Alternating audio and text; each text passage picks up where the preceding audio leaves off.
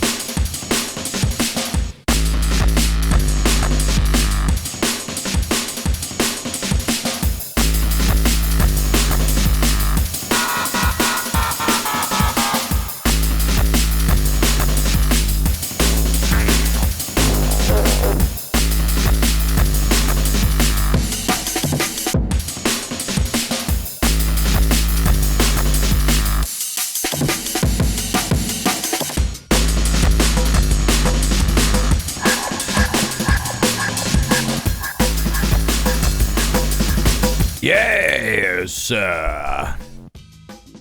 Hey, chat, what's going on? Welcome in. Happy Wednesday. We are here. We are doing it. What's good, everyone? It's great to see you all in the chat already, as per usual. Who do we got in the chat? We got Morgana, we got Atomic, we got Val, we have got Bubble, we have got Brody, we got PBP, we got Middle-earth Marxist, we got Nappers, we got Leezy Cabe. How is everybody doing? It's good to see you. Delivering the beep beep Britain deserves.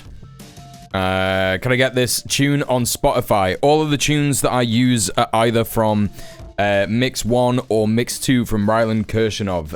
This particular tune is Mix 1.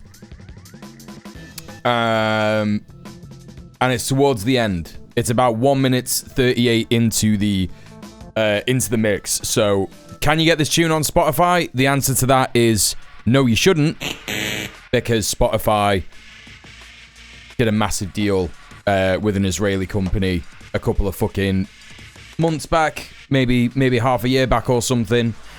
So you just shouldn't use Spotify at all. I don't know. I'm not going to give you advice on where to get your music from instead. That's for you to decide. But yeah, that's my awareness building for that done. I'm sure you could get it on. I'm sure you could just get it on YouTube and whatever. I don't know. Something else. You could probably get it on something else. It's a PlayStation tune. It's a tune from like a PlayStation game. Right? How the fuck do I get the last 10 years of building playlists over to another platform? I don't know. You tell me. You don't have to do it straight away. You can just start doing it now. You know what I mean?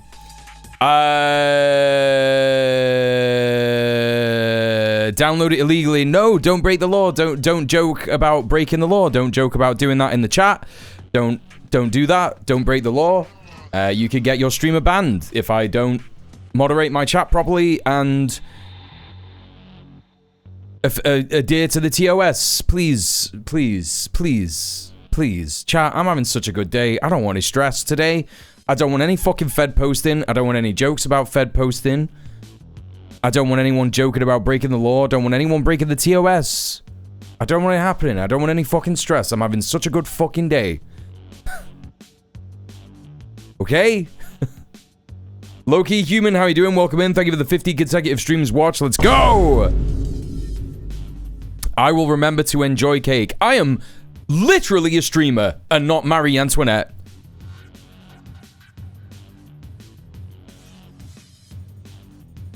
I've been working on rebuilding my physical digital MP3 library again. It's time consuming but rewarding. I get it all legally, of course. Yes, exactly. Chat, I'm having a great day. Like I said, it's just really good day. Sorted out my tiredness from yesterday. I think I was probably just a bit tired from the workout that I did on Monday. And I've been to the gym today. I've meditated today. I've had an incredible, wonderful, spiritual experience meditating today, and it made me feel very good. It made me feel very relaxed and good and nice, and I would recommend it to everybody. I'm glad that I did meditation. It's been too long since I've been doing it. I was doing it at the start of the year. You know, you probably remember me telling you all. And it was really good back then, and yeah, I'm back on it now, and it's just great. I'm hopefully going to keep it up, you know. And yeah, I'm back to going to the gym and eating healthy, even though I had like a day where I just like couldn't be arsed cooking or anything yesterday. Cooked some Mexican style spicy chicken and rice, and I got that with my homemade pico de gallo, homemade guacamole. Just tastes great, tastes amazing. And I'm just getting loads of stuff done. I can't, like, it's really hard to describe. Basically, I've got all my laundry done. That's all done. And it's so done that I'm actually cleaning the washing machine right now. Do you remember I was talking about cleaning the washing machine a couple of weeks ago? Monkey Sputum was like, stick some baking soda in there. I'm doing that. I'm doing all that today. That's all happening. It's fucking quality. So I've done all that. Did a little bit of a tidy round before. I've done all the washing up. All the washing up's ready for tomorrow. It's just like smashed it. I've just fucking smashed it. I've had such a good day today. Now I do have my tea right in front of me, and I do want to get scranning that. So we are going to get into some news pretty early on, because I just kind of want to, like, you know, whack on some accused Iran that we can watch, so that I can start eating that. So I'm gonna crack on. I'm gonna crack on with getting stuff started straight away. No more chatting rubbish. I've given you my update on the day. I've had a go at some chatters.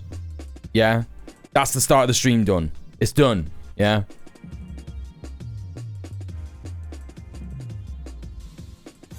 Yeah, don't worry about it, Bubble. It's all good. I had all my music on an external hard drive and lost it during a house move. Devastating. Yeah, no, that does suck, like, when it is all in one place like that. I would, you know, chat, I would always recommend just, like, getting back into physical media. A lot of artists nowadays do physical releases as well. It's a lot harder to lose, like, a whole stack of records in it. Do you know what I mean? And I know that it like, people say, oh, it's clutter and stuff like that, but I don't think we're supposed to live in a minimal environment. I don't think it matters one way or the other whether we live in a minimal environment or not. You know what I mean? I think that the idea of minimalism benefits capital and corporate shit. I lost my shit today. The on again, off again, sudden biblical rainstorm. I didn't have that here. That's a Yorkshire thing. Made homemade pico de gallo last summer. It was so incredible. Yeah, and it's so easy as well. It's just like chopped tomato. Make sure you get some good tomatoes. Chop them, nice and fine. Red onion, chop it, nice and fine. Garlic, chop it, nice and fine. Jalapenos, chop them, nice and fine. Bit of coriander, salt and pepper, tomato paste. You're done. It's fucking so easy. It's really good. I'm a chatter in the dark, a shit poster in the shadows. Yeah. Hey, by any means necessary. How you doing? Welcome in. I missed the e-bike segment. How is riding the e-bike? No, it's great. Yeah, I love riding the e-bike. I've not read it this week so far because I've just not had time. But, you know, read it at the weekend and it was good. Years and years ago, I had a big music library on my PC. I lost it accidentally. The PC upgrade, it was devastating. It took me a few years to even start rebuilding. Yeah, that sucks. T-shirt was totally soaked through. Oh, when you were outside, that's bad as well. Got plenty of vinyl. Love having it on display. Not clutter in my humbled opinion. Hell yeah, that's how you know. That's how you know. Hello, Mushy. Welcome in. Right, listen, we're going to get started. We're going to get started because I want to scran this. Let's get started with the crap. Get some crap out of the way. Let's have a look at this. What's this, chat? Let's have a wee look at this. Oh, it's Gwyneth Paltrow. Wait, what's that? Who decided morning should be so Oh, that's early? Hebrew. Oh. What's that for? Even my coffee needs a coffee. Wait, what? What do you mean? For a morning run can be brutal. A morning run where? It's a price I'm willing to pay. It's a price you're willing to pay? The park. Pure energy takes over. It's hard to explain.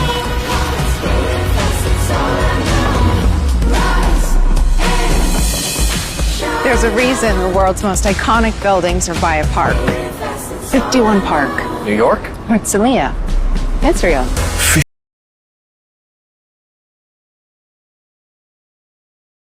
Just goop aside things.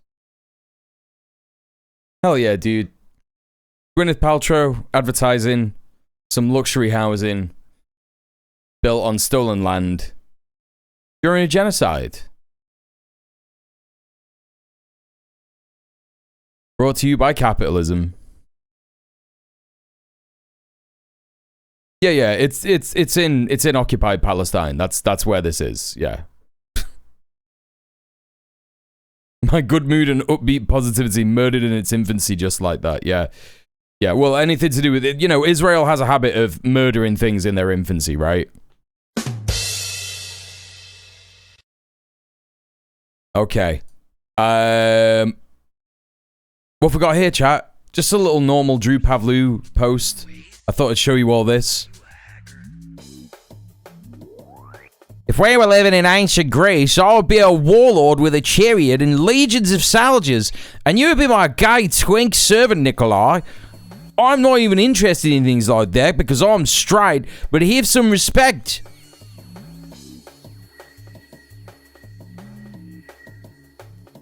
Happy Pride, Drew Pavlu. Happy Pride, my friend. Hey, Star Spangled Shitlog, how you doing? +2 away, Who would have thought Chris Martin would increasingly turn out to be less cringe than Goop Monster? That's actually very funny. Yes, you're right. Greeks didn't have legions, they had militias. Typical Roman fanboy L. The post alone is worthy of a prison sentence. I mean, you know, the way he's saying, like, gay twink servant, right? Is just like, what do you mean servant? Like, what's he serving, bro? Are you gonna make him a sex slave? What's going on? Greeks were also not known for their chariots. I was gonna say, isn't this also a Roman thing? This is also a Roman thing, chariots, right? Mad stuff. Mad stuff. All right, there's the shit post out of the way. That's done, right? We've locked that off. That's done. Okay? Locked off. It's over. It's done. We're moving on to the news, right? Getting shit done today. No fucking around. I told you, I'm getting organized in my life, organized in the stream. No more stun locks. I'm never getting stun locked again, chat. It's never gonna happen. Yeah? What are we talking about today? Well, there's a little bit of news that has gone under the radar because of everything that's been happening this week, but I do want to touch on it just a little bit, and it is very interesting. So interesting that it is being reported on by Dropsite. Now, what is that news? Well, let's take a look at what Dropsite is saying. The UK, France, Canada, Australia, New Zealand, and Norway announced coordinated sanctions Tuesday targeting organizations they say finance and support Israeli settler outposts and attacks on Palestinians in the occupied West Bank. According to Anadolu, these sanctions target 6 groups: the Farms Association, Ahavat Gilad, Ari Yishag, Artsenu, Shivat Zion, Lerivge Admata, and El Hari Yehuda. Separately, France added that it is banning Israeli Finance Minister, Bezalel Smotrich, 3 leaders of settler organizations and 21 settlers from entering the country over their role in violence in the occupied territory. Now, chat, we know this is bare minimum stuff, right? Obviously, this is from all of these countries here. You know, you've got the main offenders, right? You got UK, France, Canada, Australia, New Zealand, Norway. These are all countries that are in the Imperial Core. They are complicit in the genocide in Gaza. They're complicit in maintaining relations with an apartheid state, right? An apartheid genocidal state. Now, what is interesting about this is the UK element of it, because the UK element, you know, they've just gone ahead with this, right? This is just something that they've done. And again, it's something that is better than nothing, right? It's better than before. And of course, the UK will do this out of one side of its mouth, but also prescribe Palestine Action as a terrorist organization, sentence peaceful protesters, or even maybe not even calling them peaceful protesters, but direct action protesters from Palestine Action as terrorists, which they are planning on doing at the end of the week this week. We'll be reporting on that, I think, on Red Planet at the weekend. So, you know, swings and roundabouts, really. Well, let's have a little look at this from Labour List. Now, Labour List. Chat, you will know that Labour List is well, some of you may not know, but some of you who have been paying attention to the streams over the last year, I have reported on Labour List before, and if you've been paying attention to UK politics or the Labour Party in general, Labour List are kind of like a new Labour-based committee, think tank kind of thing, where they are like, you know, trying to make Labour sound more base than they are, essentially. Like, that is what it is, yeah? I don't know what this fucking ad is, whatever. So that's what this is, right? That's what Labour List is. Now, what they're promoting is over 140 Labour MPs calling for a trade ban on illegal Israeli settlements. So more than 140 Labour MPs have called on the government to ban trade with illegal Israeli settlements in the West Bank. In an open letter to Foreign Secretary Yvette Cooper, the MPs called on the government to expand the sanctions regime on the Israeli governments over displacement and state-backed violence as part of their E1 housing development in the Israeli-occupied West Bank. The letter reads, there is an urgent need for accountability and concrete consequences in response to Israel's violation against Palestinians in the occupied West Bank and Jerusalem, East Jerusalem, which are spiraling by the day. We believe ending trade with settlements is a vital next step, and we urge you to initiate proceedings to put such a ban into place as soon as possible. The list of signatories includes every Labour Select Committee chair, former Health Secretary Wes Streeting, key thing to notice here, chat, and a cross-factional section of backbenchers. Melanie Ward, the lead signatory of the letter, said, it's time to be clear that settlements have no viable economic future. We are deeply concerned at the vast rise in violent Israeli settler attacks on Palestinians and at settlement expansion which forces Palestinians off their land. The Israeli government itself is clear this is designed to prevent a two-state solution ever being realized. It comes as this is just ridiculous. This is nothing. It comes as Wes Streeting, who is preparing for a leadership challenge against Keir Starmer, said he felt like he was hitting up against a brick wall when trying to raise concerns about Gaza while in the cabinet. Another lie. He told The Guardian, in government, I did everything I could behind the scenes to get the government to act with the moral urgency the conflict demands. This is desperation and backpedaling. I wasn't the only cabinet minister pushing for action, but often felt like we were hitting up against a brick wall. Our concerns and motives were dismissed. I don't believe it. Let's have a look at some of these MPs. Not really any names that I recognize, but some of these are, in fact, from the Mandelson intake, which is quite interesting. Let's have a look. Yeah, there are obviously the classic left-wing Labour MPs, the ones that are still left in the party in here. Stella Creasy, yeah. Annalise Dodds. Yeah, some of these are actually surprisingly from the Mandelson intake, which is fascinating. They must have, like, caved to local lobbying groups, you know, like Palestine Solidarity Campaign and the like. Very interesting stuff. Rupa Hook as well. Rupa Hook, like... She's a fucking dickhead, right? This is fascinating stuff. So, there you go. There is nothing more in this article. Let's move on to this. Let's have a look at this. Save the Children here saying, we welcome Labour MPs calling for a ban on UK trade with illegal Israeli settlements. Settlement expansion is uprooting families and leaving children without shelter, safety, or basic services. The UK must act now to end its complicity and protect children's rights. So here it is, and this was literally like 3 days ago, on Monday or something. So she's written a letter here to Yvette Cooper.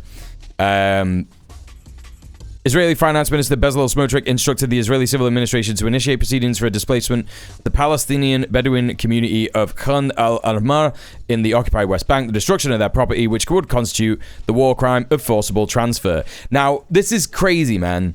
Right? This is fucking crazy. Because we know that forced displacement has happened in Gaza, and then they haven't done anything about Gaza. But all of a sudden, they are trying to do something about the West Bank. Now, there's something to be said about the way that the West Bank is seen in international politics, right? They have a government which is a complicit comprador government, right? You know, they speak to anyone and they'll tell you that the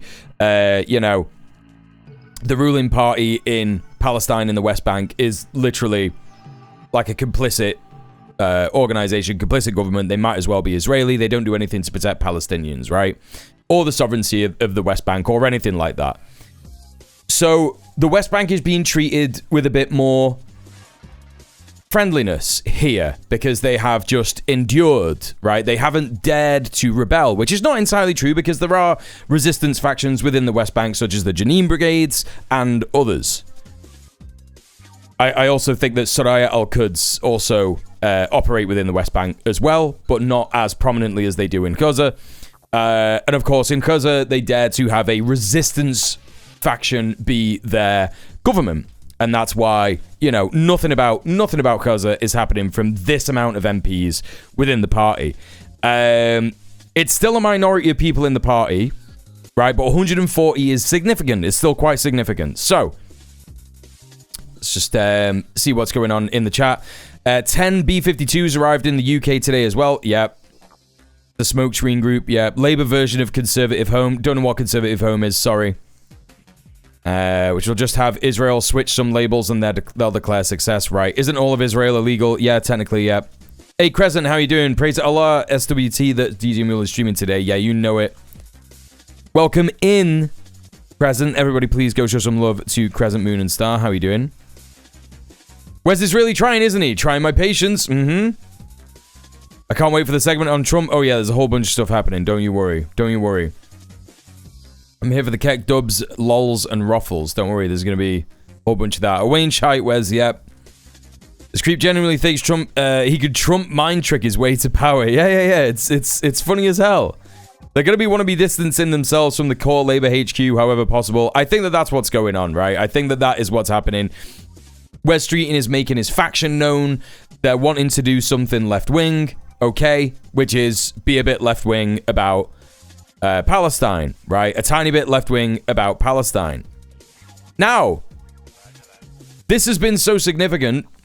Not the 140 MPs, but this change sanctions settler networks, facilitating violence in the West Bank. This is something that has already happened, literally 2 days after this. The UK and partners are sanctioning networks enabling settler violence in the West Bank. So this is, again, this is a conversation that they were going to be having in general, that is unrelated to this extra letter of demands. We're also advising British businesses against economic activity in illegal settlements. I mean, advising British businesses. You know, this is the Foreign Commonwealth and Development Office. This is literally Yvette Cooper, right? This is Yvette Cooper. So this is significant. It's significant stuff. Now, let's have a look here. This is a section of an interview with Lewis Goodall, our friend. Lewis Goodall interviewing our other friend, Wes Streeting, on the newsagents. And this was 5 days ago, last week. Let's hear what Wes has got to say. And that's one of the reasons why the public don't get him, which you've alluded to. Yeah, I do think that is fundamentally, that is exactly it. And it's how you end up kind of triangulating in the worst way and then not being able to sort of recover the position. So look, the thing that nearly took me out at the last general election and took out good Labour people like John Ashworth was that LBC interview, you know, where he said it was okay for Israel to cut off water, aid, electricity to Gaza, and said Israel does have that right. Now, I am in no doubt that he misspoke. About that, I am not in any doubt. But then there was no correction for days. And I thought, in that moment, why can you not have like just the if you don't know what you think instinctively and stick by it, you end up coming unstuck. And I do think that is part of it. Hey, Garthol. There is an absence of politics. And look, fundamentally, if this was, and this is why what happens next is so important in terms of how we conduct ourselves as a party and how we have a contest that's a battle of ideas, not personalities. Because if it was just a case that the problem with government is style, easy problem to solve. Like, it is true to say that we're guilty of reeling off what the great things this government's doing as shopping lists. And that is a problem, because there's the thing about shopping lists, you write them down because you can never remember them. And we always... That's pretty good. So we definitely need better storytelling. That's true.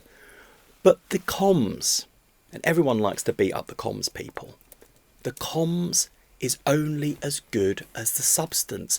And you're not telling me that across the, 4 different directors of communication we've had, different characters, different styles, different experience. Exactly. You're not telling me that they're all useless comms people. They were talented comms people. That's not the problem. The comms can only reflect the substance. And so what comes next has to be a battle of ideas. It has to be about the ideas that can change our country. And that's what I've been starting to set out in recent weeks, whether it's on how we create growth and prosperity and rebalance the complete imbalance between income taxation and wealth taxation, with my proposal for a wealth tax that actually works. The proposals to invest more in our areas, hey, got me, mama. so we can get it right first time for kids who are growing up in poverty like I grew up in. The travesty of kids I grew up in poverty. Accommodation that's costing us £3 billion a year. These are some of the big issues, the big ideas where I think we can be bolder and smarter and progressive, because I think the big challenge for us, Lewis, looking to the next election, we've got to unite progressives and beat reform. And the reason why we've been losing to our left and the Greens is because progressive voters have been looking at us thinking, I don't know who you are, I don't know what you stand for, and I increasingly don't think you're the best way to stop. There it is. Yeah, there it is. Now, Kat, let me ask you a question. Do you think Wes Streeting will be saying anything of the sort if the Green Party didn't exist? And if they hadn't absolutely devastated councils where the Labour Party had been for 100 years, right? 0.0% chance.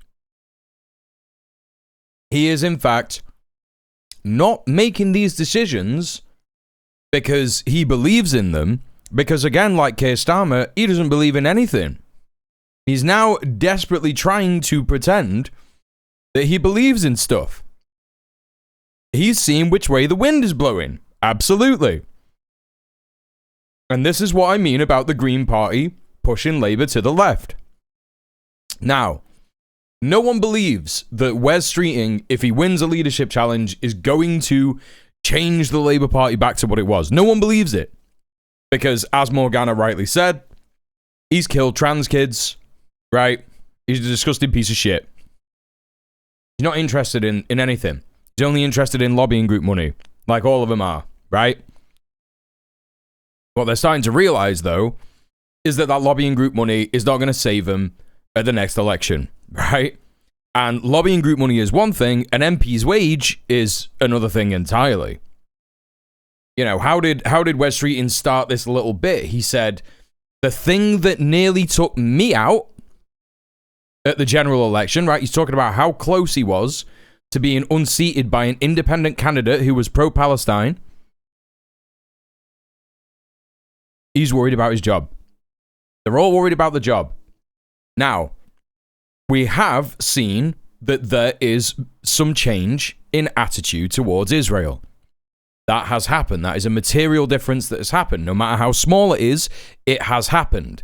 And what have we seen over the last couple of months, right?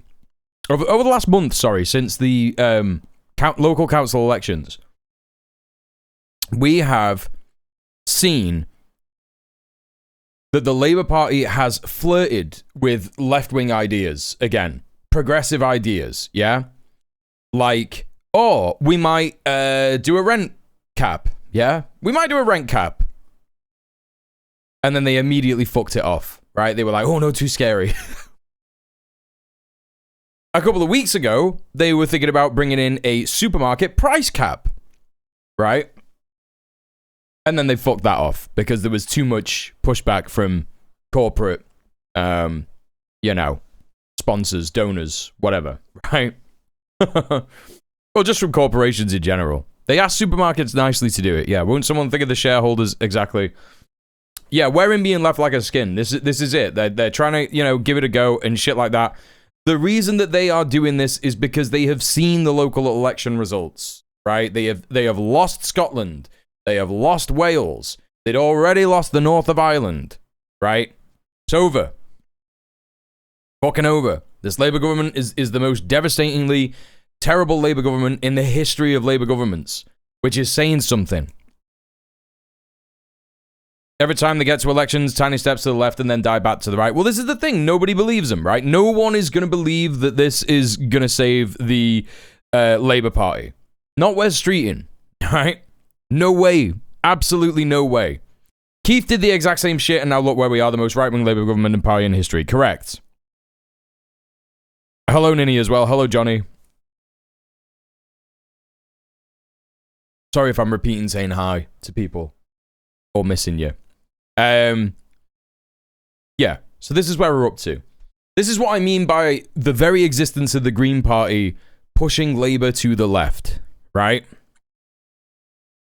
Very important. Very important shit to notice. this dangerous force on the right of politics. Well, that's why it's existential for Labour. Well, I want to talk about that, and we'll do that just after this.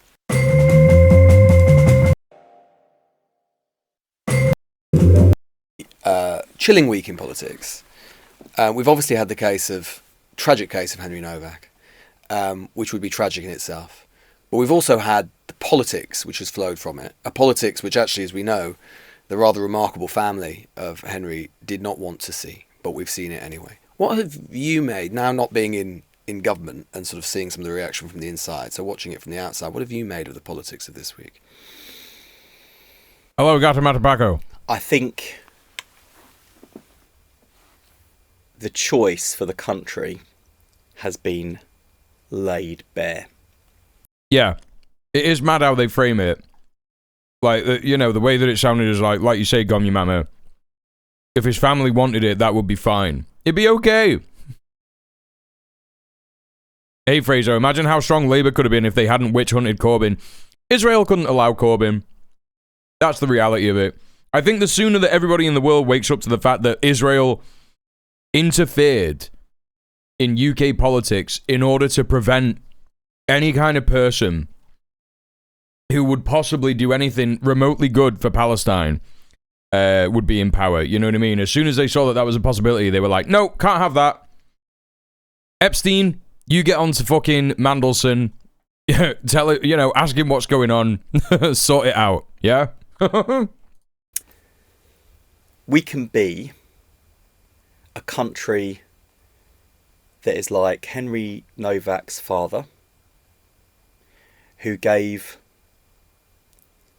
the most morally courageous and thoughtful and inspiring message whilst dealing with a grief and a tragedy that I can barely comprehend. I mean, I could not even watch the full clip of the arrest of Henry Novak. I couldn't get to the end of it. I found it so distressing.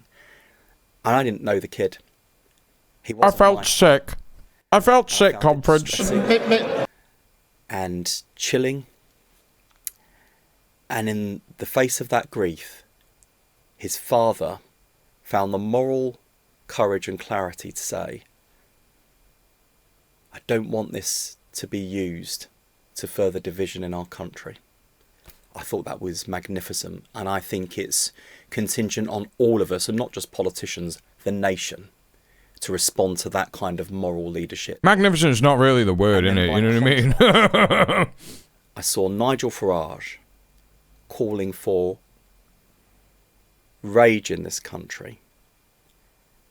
And I also saw the way in which the Reform Party sought to grossly and dangerously misrepresent Kemi Badenoch, who, like Keir Starmer, I thought showed the right kind of leadership in response to this. And I What do you mean? What are you talking about? She engaged in the same kind of crap as Farage. She just did it in a muted fashion. This is absurd, bro. I don't hold a torch for Kemi at all, funnily enough. But I saw Well, you did just then. her on the breakfast sofa this week, and I saw her speak with clarity and conviction when she said, I don't care about Black Lives Matter. I don't care about White Lives Matter. All lives matter. She was really clear about that. She didn't say I don't care. She said, I don't want to hear Black Lives, White Lives. They all matter. So she was really clear. Then an ad goes up that quotes what she said in 2022. Black lives do matter. Set against one part of what she said on breakfast television this week. I don't want to hear about White Lives Matter. Those two sentences slapped on an ad with Kemi's face and promoted across social media like wildfire. Why? Because they want people to believe that the black woman who leads the Conservative Party cares about black people but doesn't care about white lives. And that was dangerous. It was incendiary. And I don't say this lightly. This is the type of propaganda that is reminiscent of the 1930s. And that is the choice for the country. You can have a politics that is decent, that is based... Yeah, Wes loves the All Lives Matter as an alternative, yeah. Like, it's not hard for our politicians. If they want to engage in this stuff, it's not hard for our politicians to turn around and be like, some people, you know, want to say all lives matter, and that's fine. But the reason that we say Black Lives Matter is because black people are being treated like their lives don't matter, right? Of course, everyone's life matters, but black people's lives matter as well. That's the point of it, right? It's a very easy, like, educational step that when you're on like a program like this, you could do to you could say it to everybody, right? You could educate a whole bunch of people in one fell swoop in a really simple way, right? But just won't, because he's just like more interested in being like, we'll just do a bit of racism, it's fine. Hey, Foxism. Despise it from the moment he was demonizing striking junior doctors in the BMA. Yeah, he's just one of the worst fucks around. You know, he's talking about like, oh, you know, what do you call it about, what do you call it?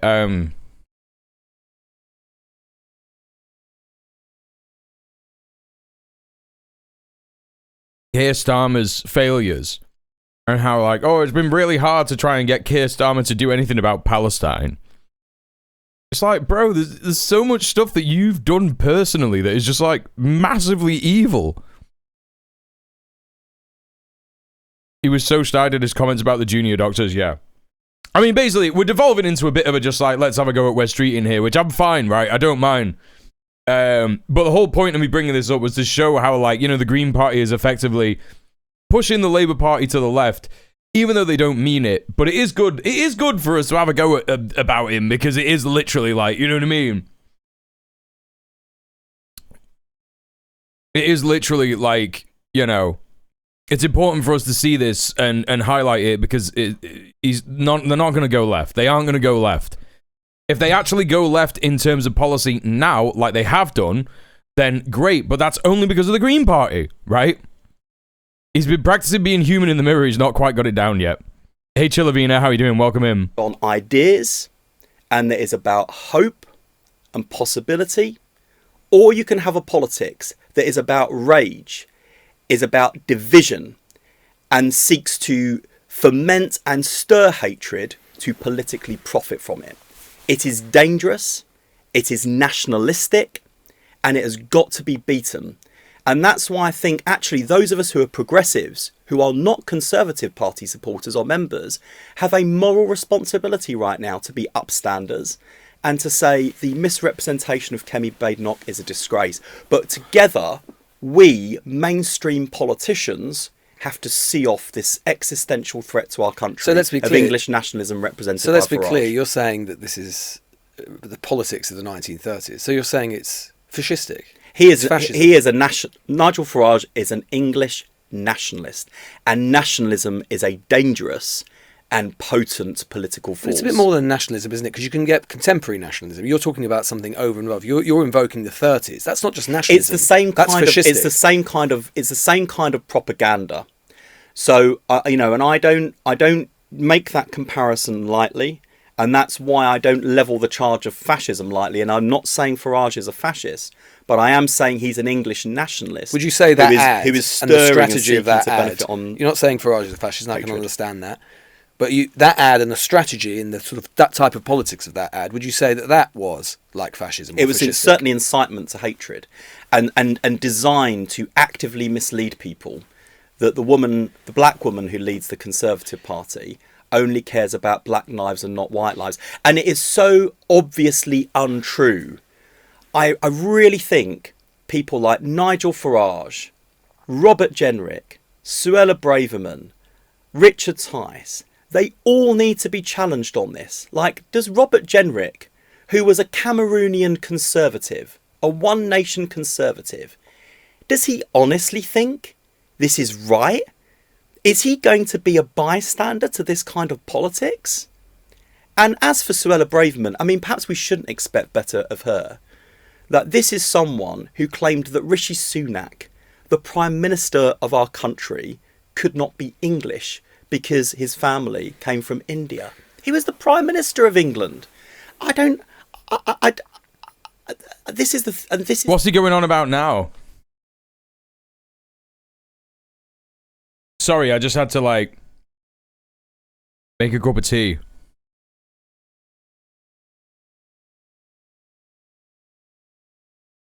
Is BBC part of BDS? I mean, they don't make money from people watching it. I mean, like abroad and stuff.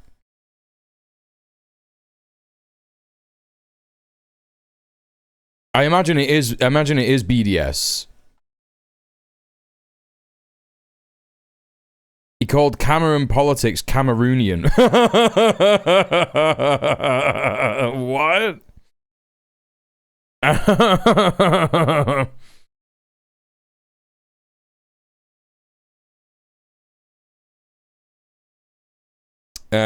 Chilavina says, hi Mule and chat, I want to thank you for inspiring me for another Baldur's Gate 1 and 2 playthrough. We didn't inspire you to do that. You inspired you to do that.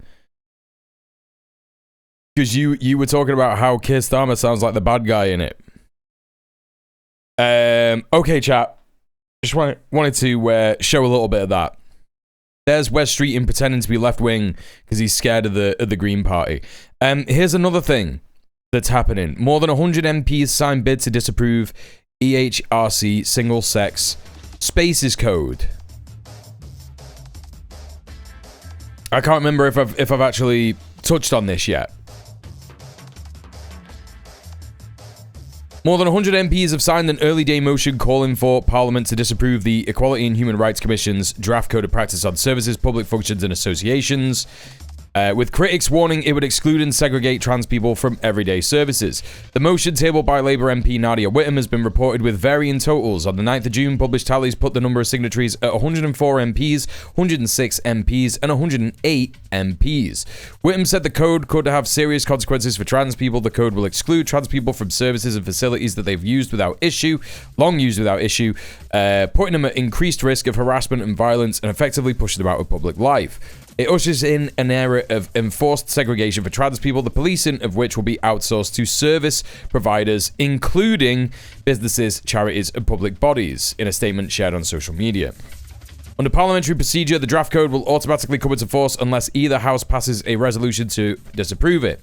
The AHRC guidance was laid before Parliament on the 21st of May. The updated code follows a UK Supreme Court ruling. Yeah, we all know about this. Campaigns at MPs to step up pressure. Whittome, the Labour MP for Nottingham East, was first elected in 2019, has been publicly supported of trans rights, including as a trans ally on the Women and Equalities Committee. Pretty difficult to do that when you're a Labour MP, but anyway. A Trans Plus Solidarity Alliance spokesperson said more than 100 MPs have signed and made it clear that this code is unjust, unworkable, and unacceptable. Trans people across the country are looking to their MP to join this growing chorus to reject the guidance. A bathroom ban is not how the Equality Act was supposed to work. Disability Rights UK said the updated code sets dangerous precedent for the weakening protected characteristics and risks further ostracization of trans and intersex people from public life. The AHRC chair and chief executive were due to appear before the Women and Equalities Committee on the 9th of June to answer questions about the draft guidance. There you have it, chat. Some interesting stuff. I do believe that we did the thing to automatically email your MP. I do believe that we actually did do that on the stream. I'm pretty sure we did, right? I dropped the link in the chat to try and get you to email your MP to ask him to,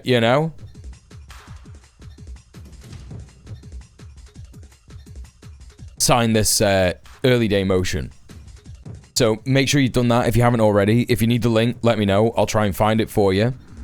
But, again, this is not something that would have happened if there weren't tireless organizing efforts from grassroots trans organizations and the Green Party being the only progressive party on trans rights. Yeah? Another example of the very existence of an opposition to the Labour Party in terms of being more left-wing, pushing the party to the left. It does happen. It's good stuff.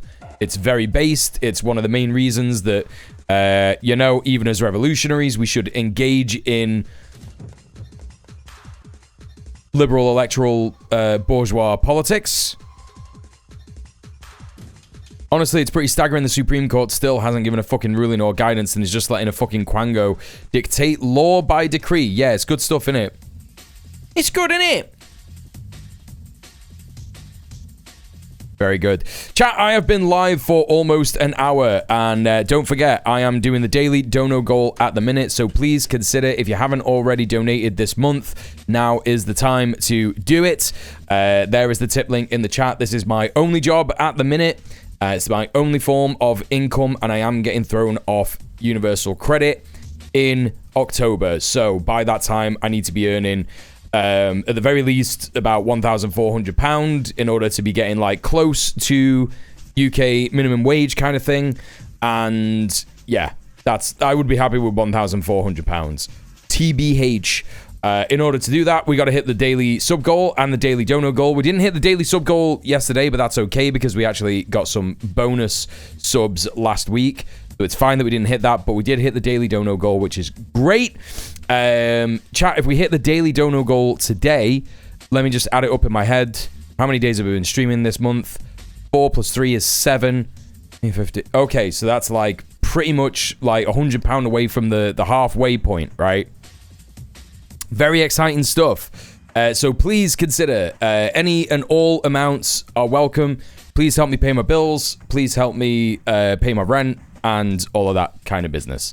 The tip link is in the chat, and there is also a dono menu of alerts which you can peruse for those different amounts. So if you want to see what they actually are, I think that you have to like scroll down on the main stream of the main page of the stream. I might be wrong about that. I don't know. If you can't afford to donate, don't worry about it. It's all good. Times are tight. Go to my socials, go to my YouTube channels, and go to my Go Live tweets, Go Live posts. Click on all the free buttons, like, comment, subscribe.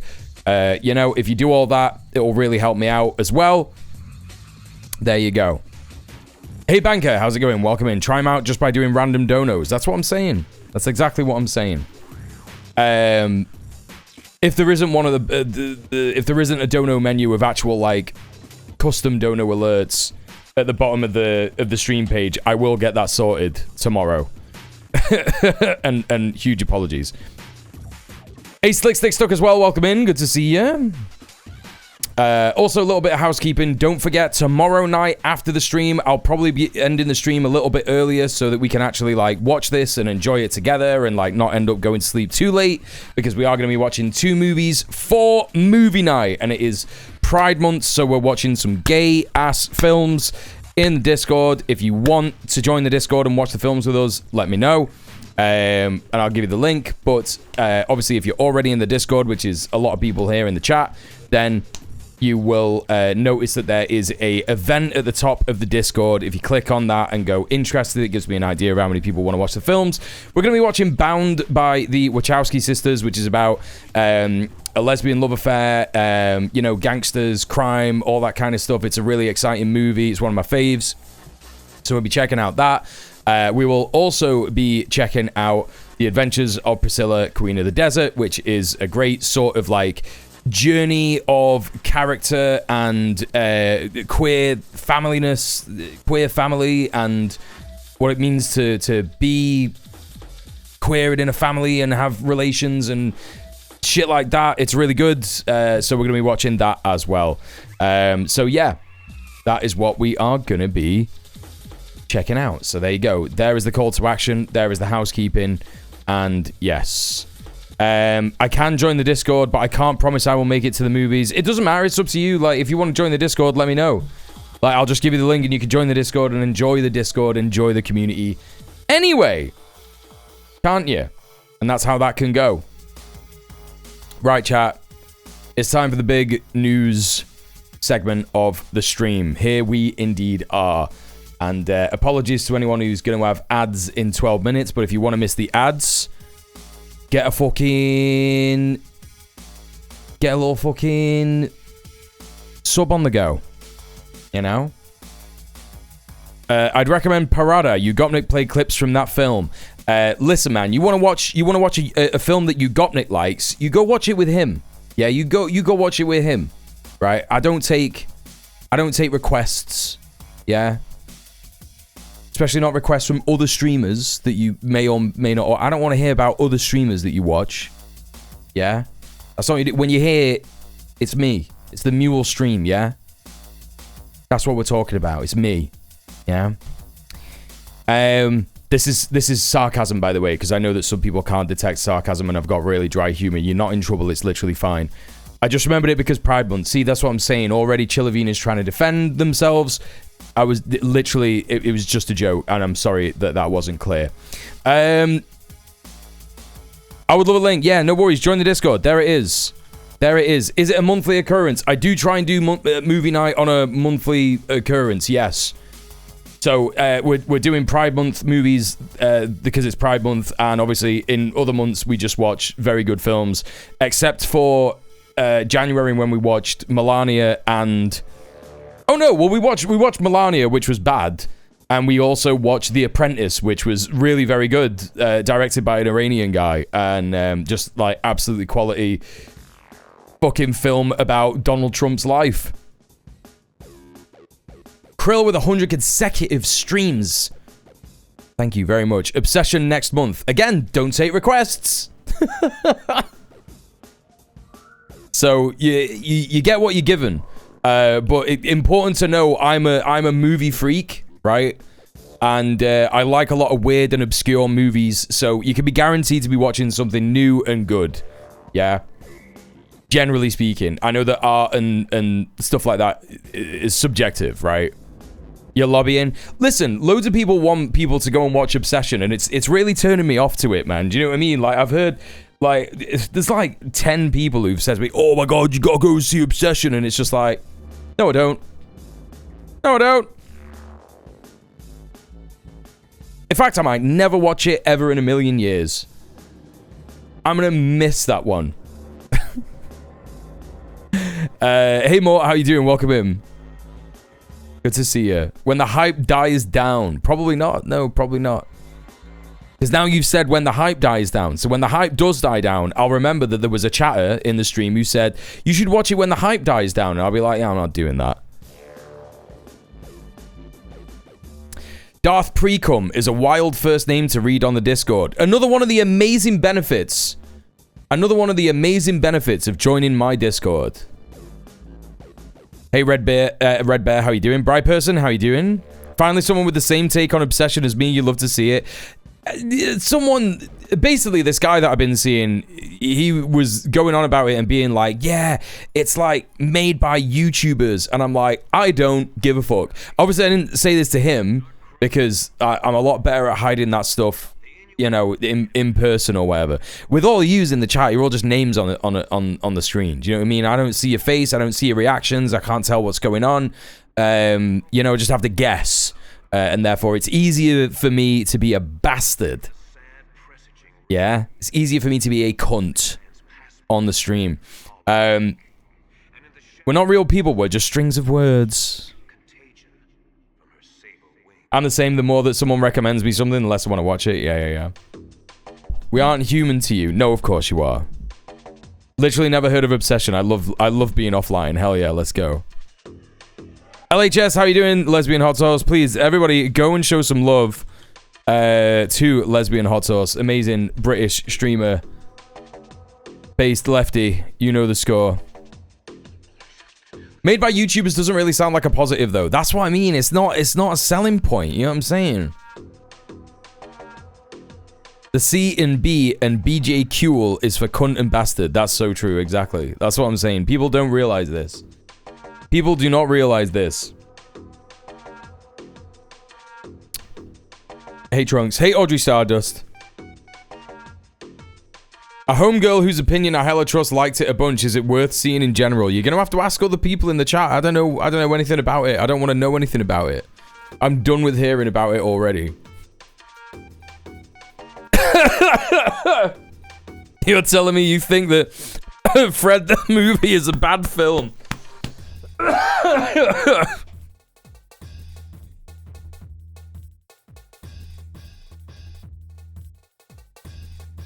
Who'd have thunk?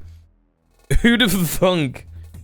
Who'd have thunk that you can't translate YouTube prank videos and weird YouTube characters into a feature-length movie?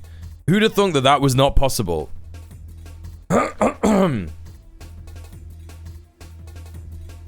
If we're just talking about our favorite things, we're not doing that. That's not what's happening. Why would you think that? Why would you think that that's what we're doing? Anyway, listen, we're talking about the next news stuff, right? All right, chat. It's war with Iran. The US is doing war with Iran again. That's what's happening. Let's take a look at the oil prices. Here we go. $90 to the barrel. That's what's going on. That's where we're up to. Yeah. $90 there. $94 a couple of days ago. You know, there's been whispers of a ceasefire. $90. Oh my God. Now, here's the thing. Why, even though this stuff has started to happen again,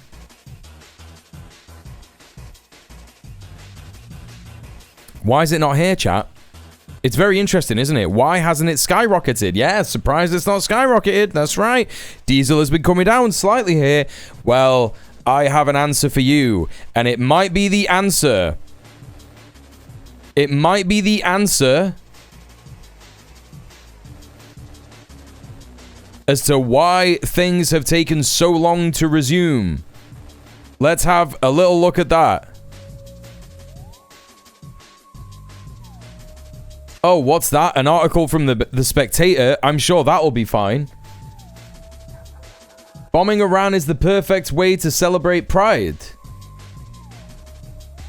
And people wonder why imperial periphery countries have an issue with homophobia.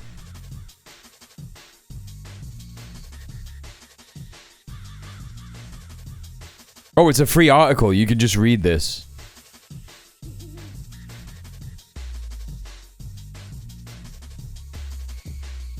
Yeah, I mean, the Spectator needs to be destroyed.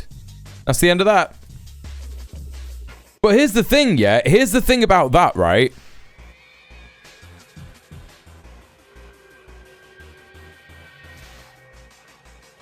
I saw this go by on the Spectator the other day.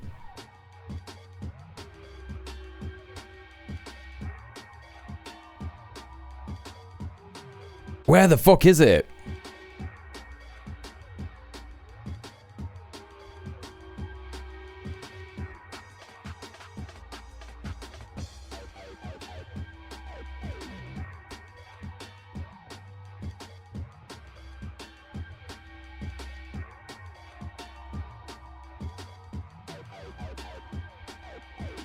Hang on, I've got to find this now. I saw something go past on Twitter on the Spectator recently.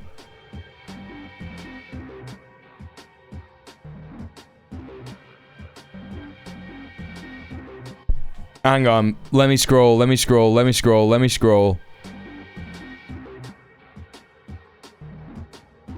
I am so certain that there was an article in the Spectator literally yesterday that was something like woke is over, and it had a big picture of a pride flag. I'm so certain that this happened. I'm just scrolling 11 hours ago. God, they just released like fucking 20 articles every single fucking day, bro. Give it a rest. Give it a fucking rest, bro. It's so homophobic. Read the second paragraph. It calls Pride deviant. Yeah, that's what I mean. Like, the Spectator is not a woke fucking outlet. It's like, yeah, gays should only be accepted if they're fucking evil imperialist fascists. That's basically what they're saying. I can't fucking find it. I'm so certain that this was yesterday. It was like, Pride Month is over, woke is dead, or something. I can't remember.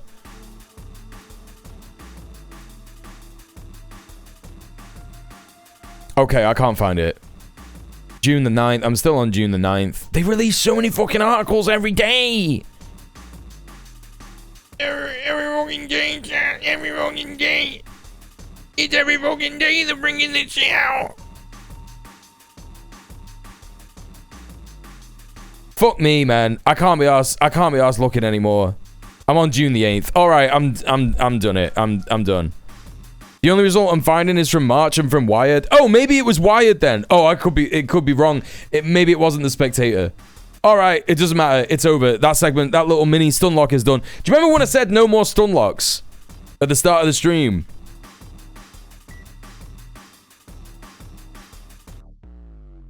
Hey, RTE Clearance, welcome in. Hello, Vord, as well.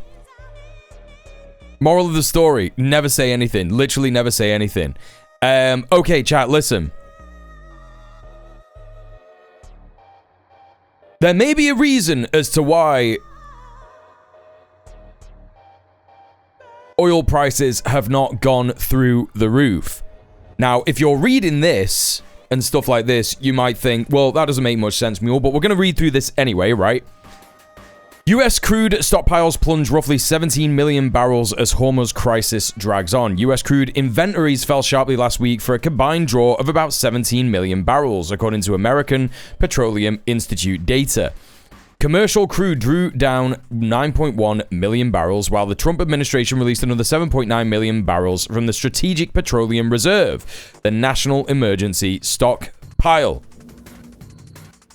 The breakdown. Crude is down 9.1 million barrels. Gasoline is down 1.2 million barrels. Distillates are up 1.3 million barrels.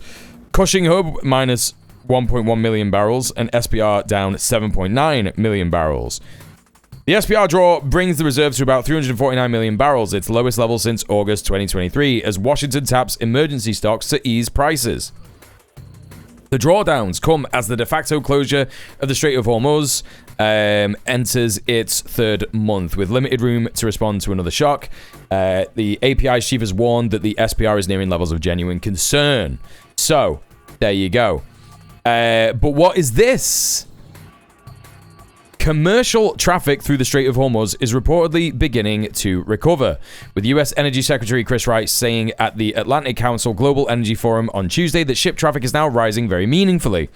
KPLER said traffic through the Strait of Hormuz remains severely limited between June the 5th and 7th, with only 8 monitored commercial and non-commercial transits. That was one fewer than the total recorded on June the 4th and 14 fewer than previous weekend, breaking the recent pattern of stronger weekend activity. Every recorded crossing used the Iranian route. Data from KPLR did not include dark transits. More than 60 vessels have crossed without broadcasting their location since the war began, while the average number of daily dark transits has risen from 2 to 6 over the past week, according to Lloyd's List Intelligence and Windward. The Financial Times reports the increase has been aided by U.S. military aerial assistance and coordination with commercial shipping. So chat, what are dark ship-to-ship transfers? So, this weekend saw a lot of dark ship-to-ship transfers of oil in the Middle East. It's not Iranian oil. This is coming from Iran's Arab neighbors. So that is why oil isn't $200 a barrel right now. So basically, they are trying desperately to get, you can see all of these images here are satellite images or aerial images of ships close to each other exchanging oil, essentially. So what is the reason for that? So that they can, in fact, disguise what kind of ship they are, their tracking monitor or whatever, and they can get through the blockade, pretending to either be an Iranian ship or a Chinese ship or something like that. Yes, these are, in fact, the imperialist, therefore good in imperialism's eyes, version of shadow fleets. Hey, Grabbar Simpson. Yeah, we're buying old gas. I want fresh gas. Yeah, distillates like kerosene. That's why airlines are only jacking up prices moderately. Correct. Hey, Ms. Kip, how you doing? Thank you for the 7 consecutive streams watched. Let's go. When two ships love each other very much, they give each other a special kind of hug. Yeah, so true. Right. So, what has been happening since yesterday? Trump tweeted this afternoon, or this morning, if you're where he is in the world. Iran's military. One who reads, thank you so much for the 11 Closing months. in on that streamiversary. Only one more month to go. Thank you so much for the 11 months, one who reads. Enjoy your ad-free viewing and your emotes. Yeah, playing the hits again straight out of the gate. Iran's military is a complete and total mess. Much of it, like their navy and air force, it doesn't even exist anymore. They have been completely defeated. Iran is all talk and no action. The bully of the Middle East is dead. They've taken too long to negotiate a deal that would have been great for them. Now they will have to pay the price. Now, let's think about what's been happening, chat. It all became very clear to me. Yeah? It all became very clear to me this afternoon when I was getting the stories ready for the stream. Yeah? He has been teasing the market to see how it goes, right? That is what this is all about. When it comes down to the markets, you know, they are king. Trump is a capitalist first and foremost. He is a billionaire first and foremost. He is trying to see, you know, all these little, like, examples of the US hitting Iran with, I don't know, like a random airstrike here and there. It's all to test how it's going to affect the market, right? So you can see these little, you know, peaks and troughs are basically where we've seen conflict escalate over the last couple of weeks. You know, this is the ceasefire, right? When it, like, dropped off May 25th, or maybe it was a bit earlier. I can't remember. Hard to know where we actually are in all of this. Yeah, really tough to know. Is this the ceasefire? Is that the ceasefire? April 17th? And then it didn't happen, and then it did, and then it didn't, and then it did. Anyway, it has all been to try and test how to bring the markets down, how to calm them down, and shit like that, right? And now we are back at the point where Trump is saying they've taken too long to negotiate a deal that would have been great for them.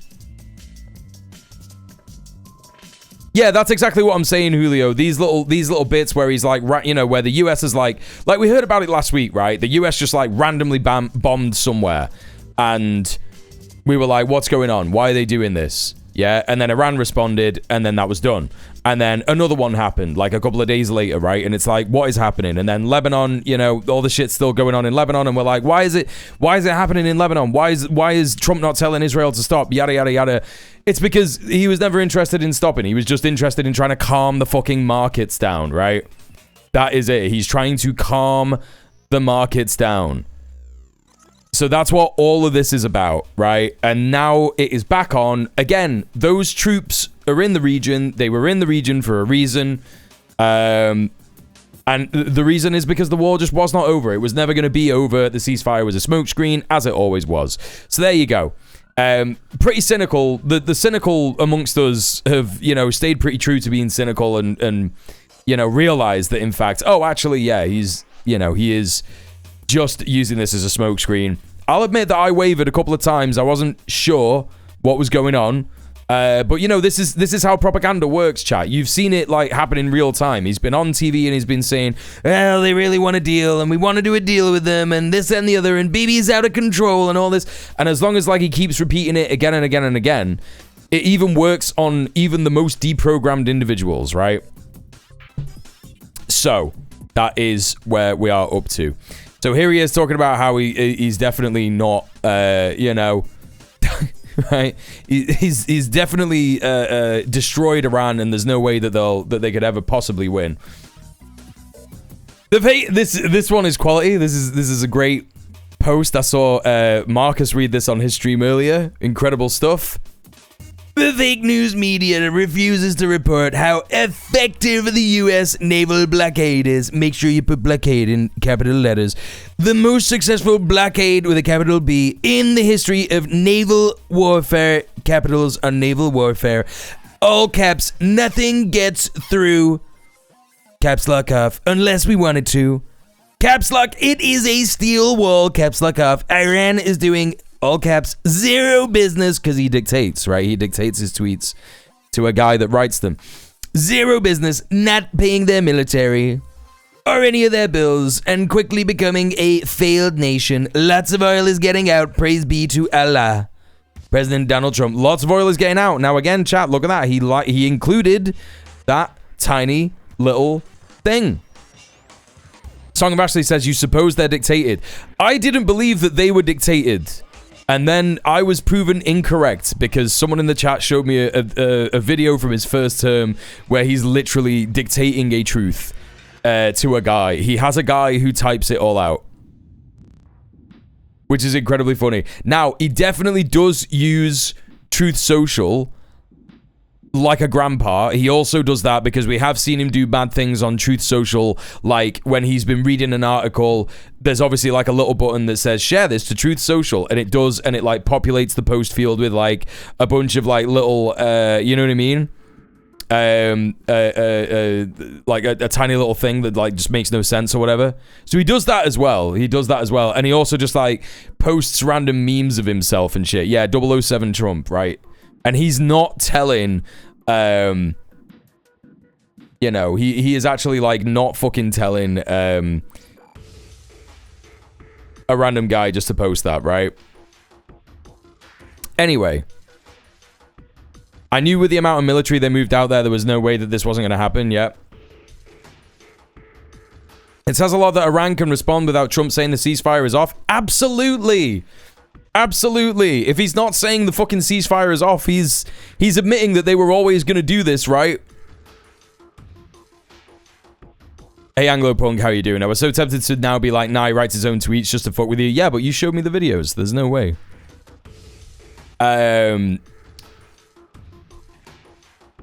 That's right. It's chat's right to gaslight the streamer. Yes, please gaslight me. I prefer to imagine him walking around his room in his jammies, hard typing rage tweets with one finger, muttering to himself. Yeah. Or the Trump as a doctor one. Yeah, he definitely just did that on his own. Hello, Miss Midwestern Cat Lady. Don't forget the AI video of that terrible song, Everyone Loves Donald Trump. I have not heard that one. Don't want to. But yeah, I believe you. Okay. So, that's what's going on. Let's have a look at what the lamestream media is saying about this. Here's BBC. It is UK state media. And they are, of course, going to be presenting this in a terrible way. But let's have a look and see what they're saying.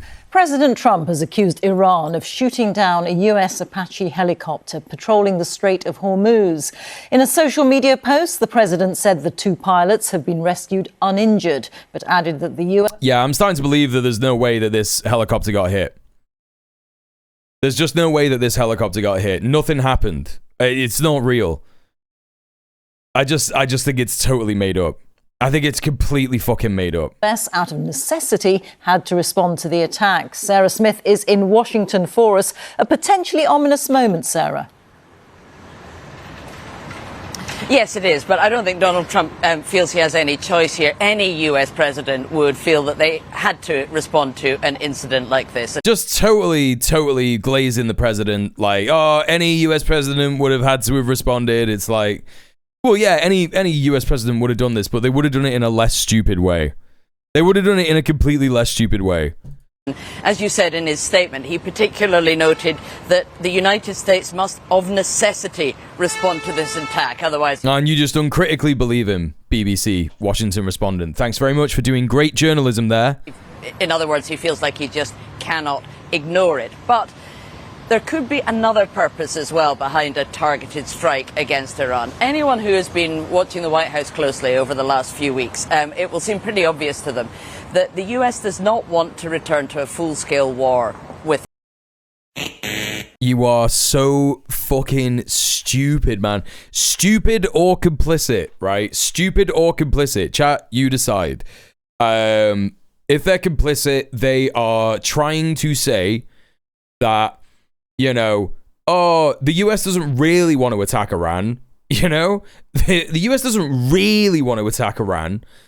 They just have to. They just have to do it. Like, come on. No one has to do anything. Literally. The only things that you have to do in this world is eat shit and or die. Right? That's it. That's literally it. Eat shit, sleep and or die. Also drink. Hello, Eric the Red. Thank you so much for the tier 1. I don't know why that's not showing up. There you go. Eric, thank you so much for the 3 months. When did the full-scale war end? Yeah, it just didn't, though. That's the thing. They're just a little world empire guy. She's ran cover for the Tories when she presented news here. Yeah, absolutely. Abso-fucking-lutely. Iran. But President And or die, are you saying that death is optional? No, I worded that badly. What I meant is that, like, if you don't eat shit and sleep and drink, then you will die, but you also do have to die anyway. So those are the only things that people have to do, right? Trump has to keep that option on the table to maintain his negotiating position, as they're still in talks about reaching some kind of peace agreement. So if he didn't respond to the downing of a helicopter, that might make him look so risk adverse that... Yeah, but here's the thing. There was no helicopter. This Apache helicopter just doesn't exist. That's the end of that. That's the end of that. That's just the end of that. Iran would think that there was no military option left, whereas a targeted strike at a time like this could, allow him to make clear that he will take action if he feels he has to. The advance warning that he was giving in that social media post is designed, I think, to try and contain the situation. If he tells them what he's going to do or that he is going to respond, that may stop a series of tit-for-tat attacks spiralling out of control and mean that perhaps... What the fuck are you talking about? These fuckers just log on and say whatever they want. That should be me that's doing that. By all rights, it should be me that just logs on and says whatever I want. It makes me so mad.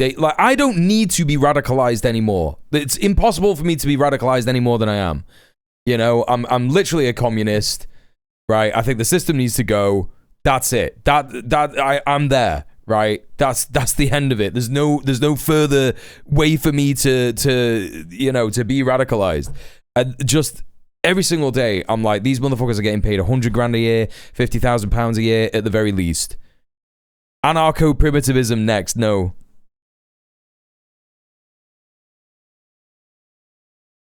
Just like the Iraq War, when the BBC uncritically parroted the 40-hour weapons of mass destruction strikes. It's just the same shit again.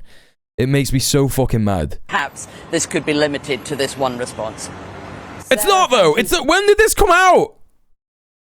Okay, 20 hours ago. So yeah, this was at the time where, like, oh, it could just be one response that was feasible. It's no longer feasible. Okay, so this is before Trump made these posts. Sarah Smith for us there in Washington. Let's go to Beirut now and to Jeremy Bowen. How do you read things as they stand tonight, Jeremy? Well, I think this is a reminder that the men who rule the Iranian regime are determined to show that they're not going to budge, and they also have shown that they can still... That's a bit of a different evolution for BBC. The men who rule the Iranian regime, rather than just the Iranian regime. Even the BBC being moved slightly to the left by Iran and the current way of things. Hurt the Americans now. At least they're calling them men now, like kind of like humans.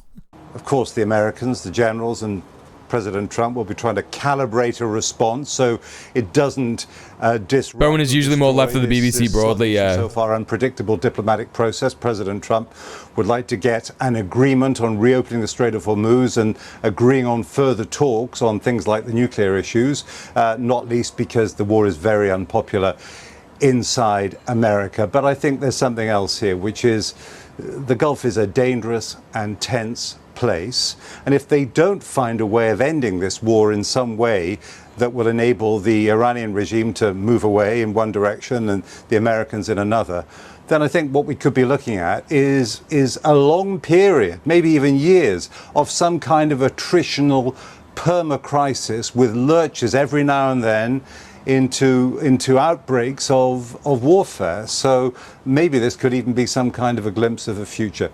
There's something else going on as well here, and that is that Messrs. Trump and Netanyahu are learning an old lesson, which is that it's much easier to start a war than to end one. That's pretty funny as fuck. He's getting the he's getting a little dig in there. Oh, that's funny as hell, actually. Particularly ending it with some kind of a decisive victory. And also tonight in Israel, the idea... Thinking of the Mick McCarthy clip where he gets asked, it can't go on like this, can it? To which he responds, it can, yeah. The military have told people in the north to go to their shelters because of missile launches coming over the border from Lebanon into Israel. So I think we can presume that the Israelis will respond to those. Fucking water's wet, bro. Water is wet. Will Israel respond to... Will Israel respond to fucking Hezbollah? Bro, they started it. What are you talking about? The men who rule Iran versus Mr. Trump. Not just Mr. Trump. Messrs. Trump and Netanyahu. That was a crazy way to address him. Absolutely crazy. Fucking imperialist fucking piece of shit. This is live now from Fox 7 hours ago. Breaking US hits 20 targets inside Iran. Let's take a look at things from the side of Fox News, particularly live now from Fox. We are keeping up with the latest with the ongoing developments over in the Middle East with those continuing conflicts there. We do have Trump Esquire here, courtesy of the Associated Press. This says the U.S. military said Wednesday it had completed its airstrikes on Iran after an American helicopter crashed off Oman that it blamed on Tehran. Bringing you out now to a live look over. Slick Stick Stuck with the classic argument of a pedant.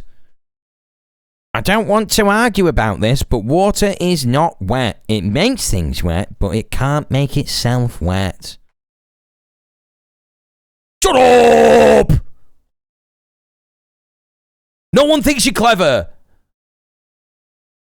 Over Beirut, Lebanon, as we continue to follow the latest here, as President Donald Trump defended U.S. strikes against Iran Tuesday, calling the response very strong. And I don't want to argue. You know an argument will happen. You know an argument will happen. Very powerful after Tehran reportedly shot down. Everyone who says that knows it's going to happen. Apache helicopter. So we're just wanting to bring you some of the latest here on what we have. Tell you what. Jump in a pool, tell me water's not wet then, eh? How about that? When it comes to the ongoing development. Go on, do it. Jump in a river. Do it now. Central Command said late Tuesday I'll watch. That American forces completed strikes. You tell me that cunt's not wet. Defense systems, ground control stations, and surveillance radar sites near the Strait of Hormuz. With that, we do want to bring in our expert now to talk the latest about this. Bill Rodgero, Iran said they were over 21 targets in their response. Incredible. Fellow at the Foundation for Defense of Democracies. Bill, thank you as always for coming on the program. So with FDD, hell yeah, dude. It's the same fucking place that we had a look at last night, chat. Langley, Virginia based Freedom Foundation for the Defense of Democracies. Fuck yeah, bro. Bill Rodgero, definitely not in the CIA, definitely not in any kind of organization like that, and definitely cares about Iranian people and what they would like. Iran is responsible for shooting down a U.S. Apache helicopter Tuesday, and President Donald Trump claimed in a Tuesday on Truth Social. Where does this leave us now to find a diplomatic solution, as now we see the U.S. now hitting 20 targets inside Iran? This guy is going to say, to get a diplomatic solution, you need to murder everyone in the IRGC, and he's going to pretend that the IRGC is a separate thing from the Iranian government. That is what is going to happen here. Well, I don't think we're any closer or any further than we were the day prior to the helicopter being shot down. President Trump has been stating from the very beginning, since the active military operations, if you could call it that, halted in mid-April, that we are days from a ceasefire. We're now almost 2 months from that date. I think President Trump has set the expectations far too high for an agreement with Iran. The Iranians do not look to be cowed in this situation. They took a massive military. Yeah, he's being correct so far. Yet we have to look at the facts on the ground. The Strait of Hormuz remains. Apart from saying that they took a massive military hit, I just don't think that's true. Closed. The Iranians are still willing to target shipping when they deem it necessary. They're still willing and capable of targeting neighboring countries and U.S. assets within the region. They still have drones. They have missiles that they launched at the Israelis. They To me, when I look at this, what I see is an Iranian regime that is stalling. They've successfully linked any type of agreement and this ceasefire with an end of hostilities between Israel and Lebanon, which is a massive. Ah, yes, it's the sneaky Iranians. That's whose fault it is. That is indeed whose fault it is in this situation. You're right. Bill Roggio from the Foundation for the Defense of Democracies. How many democracies have you defended, Bill? I would like to know. Take from the Trump administration, because that Thank you for the clip, one who reads. Will not end anytime soon. So all of this to me looks like a regime that is stalling for time. I believe stalling for time. Wait, the United States. And then I did want to bring this in from. Okay, he didn't say anything about the IRGC, but he did do the standard like regime, the regime. The sneaky regime, the sneaky mullahs. Strikes against Iran June 9th at the commander-in-chief's direction in response to yesterday's downing of a U.S. Army Apache helicopter. CENTCOM forces struck Iranian air defense, ground control stations, and surveillance radar sites near the Strait of Hormuz with precision munitions from U.S. Air Force and Navy fighter jets. The operation was a proportional response to a recent attack on U.S. forces and international commercial ships. This motherfucker just said proportional. Waters. U.S. forces remain vigilant and postured to defend against unjustified Iranian aggression. And you said just here a moment ago that the Iranians or the regime rather is really stalling. So when we hear about the, you see how he corrected himself then as well, chat. Like you see the propaganda in real time, right? The propaganda is happening in real time. This guy said the Iranians and then went the regime rather. Ceasefires, have these ceasefires that have been implemented here over time have been effective in your analysis? I think they've been completely ineffective. The ceasefire was supposed to open the Strait of Hormuz, and it hasn't. The Strait of Hormuz remains closed. The Iranians are not permitting ships to go through. The ships aren't going through because they believe that the Iranians can and will attack them if they attempt to navigate. So that to me right there shows the failure of this ceasefire. Now keep in mind, that's an act of war. The United States is also conducting an act of war, even though the Trump administration doesn't want to admit it. This guy is like evil act of war. All of these guys just wish that the Democrats were in charge because they'd be doing it properly. That's the only thing that these guys like. That's the only thing that these guys want. A blockade. They want everything that's happening now, but they want the Democrats to be doing it because they would at least be doing it in a quote-unquote smart way. Country is considered an act of war. So I don't understand how we could have two nations committing active wars and yet somehow we're in the... And honestly, I think the whole water is wet argument is stupid. Every time I've actually tried to research it, I just find Reddit scientists arguing endlessly, even outside of Reddit. That's crazy. You went in for the argument that you don't like. You just dropped that in the chat. Hell yeah. And there is active firing near daily, and yet somehow we're in a ceasefire. So... never change, chatters. In my estimation, it's a ceaseless fire. The firing does not cease. That's what you cease, we fire. I'm witnessing. Leftists have a phrase for that, sir. It's called "You cease, we fire." Do you know who we learned it from? Israel. In Iran right now, I don't see a quick end to this conflict. The Trump administration needs to reconsider. It doesn't seem to want to escalate and return to that military force where it killed the head of the Iranian government. It decapitated many. No, it just, oh my God. It's so, this guy's analysis is just vibes, bro. It's literally vibes. He's like, oh, they don't want to return. So bro, they can't. The reason that they fucking killed Khamenei is because he was just chilling at his gaff.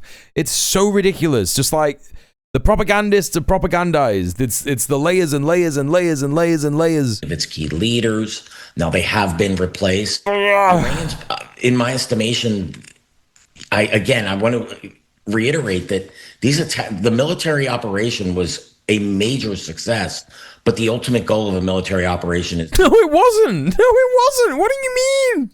Achieve a political outcome, and we haven't achieved that because I don't think this regime has suffered enough pain. They have to they have to suffer more in order for the United States. Okay, I was right about that one bit at least, you know? You absolutely must punish Iran more. That was always going to be this guy's take, 1,000%. You need to punish Iran more and more and more. We watched some of awful presidential AI award thing for schools yesterday on Rise's stream. The entire thing was you'll just vibe your way to a better education through AI. Hell yeah, that's so sick.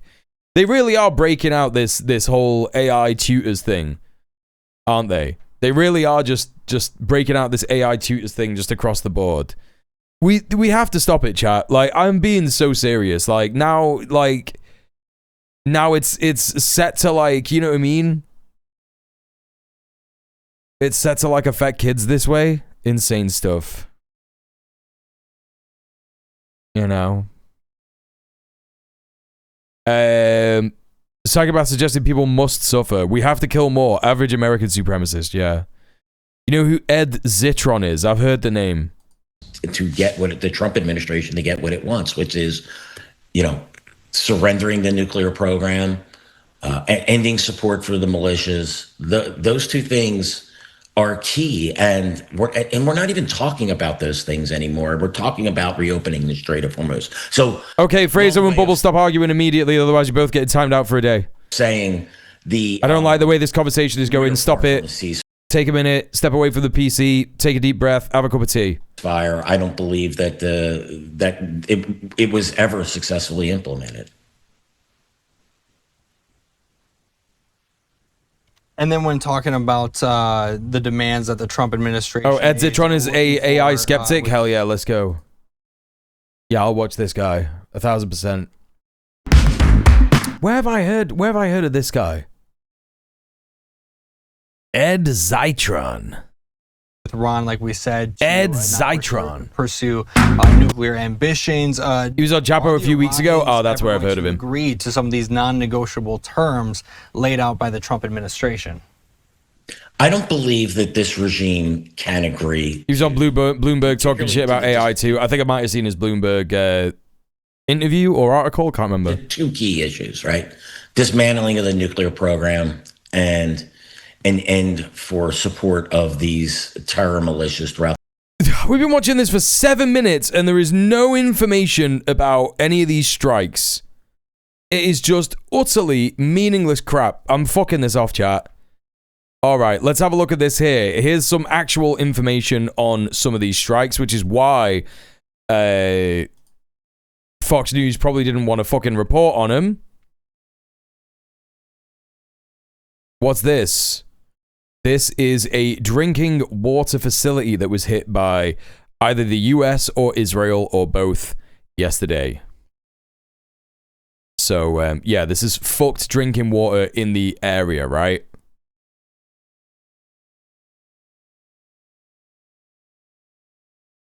Cool. Cool stuff. Let's see what IRIB News, Islamic Republic of Iran Broadcasting, is saying. Video of the attack by the US Army on drinking water tanks in the Banmani district of Siddiq County, Hormozgan. So they're also reporting here 2 desalinization plants in the city's water tank were destroyed by the US attack on Siddiq.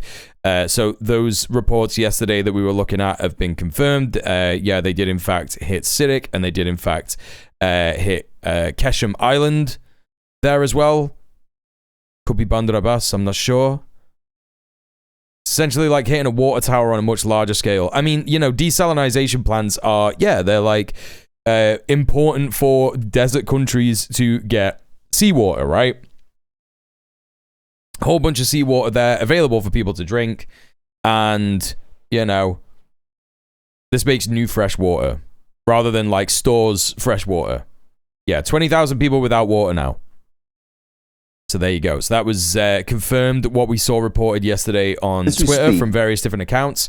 Now, here is a small, and when I say small, a tiny segment of Al Jazeera. Now, why am I playing this tiny 30-second segment of Al Jazeera saying things that we already know? The reason is because I'm very interested in seeing Al Jazeera English's move away from the USA. US CENTCOM says it launched strikes on Iran following the downing of a helicopter. See the change in language, chat, right? US says it launched strikes on Iran. following the downing of a helicopter. Now, this is possibly passive language, passive voice about a potential Iranian, operation here. That, of course, they deleted a video about yesterday. Now, should we have a quick look and see if that video, like, we were literally live yesterday, chat. For those of you that weren't here yesterday, we were live covering this, and Al Jazeera privated a video as we were watching it. And I have not seen those videos go back up. I have not seen those videos go back up at all. No, they're not up. They took down 2 videos.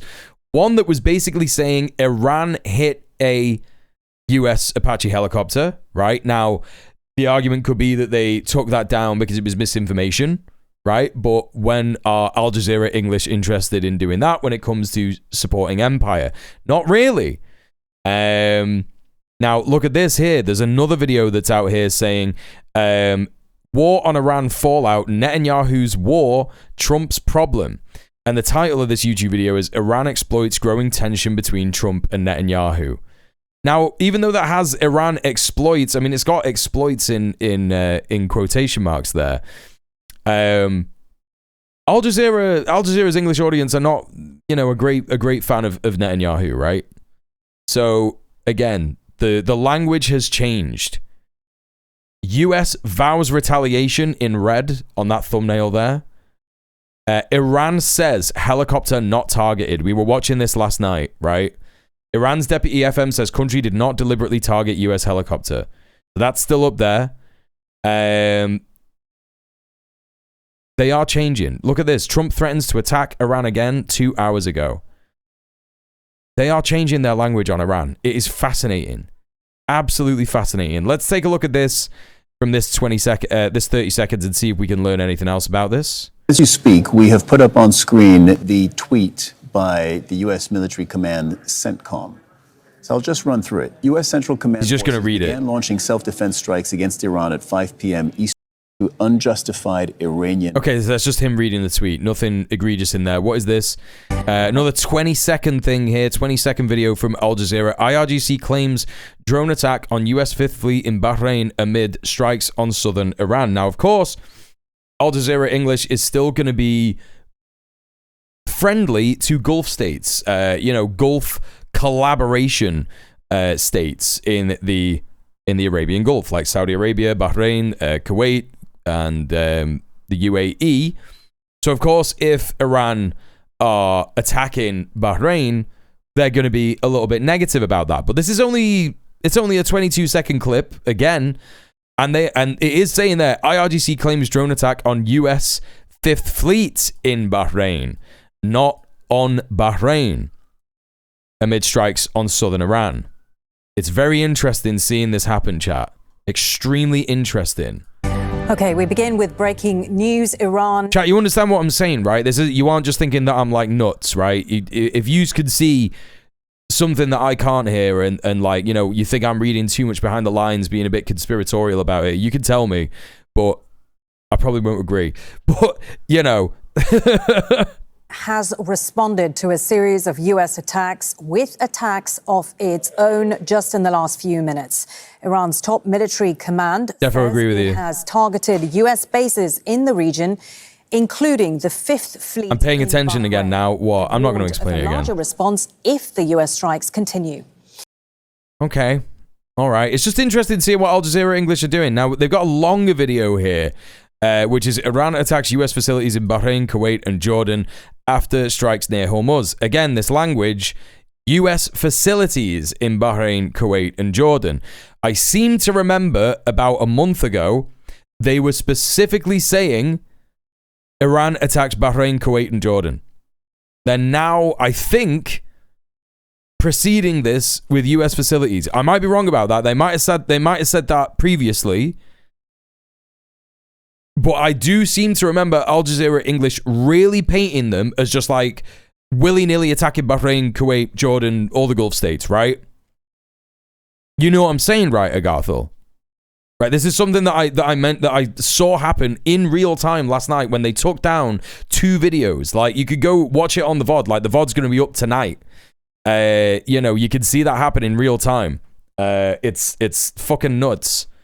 But let's watch this video and see what the language is like just in the report in general. Iran has launched strikes on U.S. That's what I'm saying, Agathol. I think Qatar and Iran have been making some deals. I think that Iran has not been idle during this period of, even though there has been some strikes going on and some kind of bits and pieces here and there, I don't think they've been idle at all. I think they've been doing a lot of repairing. I think they've been doing a lot of restocking. I think they've been doing a lot of moving things around. I think they've been doing a lot of diplomacy.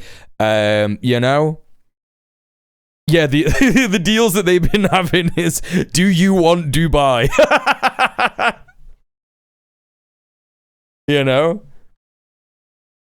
Very, very funny stuff. Very, very funny stuff. Probably the Gulf states getting pissy that they weren't spoken to before Trump went ballistic. Well, that's what I'm saying. But also, in theory, that should have happened 2 months ago, right? Jared's been fucking around in Albania while they're completely restructuring the region's leadership. Exactly. Trump has got 2 fucking morons who were supposed to be doing diplomacy in the Middle East, and they're just like, nah, we'll just go to Albania and I don't know, just get a bunch of cocaine. Just do a bunch of coke and have a holiday in Albania, bro. Right?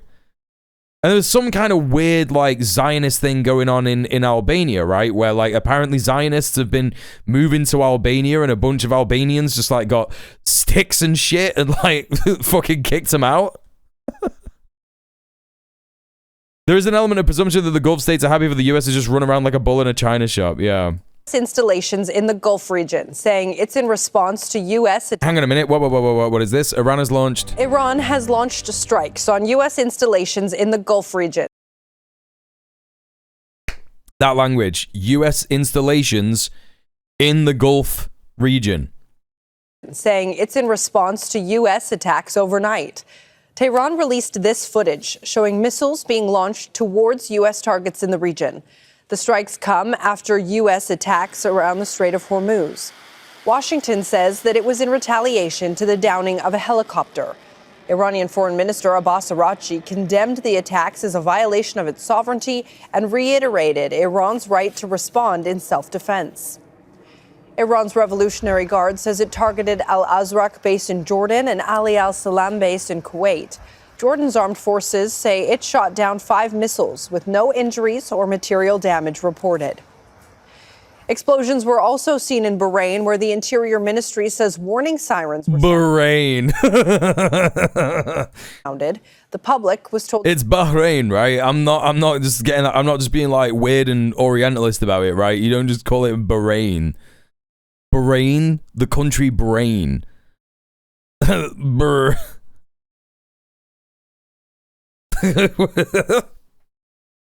Right. For a minute I was like, am I wrong? I know that it's Al Jazeera English, but even English speakers call it Bahrain, right?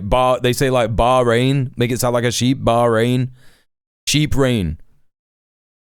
Bahrain. Anyway, Argathol says U.S. foreign policy is super anxious about showing their allies they're committed to actually defending these bases. It's been stressed in the 2010s as a main motivation for spending money on drills and shows. So Iran essentially called the US's bluff on that dedication they rule half the world with. Exactly, that's what I mean. That it's restructuring the empire entirely, right? And that's the thing. It's that was to the USA's downfall in that they had a soft empire rather than I mean, technically it's a hard empire because they got US bases, right? But now it's just proven that those US bases they don't mean anything when it comes down to it. So what's the point in having them there? What's the point in having him, I don't know, bring you all this potential security risks? Take shelter. Iran has warned of more severe responses if the U.S. continues its attacks. All of those strikes come after U.S. Central Command said it completed its operation in Iran. The U.S. carried out several hours of airstrikes on multiple locations in the early hours of Wednesday. It's the latest in a series of tit-for-tat violence, and it comes as the Trump administration continues to say that both sides are moving closer to a more permanent deal. When was this? 10 hours ago. How can you believe that 10 hours ago? In a statement, CENTCOM said that its forces struck Iranian air defense, ground control. Yeah, that's what I mean. Like a hard empire will be direct US colonial leadership rather than puppets. That's what I'm saying. Yeah. Stations and surveillance radar sites near the Strait of Hormuz with precision munitions from U.S. Air Force and Navy fighter jets. The operation was a proportional response to recent attacks on U.S. forces and... Bro, there's no way the United States Central Command logo is that butters. Is that the real United States Central Command logo? It's like a cartoon eagle. This is like something that Always Sunny would do.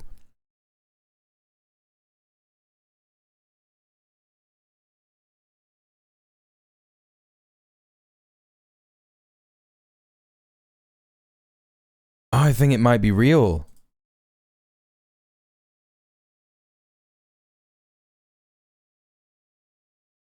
I think it actually might be real. Oh my god, that's the logo on Twitter. That's so crazy, bro. Why does it have a map of the Middle East? Because that's their central command. No, it's real. It's like, you could just see it there. You could see like the bad like cartoon eye and stuff. That's so weird.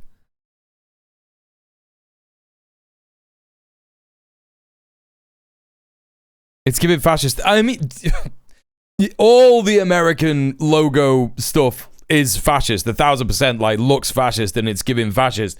But like just this in particular is just so funny. Like, bro, look, it's like a cartoon. Like, who did this? Who did this? It's giving AI. No, it's just someone bad did it. Someone bad at art did it. That's all. It doesn't look like an eagle in it. It just looks like a cartoon. It looks like it's a joke, right? International commercial ships transiting regional waters. U.S. forces remain vigilant. But again, the reason that it has a map of the Middle East, just in case anyone is confused, right? United States Central Command is not the United States Central Command of North America, right? It's the United States Central Command of overseas empire, like their empire in the Middle East. Like, that's what it is, you know? Yeah, Central Command for the Middle East. So, and they just call that Central Command because they're just like, this is our empire. It does look way worse up close, yeah.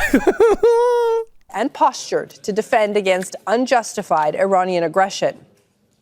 Here's a look at where some Central of those Command of the world, yeah. Reported. Explosions were heard in the Sarik port area, where the southern coast of Iran meets the Strait of Hormuz. Air defense activity was also reported on Keshem Island and in Bandar Abbas. Oh, yeah, right. We'll be Anglo-punk, speaking to our correspondent in Doha, Zain Basravi, in just a moment. But first, let's go to the Iranian capital and Tawhid Assad. I mean, it probably will be Central Command in general when the US is eventually kicked out of the Middle East. I do think it will be that eventually. But for now, it's not. So, Tawhid, what is Iran saying about this new round of attacks and what was hit inside of Iran? Well, actually, a new round of escalation following the American attacks on Iranian territories after the U.S. President Donald Trump talked about the Iranians shooting down a Apache helicopter, and the Iranian deputy foreign minister. Chat, we've got a Trump date, an update from Truth Social. He actually posted this like an hour ago or some shit. Last month, I directed our great U.S. military to execute a secret mission to support oil tankers and other commercial ships through the Strait of Hormuz. Today, I'm pleased to announce this effort has resulted in more than 100 million barrels of oil making its way through the strait into the open market. More than 200 commercial ships have traveled safely through the strait. So this is confirmation of what we've seen. Right? The shadow fleets. That's what this is. Yeah. This wildly successful effort is because the United States of America controls the Strait of Hormuz, not Iran. Their military is defeated and their economy is lost. It's over for Iran. Thank you for your attention to this matter. So this whole time,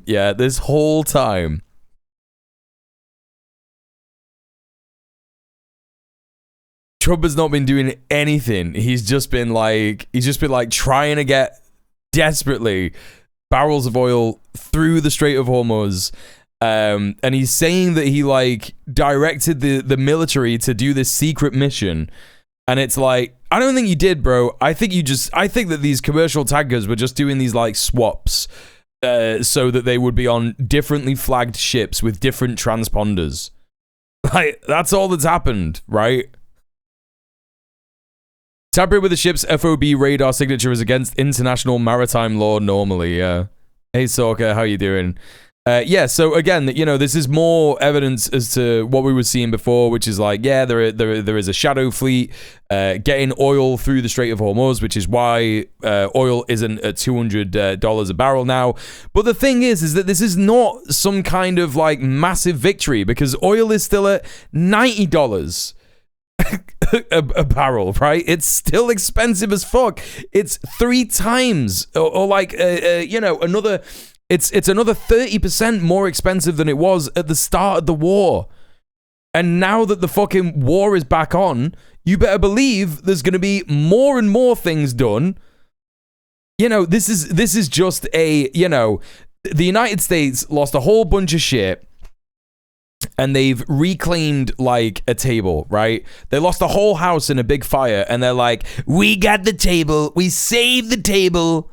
The table, it's in perfect condition. You wouldn't believe it. A little bits of scuffs as we got it out of the burning building.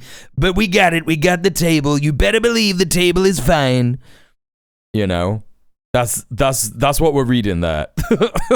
Came out on his interview with Al Jazeera to deny deliberate attack on that helicopter, but it's still, regardless of all these rhetoric, sacrifice billions to save millions. Yeah. Right now we see a new round of escalation, and yeah, these shadow fleets are good because they're not Russian. Fire. We know that IRGC has published several statements in that regard. First, they said that Josk, Sirik, and Qeshm have been targeted by the American forces, as a result of which a telecommunication tower in Sirik as well as 2 water tanks in Sirik have been impacted, have been targeted in addition to other military locations. In response, IRGC says that it has conducted drone attacks on U.S. assets, U.S.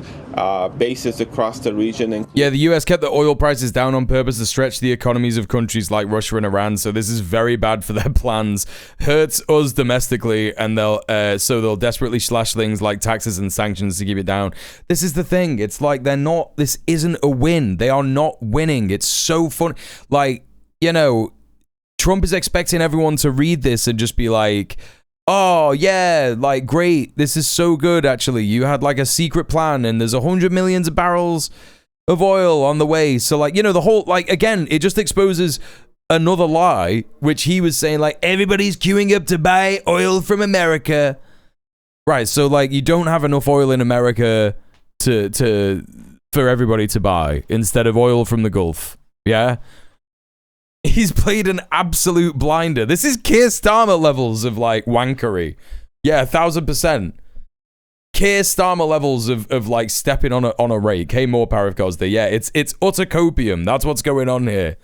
Including in Bahrain and in Kuwait. Also, they're saying that the Navy forces have conducted this attack while they're saying that the naval forces have conducted attacks targeting at least 21 USSs across the region. In addition, we've got another statement from the aerospace forces of IRGC. They're talking about... Hey, Bod, it's like that part of The Big Short where the contracts were supposed to crash on a certain date, but the capital interest in it was so great, they propped it up for a while longer until it inevitably had to fall, right? On quote-unquote 4 important actually targets, including I think something insane regarding the economy is going to happen like next week. It feels like that's what's about to happen. It feels like something insane with the you know, imperialist Western economy is about to like fucking explode. Like within a week, maybe even less than like a week's time. I feel like that's what's gonna happen. And I feel like it's gonna like make Trump have a heart attack or something. Like, I don't know. It just feels like something incredibly stressful and existential for the West is about to happen. F-35 fighter 20 consecutive streams watched. Let's go. And a command and control center in Jordan. All in all, what we hear from Iran is first condemning the American attack. Felt like that on a constant basis for the last 2 years. I mean, it's feeling really possible now. Continue. There are going to be more and more responses, crushing and regrettable ahead. All right, that's Tauhid Asadi reporting live for us from Tehran. Thank you, Tauhid. Let's bring in Zain Basravi now, who joins us live from here in Doha. So, Zain, Tauhid mentioned it. Jordan was a location of some of these strikes from Iran. Bahrain and Kuwait were two. Bahrain. But we have seen in the past, as Iran retaliates on some of these strikes, that Bahrain and Kuwait have been targeted before in the last couple of weeks or during this period of ceasefire. Jordan, however, has not been a target of Iranian strikes since much closer to the beginning of this conflict. How much concern will there be in the region because of the location of these strikes? The world's oil reserves are supposed to run out this month. That might do it, yeah. Well, it isn't just that Iran is expanding its scope of operations now in this latest ceasefire to include Jordan. It's also what they say they are targeting. The U.S. base they said they hit included a number of targets, including hangars for the F-35 attack aircraft. So they're specifying what they are going after, and that would reflect potentially an expansion that isn't just episodic, that could lead to a return to a more consistent dynamic conflict, and that's really the worry. It is at least the third time that we've seen in the last week Kuwait and Bahrain be specifically targeted. U.S. forces in Kuwait, they say they're targeting the Fifth Fleet in Bahrain. But what we are seeing is a number of flare-ups since this latest ceasefire was announced. Since earlier, when the first ceasefire announced, just before that, Kuwait came under heavy bombardment, and it was just a week ago today that we saw attacks on Kuwait that resulted not just in U.S. targets being hit, but the Kuwait International Airport being severely struck, the international terminal undergoing severe damage. What we are hearing today is that once again the Fifth Fleet was targeted by drones. We also know that Kuwait sounded air alarms and was carrying out air defense interceptions of what it described as Iranian projectiles. And in Jordan, the Iranians saying that they struck targets there, but Jordan's armed forces saying that air defense interceptions resulted in debris falling. Yes, and they did. The language is changing. I'm convinced of it with Al Jazeera English. The language is changing. They are saying things like, well, Jordan said this. They said that they intercepted, but Iran said this. And blah, blah, blah. Like, it's changing. It's happening. It's fascinating to see this in real time. Deal with damage from that, but there were no casualties or material damage of any kind. Now, something that the Iranians said in a statement that the IRG... At some point soon, Al Jazeera is just going to stop having an English language channel at all. It's just going to stop. They're going to be like, we don't need to do this anymore. We don't need to appease these fucking Westerners in any way, shape, or form, bro. He put out that will be of incredible importance to residents of the GCC, of the Gulf. We're all going to have to learn Arabic, chat. Get on it. Iran, of the people living... Get on to Reiki, Arabic, learning Arabic Saturdays. And get on some Mandarin while you're at it, you know? Of the leadership as well is something I'll read to you here. They strongly condemn U.S. crimes, but issued a warning to countries located on the southern shores of the Gulf. They have a legal and moral responsibility to prevent their territory being used by... They're going to keep the channel. It's just going to become Western-facing propaganda. That's what it already is. It already is that. That's what I'm saying. It already is Western-facing propaganda. So what's the point in keeping the channel when you're not trying to appease the West, right? The U.S. and for the defense of Israel by the U.S. and planning by the Zionist regime, as they call it.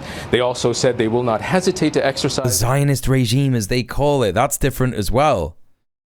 Western-facing propaganda against the West. I see. Okay, yeah, well, maybe. their inherent right of Maybe. self-defense, including targeting the sources of attacks, as well as bases and logistical facilities used to carry out and support aggressive operations against Iran. So this is a clear sign that rhetoric is returning to what it was in the early days of the war, when part of Iran's retaliation for coming under strikes by the U.S. and Israel was to retaliate against Israel neighbors in the region. Okay, that's Al Jazeera's Zain Basravi. Okay. Let's take a look at this. This is Channel 4 inside Iran. This was this was 2 days ago. Why the fuck have I got this on the fucking docket? We're not watching that. Current news. We want current fucking news. Iran has launched. This is the same. This is the same video that we just watched. Why have I done this? Okay. Fox News. Let's have a little look at this.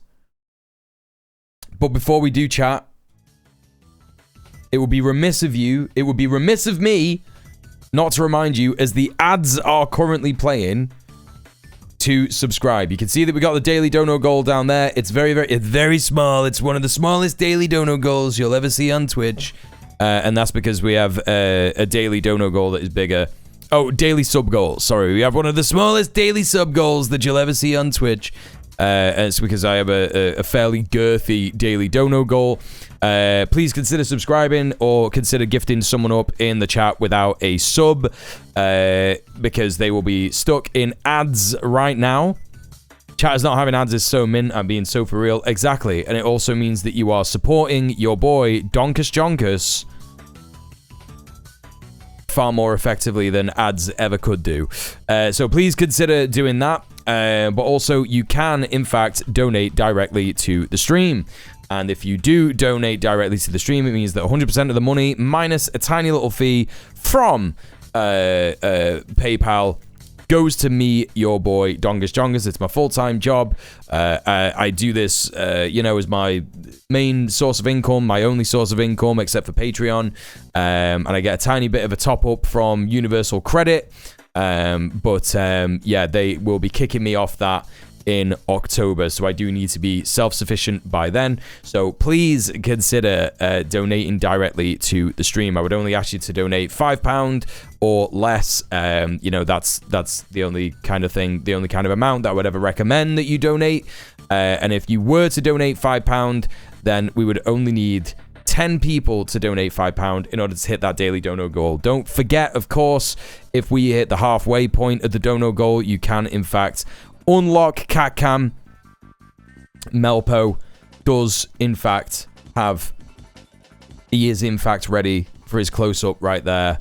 I can't show you on this screen, but I think I can show you on the other screen.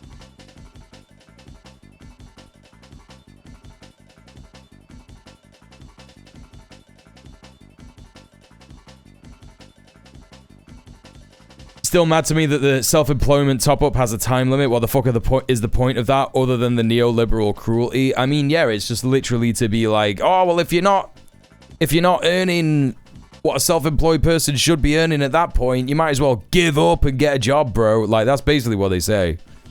They want to just kick people off Universal Credit. Like, that's what they want to do. Like, they are just desperate to do that, right?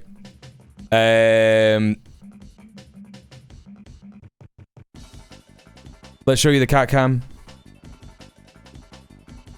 Real quick.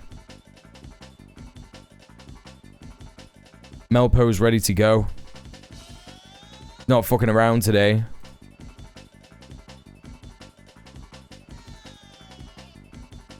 You know? And remember, chat, it's far more likely that we're going to have Melpo on stream early than later. So if you are looking to do that dono, get it done sooner rather than later. Did you cover or will you be covering what's happening in Belfast? Yes, I will be doing that. Probably in another half an hour. We're going to go through some other Iran stuff, and we'll probably hit that up at the final hour of the stream, or maybe even earlier. Although, yeah, the final hour of the stream won't be in an hour. Maybe the final 2 hours of the stream, we might have it, yeah? If you cannot afford to donate, please consider helping me for free by going to the socials, liking, commenting, subscribing. You could do that. You could go to literally any of my socials and like a thing or comment on a thing or something like that. You could go to my YouTube channels. You can like and comment and subscribe on both of my YouTube channels. And in fact, that is all for free. You can also go to the promo, go live tweets, the go live post on Blue Sky, and yes, you can repost those, retweet those, and that will help me advertise the stream and get some more people watching the stream who may have more money. So important to consider. So there you go. Anyway, that is the call to action done. There'll be another ad break in about an hour, and I will do that as well. And you could donate without having a PayPal. Yes, you don't need to have PayPal in order to donate on PayPal.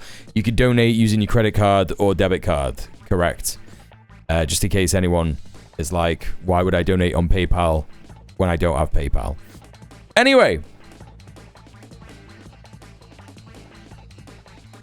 Let's have a little look at this.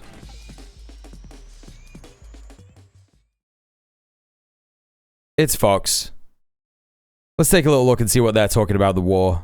Yeah, listen to this. And it came out on Truth Social. President Trump posted. Truth Social, just one moment ago. Iran's military is a complete and total mess.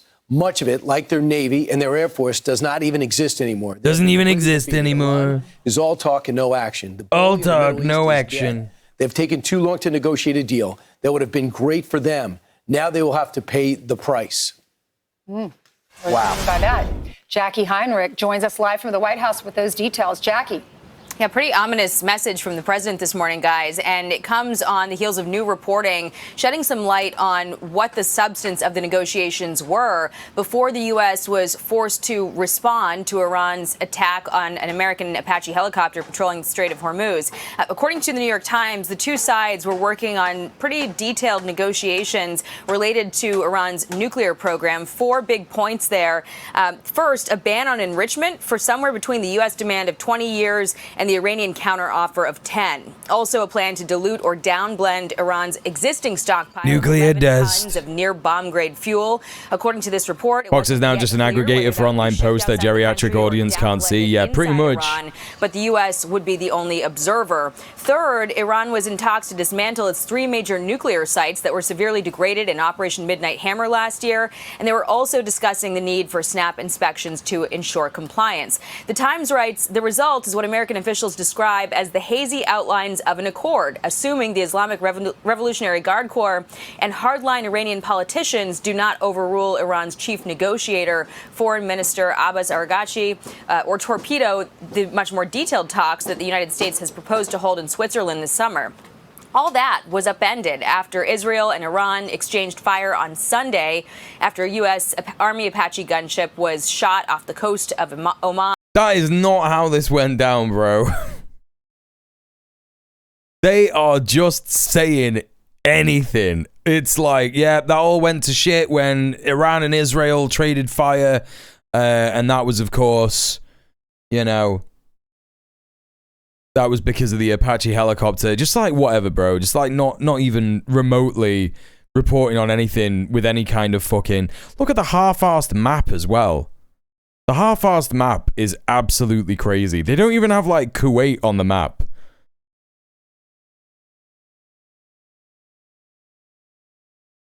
It's just absolutely fascinating. Look at this, man. I really expected them to tell the truth. Obviously not. But I am expecting them to have a degree of journalistic standards. It's just not even happening. Look at fucking Qatar, man. Like, the line isn't even finished. It just, like, goes there. What are they saying? What are they implying? This is just, it's just part of Saudi Arabia and there's, like, a tiny line country down here. Like, it doesn't even make any sense. Its crew was rescued by an autonomous drone. Hey, I'm this old. How you doing? The revisionist history of current events from the legacy media is ridiculous. Like they gave up or they just don't care. They just simply do not care, right? Fox News listeners are never gonna go to the Middle East or care about the Middle East, so we can just say whatever we want. It doesn't matter. Oh, here we go, chat. The Baileys. Helicopter that went down over the strait is a stark reminder that every second Trump's disastrous war continues is another second that our troops remain in harm's way. Our service members are the best and the bravest in the world, and they deserve better than to risk their lives in a reckless, aimless war. Yeah, but you wouldn't be saying that if you were doing it, Chuck. Come on, man. Let's be honest. The only sure way to protect our troops is to end this war as soon as possible. Now, according to another report, the president still believes that Terrible a audio deal balancing. is possible and it's right on the horizon. One U.S. official telling Politico nothing changes where the deal stands right now. They also reiterated the U.S. response to Iran's attacks were proportional. But that message on Truth Social from the president this morning, casting a question mark over that with the phrasing too late. So we will look Casting into that a question mark. guys. Jackie, I'm wondering how much of that truth. Hey, Baldwin, why wouldn't Iranian politicians have an input on agreement? They act like one guy can make an agreement for Iran. Yeah, exactly. It's just really good stuff. The response that Iran had to our response of them taking down the Apache. So he looks at they hit multiple bases. It doesn't look like they hit No, it's anything okay. I know that Schumer doesn't represent progressive American thought. He's just like the US's version of Keir Starmer. Schumer only represents Israel. He said that himself. Yeah, exactly. Now we're waiting on Jordan's response, but it looks like Kuwait successfully knocked it down, and Bahrain, they might have been one hit. But maybe he just looked at that and said, okay. And as Mark Montgomery says, maybe it's going to go back to a 400 strike day again. Could be. And, you know, there's been some debate since all of this flared up over the weekend about whether the ceasefire is holding, what ceasefire actually means. What do you mean? What do you mean? When did this come out? This was 6 hours ago. How is there a ceasefire? How is there still a ceasefire? Means at this point. So still unclear whether this is a discussion about the peace talks or if those are still operating on one track while the U.S. response to Iran's attack is operating on another. But we'll be reaching out to... This was after Trump posted that they took too long to make a deal, right?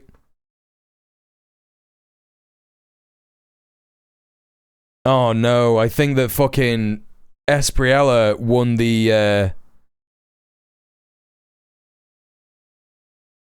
runoffs. Did he win? Trump is saying that... Oh, victory in the first round. Didn't that already happen? Wait, what? Oh, I don't know. Trump is just saying whatever the fuck he wants, bro.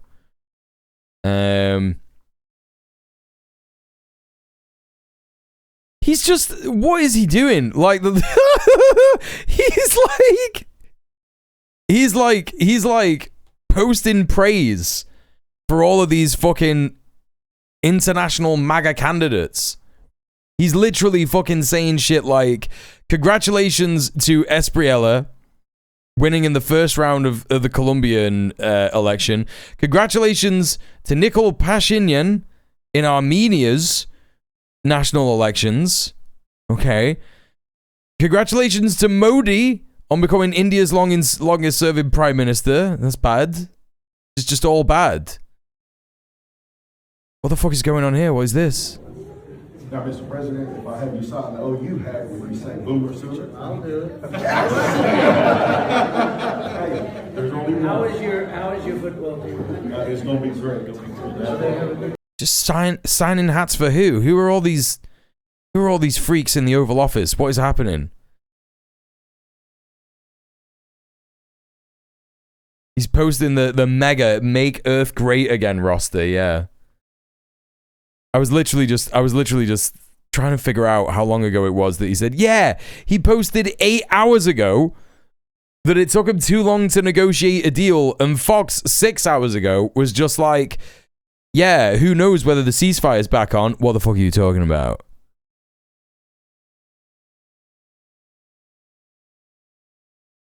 Streamers reading the tweets. I already did that. It was like the first thing I did, Crescent. Abelardo de la Espriella, the right-wing candidate in Colombian elections, is on camera laughing about tying cats to fireworks. What a cool guy. That's such a cool guy. That's really good stuff. White House officials here shortly. Oh, I did have a blue fella. On really. that. Jackie, it seems like we're back to the original red line from the president, which is anytime there's American blood. Now, we were blessed. Those pilots, we were able to go get them out of the water, but that could have been... So there wasn't any American blood.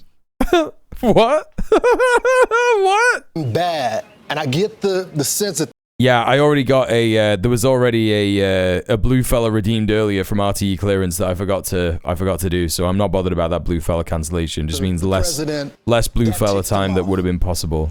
Yeah, and he only has one choice in that situation, which is to defend his red line. Oh, okay. The U.S. the president has been pretty tolerant in letting these sort of pinprick attacks that we've seen over the course of this 8 or 9 week ceasefire at this point. Accidentally admitted that American troops died and needed to immediately walk it back. I don't think that they died. I don't think the attack on the Apache helicopter even happened. I just think it's bollocks. It's just an excuse for Trump to just go back to war, right? Now that he's done his shady oil operations, his shady oil shadow fleet stuff, right? Iran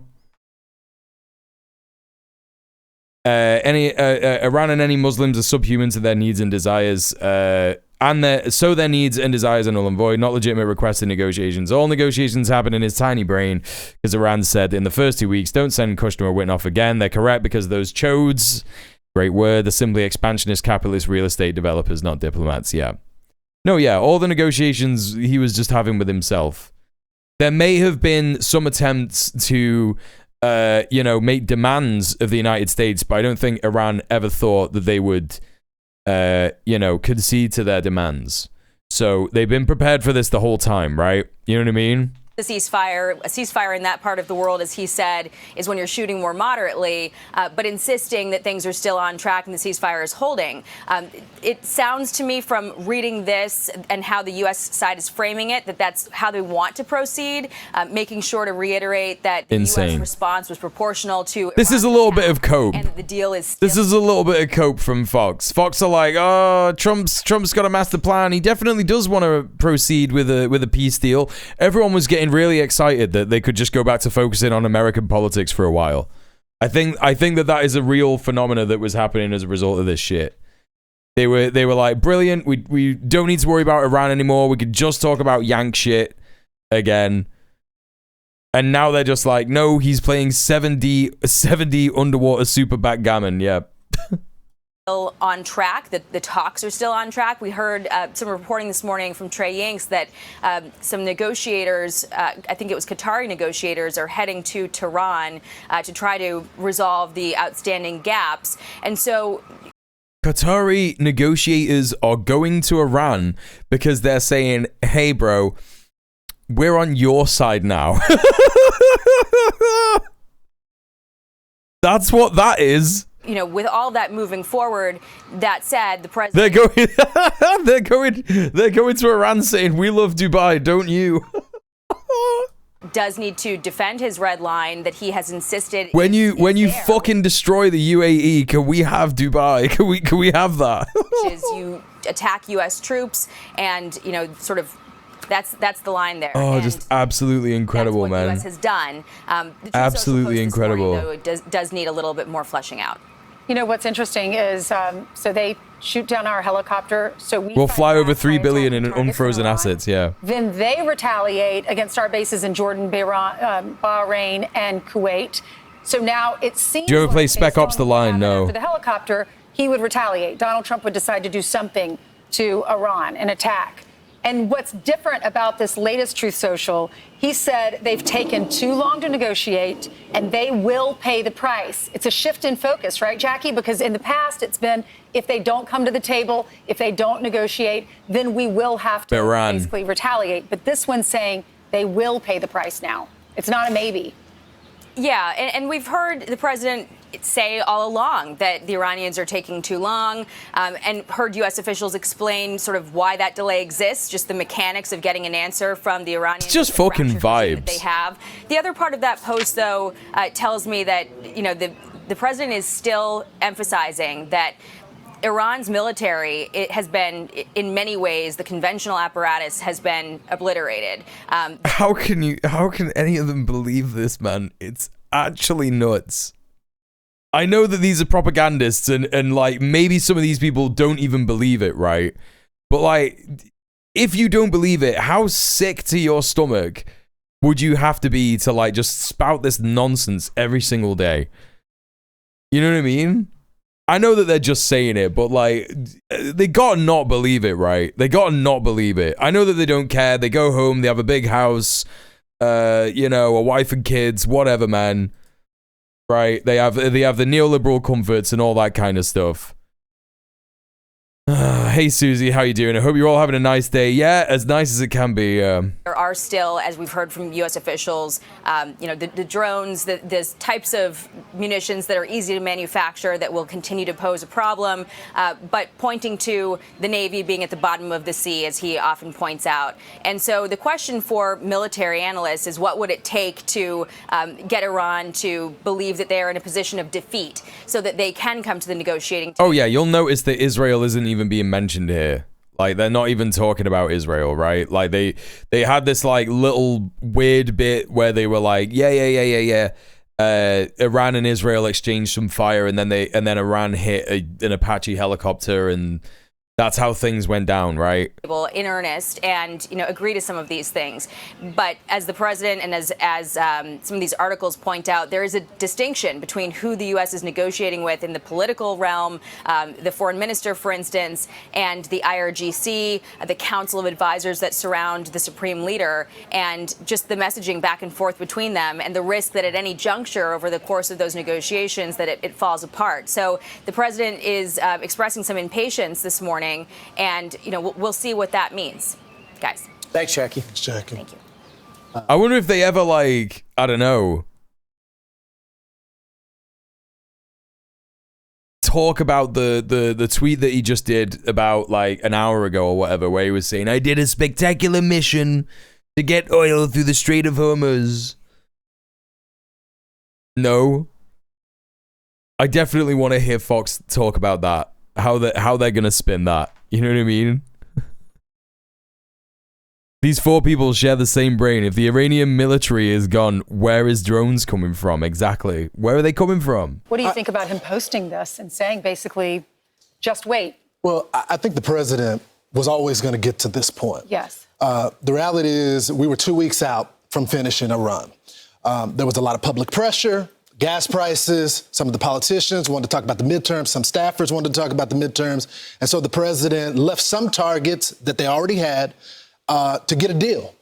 He left some of the leaders because he thought he could negotiate with them. These people have not acted in good faith. Do we know if Iran even exposed their ships? As far as we know, they just kept them hidden. Wait, what do you mean? Iran exposed, like, Iranian ships or what? Like, oh, you mean the Navy and shit. Yeah. The US sunk a bunch of old boats, right? That's what happened. They sunk a bunch of old boats. And, yeah, they have got, like, underground fucking lagoons or whatever where they're just, you know, that's where their actual Navy is. That's where their, like, unmanned Navy vehicles are. That's where their small boats are. And shit like that. So yeah, no, the Navy is not gone, not by a long shot. Faith, and when they attacked the helicopter, that was it for the president. And they still don't want to negotiate. So I think we will. It's not funny. I'm gonna say it real slow for you. Hey, frogs. Hello, raiders from Papaksh. Hello, my old chum. Welcome in. My name is djmuel. I'm a leftist political streamer from the UK. Hello, my old chum. I take a look at news and geopolitics from a communist and an anti-imperialist perspective. We're currently looking at the Iran stuff. Obviously, nightmare nonsense from Fox and Friends. That's what we're taking a look at here. So, welcome in. Papaksh raid. Hello, Ethia. Okay, I see that you know some people that I know. Sabo as well. Welcome in. Hello. And HS Ra. Welcome in. Tamil genocide acknowledges. I'm a leftist political streamer from India. Welcome in. Okay, now I understand why that chat message came in. Why Crescent Moon and Star said that. I mean, I would hope that anyone would acknowledge the genocide of Tamils. Being a left winger. Leftist political streamer from India. Thank you so much for the raid. Really appreciate that. Welcome in. I hope you enjoy your time here. I'll definitely be checking out your stream. Thank you so much for the raid. Again, those operations. Friend of a friend says, "Are you an anarcho-communist?" Already Yes. on the table before. You know what's interesting now is there's been mass hangings there of the people that rose up in January and February. Mass hangings. There you go. Mass hangings. They have the internet, so they were able to interact and maybe work with and give intelligence to us in real time because. Brian, kill me! What the fuck, man? Of the 90 million, they say of the 90 million in Iran, 88 million, maybe 89, hate this regime. And for those people who say, well, they're fanatics. Hell yeah, dude. 88 million of them hate the regime. That's how it is. They have internet now, so they can share things. They can share it. Fanatics. The Japanese were fanatics. Right. The Nazis are fanatics. Right. Think about what they represent. The Japanese were fanatics. Bro, what is Brian Kilme talking about? Mark Montgomery was on with us a while earlier and said, you know, politically, the president does not want to have He means to do in it, World War II. Why did he just... So bizarre. Hey, Pissrail, what's going on? Yeah, they were for sure, but like, I just didn't understand why that was relevant. He said Japanese and Germans. Well, he said the Nazis, right? He said the Nazis were fanatics, and he's like, the Japanese were fanatics, and it's like, just weird that he didn't, I don't know, it's Brian Kilme, so he's not gonna specify the Japanese emperor, do you know what I mean? I know he's trying to make out Iran is the same. I know that's what he's trying to do. I just thought it was crazy that he didn't specify like the Japanese when they had the emperor and all that kind of business, you know? Like, what the fuck? We're going in this direction. Watch. At some point, this is going to probably escalate back up to a full scale, like 400 strike day in the near future. It's Fox News. Everybody needs to stop reminding me that it's Fox News. I know it's Fox News. I'm the streamer. I select the videos for us to watch. Yeah? I'm allowed to be bamboozled. I'm a human being. I'm allowed to be bamboozled. I'm allowed to go, I can't believe they believe this. I can't believe that they're saying this. I can't believe that they this. And then everyone in the chat loves to be like, you expect Fox News to be telling the truth? No, I don't. No, I don't. Well done. Well done. If this back and forth keeps going, at some point you can't just keep doing proportionate strikes back and forth. If they continue to reach out and try to hit ships that are transiting through the southern scheme. I literally said at the start of the stream, chat, don't piss me off today. Just what was going on. Now give me fucking money. 0 donos. Why? Last week, or they strike at our allied partners' bases, in the Middle East, Kuwait, Bahrain, ones that are much harder to defend because of their proximity than, say, Jordan, where we have a lot of warning. If that continues, at some point the president's going to have to. They got a legit baked potato on Fox News now, yeah. A disproportionate or escalatory strike. But I think the president's trying hard not to do that. I would say one last thing, because there's going to be a lot of talk after the president just released this. Who stopped the deal, right? And this past week, there was no deal. A lot of people talk. What is that pin? What, this guy's pin? Oh, it's like a Ukraine Air Force thing. It's not a rainbow. No. There's no way a guy on Fox News would have a rainbow pin. See, now I'm doing it to you. It could be in the light. It looks like a non-binary flag, right? But I think it might be like a Ukrainian flag. The way the lights hit, it could just be gold. I don't know. It's a downed American fighter. There you go. You'd get gifties or subs if you did this.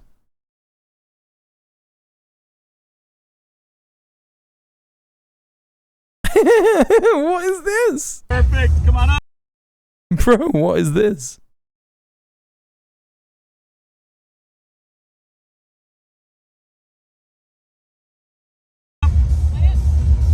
Whoa.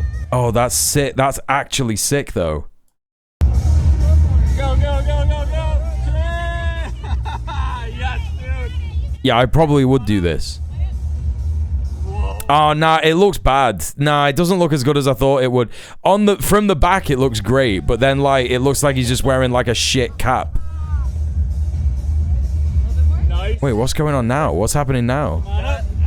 Is it like, is he putting it in like UV or whatever? Come forward a little bit. Let me see it. No, bro, it looks like he's wearing a swimming cap. It's so bad. Yes, dude. Oh, I thought it looked good, and then it didn't. But I think the president's Hello, Blissful Jade. Welcome in. Lockheed Martin pin, yeah. Last thing, Wearing a Lockheed Martin pin. A lot of talk after the president just released this. Who stopped the deal? I'm never doing that, chat. And this past week, you've seen a lot of people talk. Whole body or why even bother? Exactly. Who's stopping the deal because of their fight with a terrorist organization, not Lebanon. Wearing a swimming cap isn't necessarily a bad look. There is not a single human being on this planet who wears a swimming cap and looks good. That's not real. That doesn't exist. But Hezbollah, that is based in they're sponsored by the terrorists in Iran. So disappointed with chat today. It's the IRGC who fired on our people. Those are the people that got in the way of the deal. The president continued to extend an olive branch. Oh, okay, it's Hezbollah's fault. It's Hezbollah's fault. But if you're firing on our people, he has no choice now. So the BB fight and all of this, which is captured headlines, that's a Mule hasn't seen me in a swim cap. I know. I don't need to see anyone in a swim cap. I don't need to see anybody in a swim cap because I just know it doesn't look good. I'm sorry. No offense. Yeah, no one looks good in a swim cap. I don't look good in a swim cap. No one looks good in a swim cap. They're designed to make you bad. That is designed to make you look bad. That's what it is. I want to see you in a Speedo, Zaddy. That's never going to happen, and that's an inappropriate thing to say in the chat, and I'm not even joking about that. You hear a lot of people say he just needs to finish it. Like if we were really 2 weeks away from finishing the job and Iran... I look good always. What do you mean? No, you don't. Not in a swim we're cap. going to negotiate. Oh, no, we're not. They never come to the table. They can't even get along, the leadership. So we're watching them attack Israel. Then Israel has to retaliate. Why would you need a swim cap? Are you blind? We have to fight back. Then they're attacking our bases in the Middle East. We can't sit back and just watch them do that. Yeah, and by the way, Israel's not attacking Lebanon. They're attacking Hezbollah, which is the cancer inside Lebanon that Lebanon would love. The cancer inside. The cancer inside. So that's crazy. That is taking place now is that the President of the United States is going to be looking at the 2 weeks worth of targets probably, and unless they rise up, he must have been picking up intelligence that shows they were no longer negotiating. So he said, okay, you're not going to negotiate. You're not convinced that the 13,000 plus strikes that we had and the 8,000 plus strikes that Israel had. Not even a cap with a skullet drawn on it. Why would I have a cap with a skullet drawn on it when I can just have a skullet?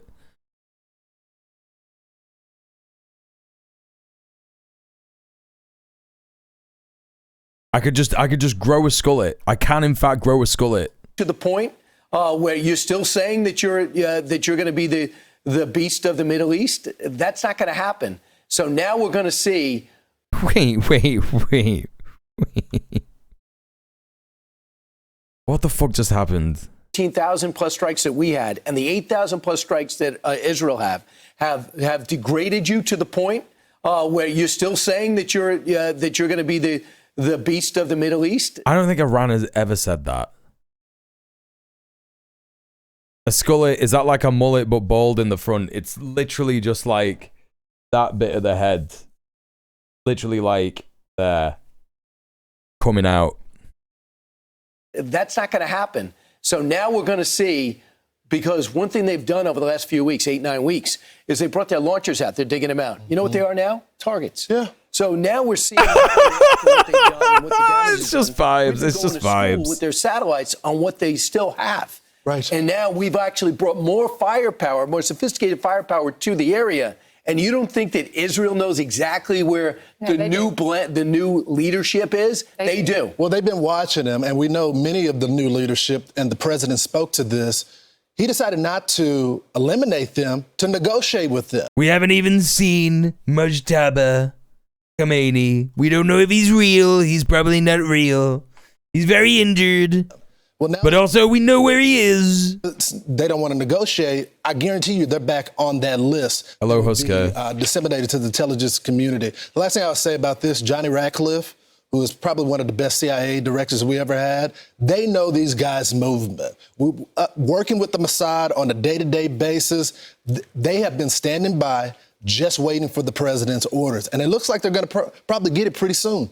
Well, we know that Incredible. Absolutely incredible stuff. That's so funny, man. They were able to do that. Israel has the intelligence to do that. They took out the Ayatollah. Correct. where they buying that They didn't take copium? out the It's rest pretty of the strong, people. yeah. They picked out the part of the building where the leadership was. They went out of their way not to blow up the other part of the building. Which is how precise they are. Yeah, which was actually talked about by the foreign minister to a friendly press interview that he had over the weekend. And they must know, we know exactly where they are. The other thing they didn't do, 8 weeks ago, they said there's going to be a ceasefire. They're going to open up the strait. There was a ceasefire. They never opened up the strait. Right. So right there, you're in violation, let alone what they've done. They didn't open up the strait. Then we caught them mining the strait again. Yeah. So every part of this negotiation, they say something publicly and then they do something different. No, that's America that does that. Rongo bongo. All right, what's next? Chat, what's this? Trump threatens more strikes on Iran. Have a look at that. And if you have any questions, please, let's go. Mr. President, on Iran, you posted this morning about Iran. You said that they've taken too long to get to a deal. I want to make sure I quote you correctly. You said that now they will have to pay the price. Yeah. What did you mean by that specifically? Well, we're going to be attacking them very hard. Resuming bombing? Yeah, well, we are. Based on the helicopter, I guess we have the right to do that. You know, they very incredible, actually an incredible machine. And at first they said they didn't do it, then they admitted they did. It was sort of easy because we have That didn't happen. the bomb. We actually have the bomb. Got very lucky that bomb didn't explode. Wait, what do you mean? It was live. Oh my god. Oh my god. Oh my god. Oh my god. First they said they didn't do it, then they admitted they did. It was sort of easy because we have the bomb. We actually have the bomb. Got very lucky that bomb didn't explode. That bomb was lodged in the helicopter, it didn't explode.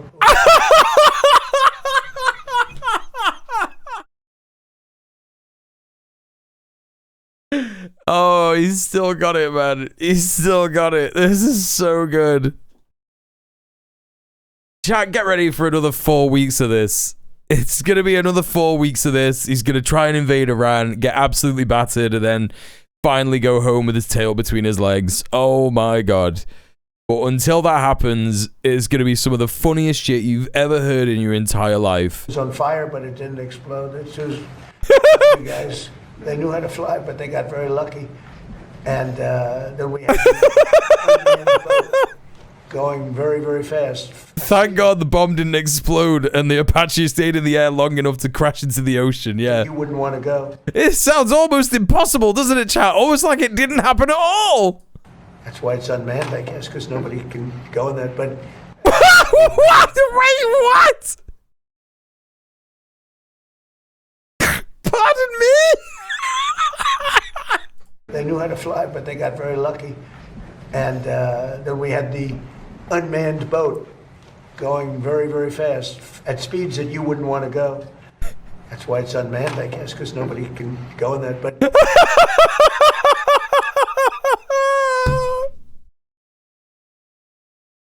I think I just had a stroke. That's so funny. They rescued, so both people are, fortunately, the pilots are okay.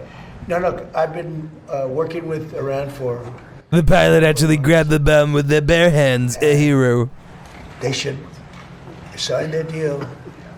It's a good deal. It doesn't give them the right to have a nuclear weapon. In fact, it totally prohibits them from ever having a nuclear weapon. And it was just tap, tap, tap. I don't know what they're doing. So they then shot at our helicopter. Very expensive helicopter, by the way, but much more importantly, the two men, fortunately, they're okay. An amazing rescue. If you ever get a clip, you won't believe the rescue. How cool. If you ever get a clip, no one's ever getting a clip. No one's ever getting a clip because it never happened. We have the strongest military in the world. And I gave them a break at the request of Pakistan, the field marshal. And He's just making all this stuff up on the spot. we stopped them from... Like, he knows exactly why there was a ceasefire, right? He knows exactly why that happened. He knows exactly you know, what the strat was. The strat was to bring down the oil prices for a bit and then get back to it and try and finish the job, you know? Going to war with India. You would have had a nuclear war if it wasn't for me. But they became friendly to me, very friendly, and they're close to Iran, and they worked. And they. I think Iran are going to demonstrate for the entire world that you don't need a nuke. I think that's what's going to happen. I think that the entire world is going to see that actually you don't need a nuke. You just need a shit ton of fucking massive rockets, right?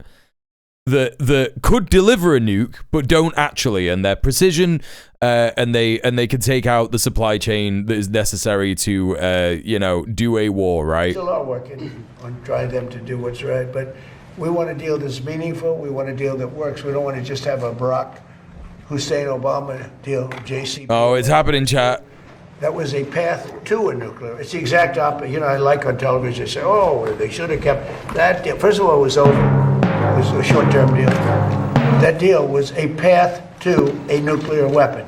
This is a path against a nuclear. You can't have a nuclear weapon.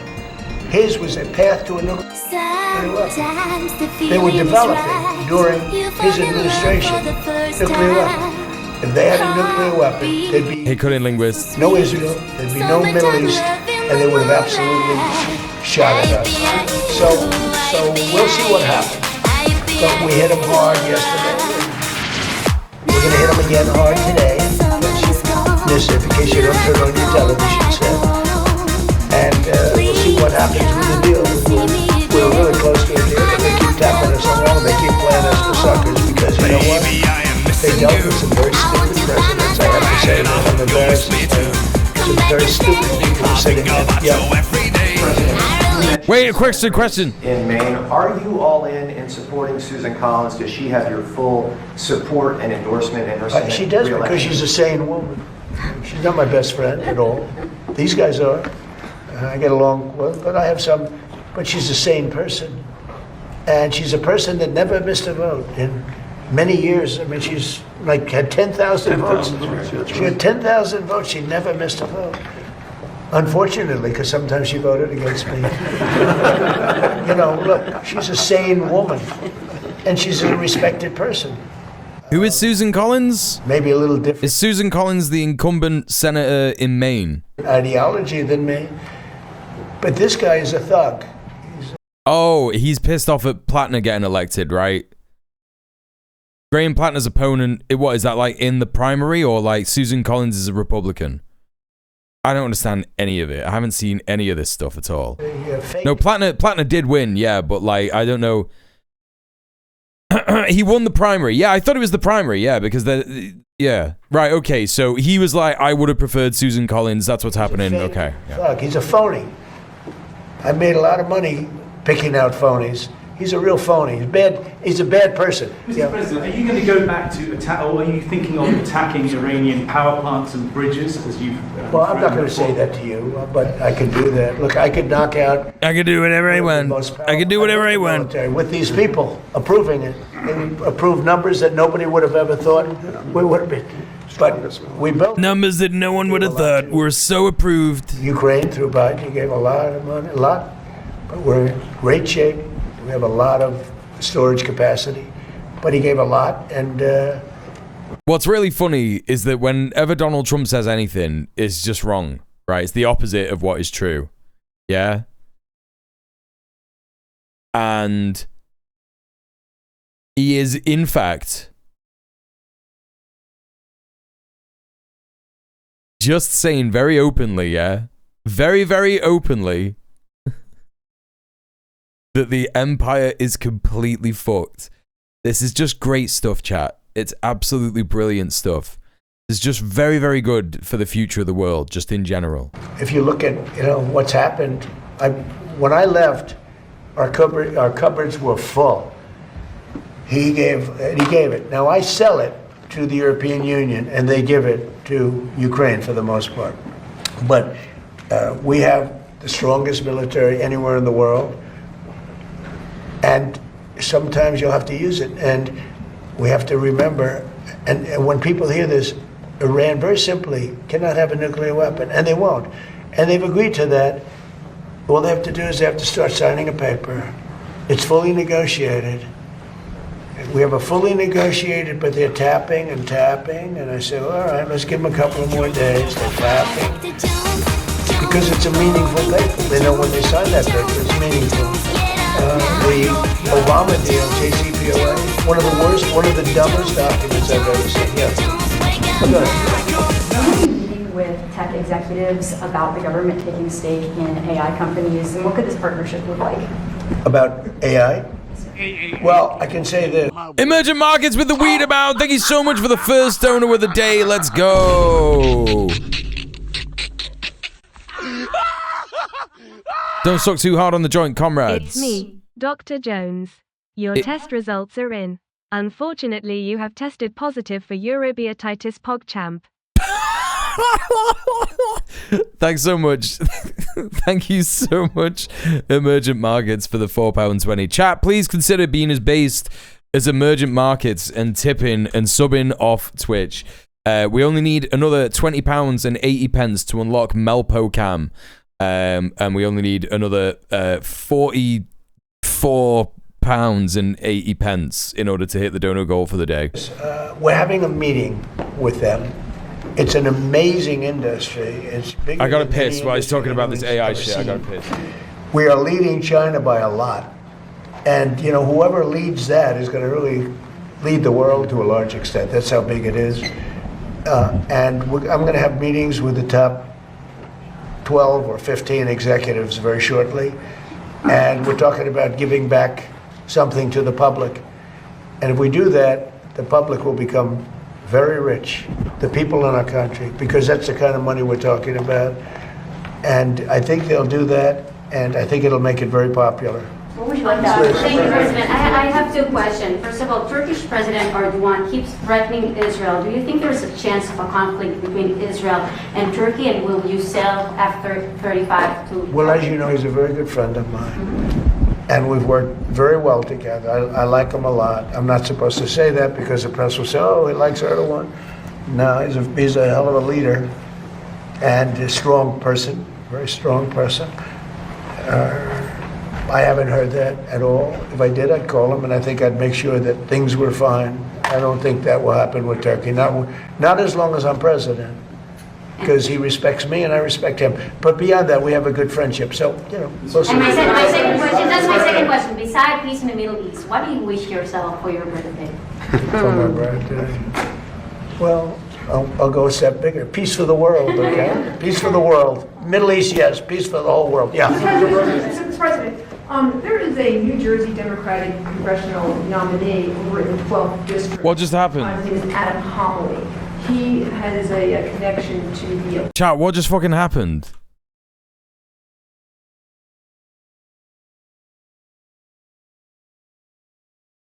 Oh yeah, this is about Erdogan. Yeah. Someone said Turkey had been threatening Israel. It's not true. It's not true. It's all bollocks. Erdogan has been saying Israel very, very naughty, but like, you know, continuing to like trade with them and shit like that. It's just it's total posturing. It's because the overwhelming like population in Turkey is like anti-Israel, right? And so he says this stuff every now and then and says Israel is so crazy. Oh my god. And they're totally complicit. They're totally participating in imperialism. Like, it's just nonsense. Popular. What would you like that? Thank you, President. I have two questions. First of all, Turkish President Erdogan keeps threatening Israel. Do you think there's a chance of a conflict between Israel and Turkey, and will you... I mean, there is a chance of a conflict between Israel and Turkey, but this is like quite a while into the one potential future where Israel successfully invades Lebanon and then decides to expand into Turkey as well, right? With its you know, proxy Al-Jalani in fucking Syria. Well, as you know, he's a very good friend of mine. And we've worked very well together. Oh, they're constantly talking about it. Israel are constantly talking about how they're going to go to war with Turkey next, right? They constantly talk about it on the news, Channel 12, Channel 13. They talk about going to war with Egypt. They talk about going to war with Turkey. It would be insane. Like, there's no way that they would win in a million years. It would be fucking over, right? They're NATO's second biggest army. Turkey, I think so, probably. Yeah, it sounds about right.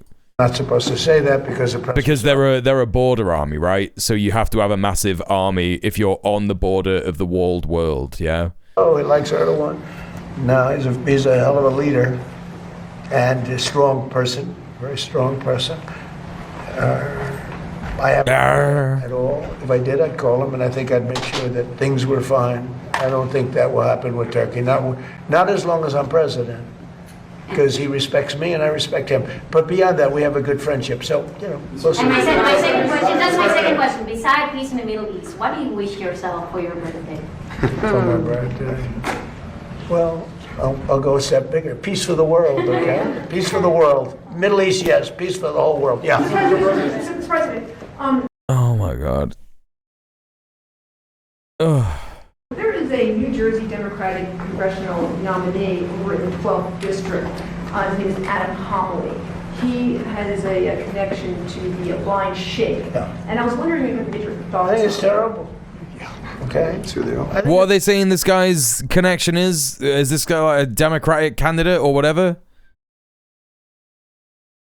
Did he just do a White Lives Matter? Wait, what? Hey, pretty by goof. Hello. All lives matter. What, like he was saying? What, when he was saying like peace all over the world?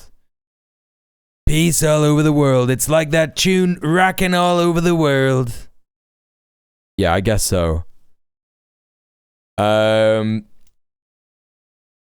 is bombing the shit out of Afghanistan again. Yeah, I heard about that. Yeah. It's terrible. I've seen it.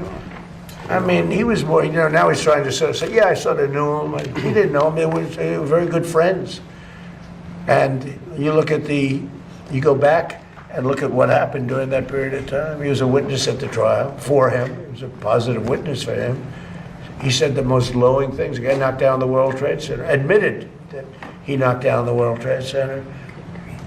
I think. Who are they talking about? They're saying that a Democratic candidate has got a link to fucking Osama bin Laden. What is happening? It's another one, if you look.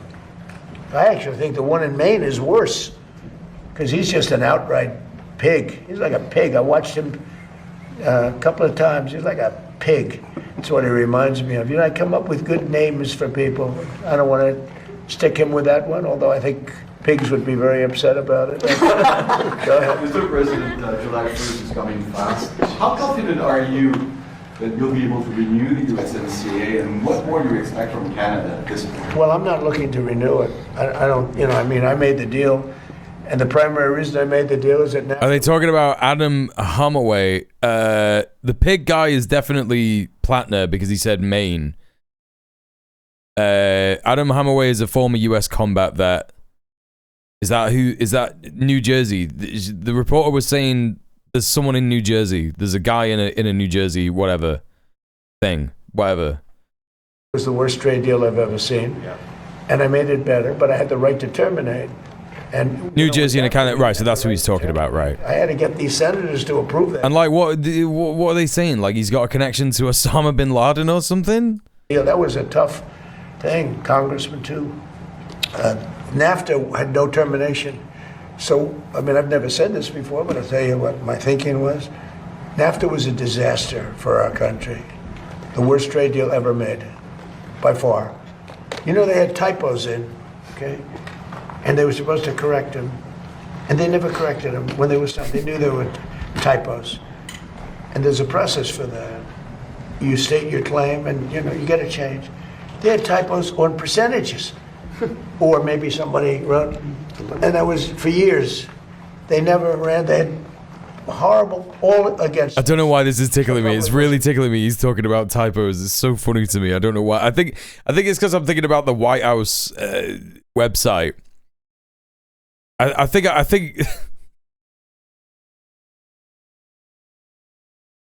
I'm thinking about the White House website and like the lie section and shit like that. Typos. NAFTA was the worst trade deal we ever had. USMCA did one thing that I loved. After 6 years, it comes up for renewal. I don't know that I'm going to renew it because, to be honest with you, the United States does much better. Hey, we don't need anything that Canada has. We don't need anything that Mexico has, but they need everything that we have. What? And they have to treat us better, you know? What do you mean? Why? What? We have trade deficits. We should have surpluses with them. We don't need their cars. We don't need their lumber. We don't need their energy. We don't need anything that they have. So the primary thing that I got, it was a much better deal than NAFTA. Much, much better. It was sort of a good deal, but it was a great deal for one reason. It gave the right to terminate, and who would have thought that I was, you know, they just didn't want to have it during the 4-year period when I was president. So now they made it so that I wouldn't be president, and because they rigged the election, the second election, as you probably hear and probably know, most of you know that happened, and now it's been proven, and it will be proven as time goes by even more so. We have things that you won't believe. When we release the full files, you're not going to believe how crooked the 2020 election was, but the full files of the 2020 election. You got it, man. You got it. Who would have thought that it comes due in my term? I mean, this was, thank you very much. So yeah, man, it's totally fucking God that did it and nothing to do with yous. it was very important that we be able to do that. So we're talking to them. We'll see if we do something. Mr. President, just before we came in here, you posted about Bill Pulte and that he'd be starting the job early. You said he's going to be downsizing the DNI. Can you talk about your Well, yeah, thinking people there? have wanted that downsized for a long time. And many people don't want it at all. What's the DNI, chat? What's the DNI? This is more stripping the copper wire from the walls.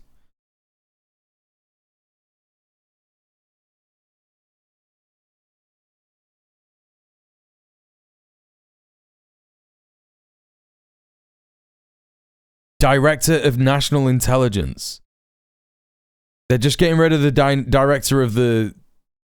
Wait, what?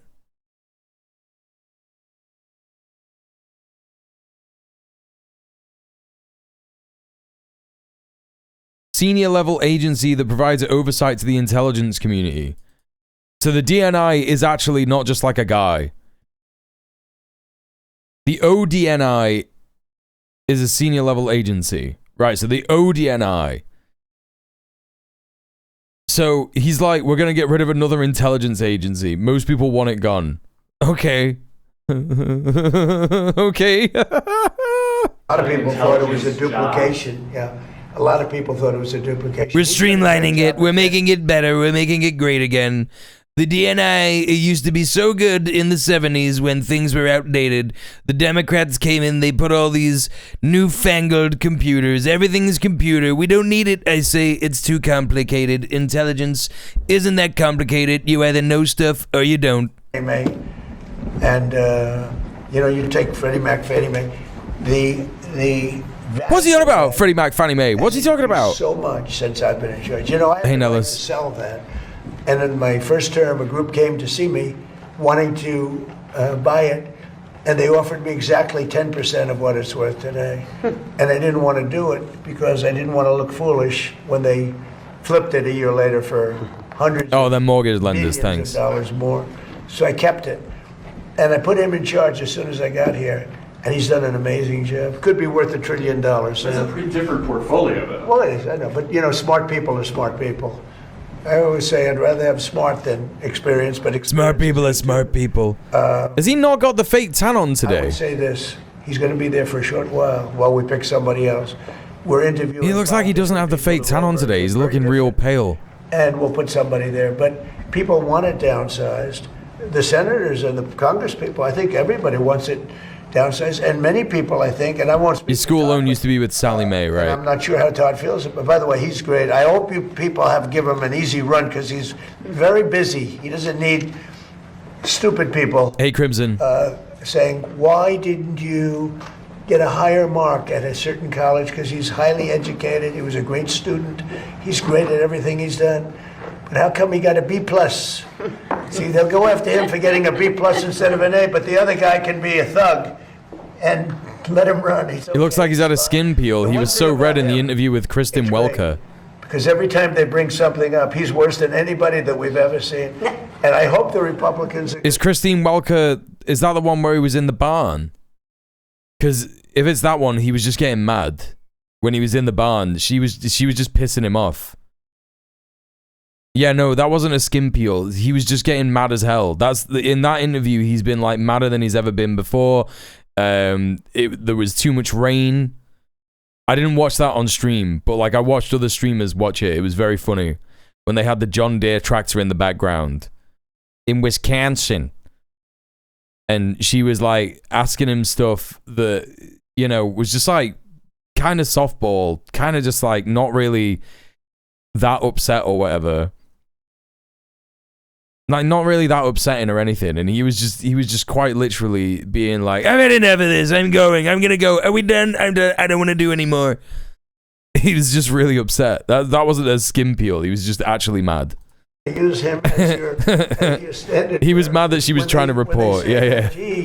She was doing a very basic journalist, you know, applying very basic journalism standards, and he was just going, "I don't want to do this anymore. There's too many questions." Eric, we don't like the way you dress today. It's unacceptable, right? And then all you have to do is point to this thug that they're trying to put in.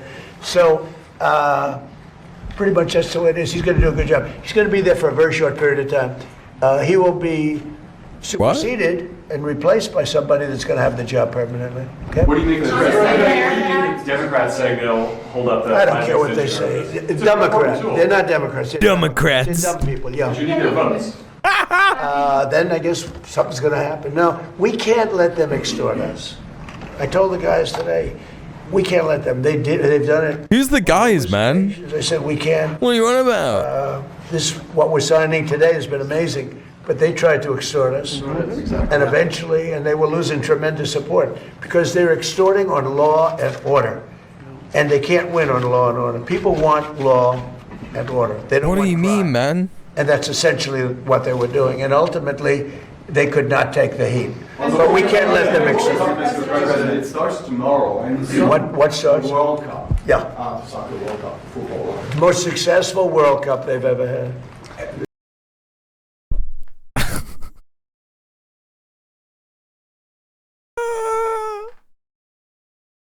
Anyone follow this stuff know why he's actually trying to get rid of Tulsi? He just gets rid of people all the time. Like, so, you know, he has a change of fucking heart, doesn't he? Right? I think that Tulsi Gabbard was actually like trying to do a job well. I imagine how it actually went down, right? Because Tulsi Gabbard is a cop, right? She wanted to be doing a cop job the best. And he was probably saying things like, yeah, also she's a woman. Hello, hippie marshmallow. Yeah, she lives too much in reality, so she's gone, right? She's a cop, she's a fed. And I imagine that he was probably saying some stuff like, she was probably reporting some stuff. You know, the ODNI, as I've just found out, like, I knew that she was head of intelligence. I didn't know, like, what the particular name was or whatever, but that org that she was the head of, the fucking ODNI or whatever, it's like the oversight for national intelligence, for like, you know, national intelligence stuff. So she was definitely telling him things that he didn't want to hear. You know what I mean? Yeah. Like shit like that. She came out a week before the war and said Iran poses no threat. All this kind of stuff. She's just been telling him things he doesn't want to hear. Right? That's all it is. That's the reason that he gets rid of people. If they're just not a sycophant in it, you know what I mean? Exactly. They've never sold tickets at that level. They've never sold that many tickets so quickly. It's amazing. There's no way this is true. We use the word. There's no way this is true. But you don't think of soccer in this country. It's the most successful. I spoke to Johnny this morning. Who's Johnny? And he's the boss. He said... FIFA guy. FIFA chair. Never been anything close to what's happened. But because of the success, some people are afraid that it's going to be harder and harder to get visas to come from outside. Can you Well, we're working on it very closely to make sure the right people come into our country. Has he gotten rid of a single man yet? Yeah, Elon Musk. Gianni, yeah. Oh, Gianni is Johnny. Johnny. It's just... Gianni is Italian for Johnny, right? Are you concerned, Mr. President, about the latest inflation number which came out this morning? Could that be a No, I love it. The numbers were great. You know what I really love? I love the inflation. You know why? Because as soon as this war is over, You know, I can say it now. Something you didn't know. Do you know we've been taking out millions of barrels of oil? Nobody knows it. You know who doesn't know about it? Iran, until right now.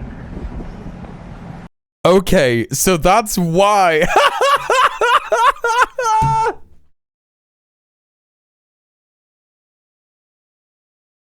So that's why he's going on about this, like, we've got 100 million barrels of oil shit.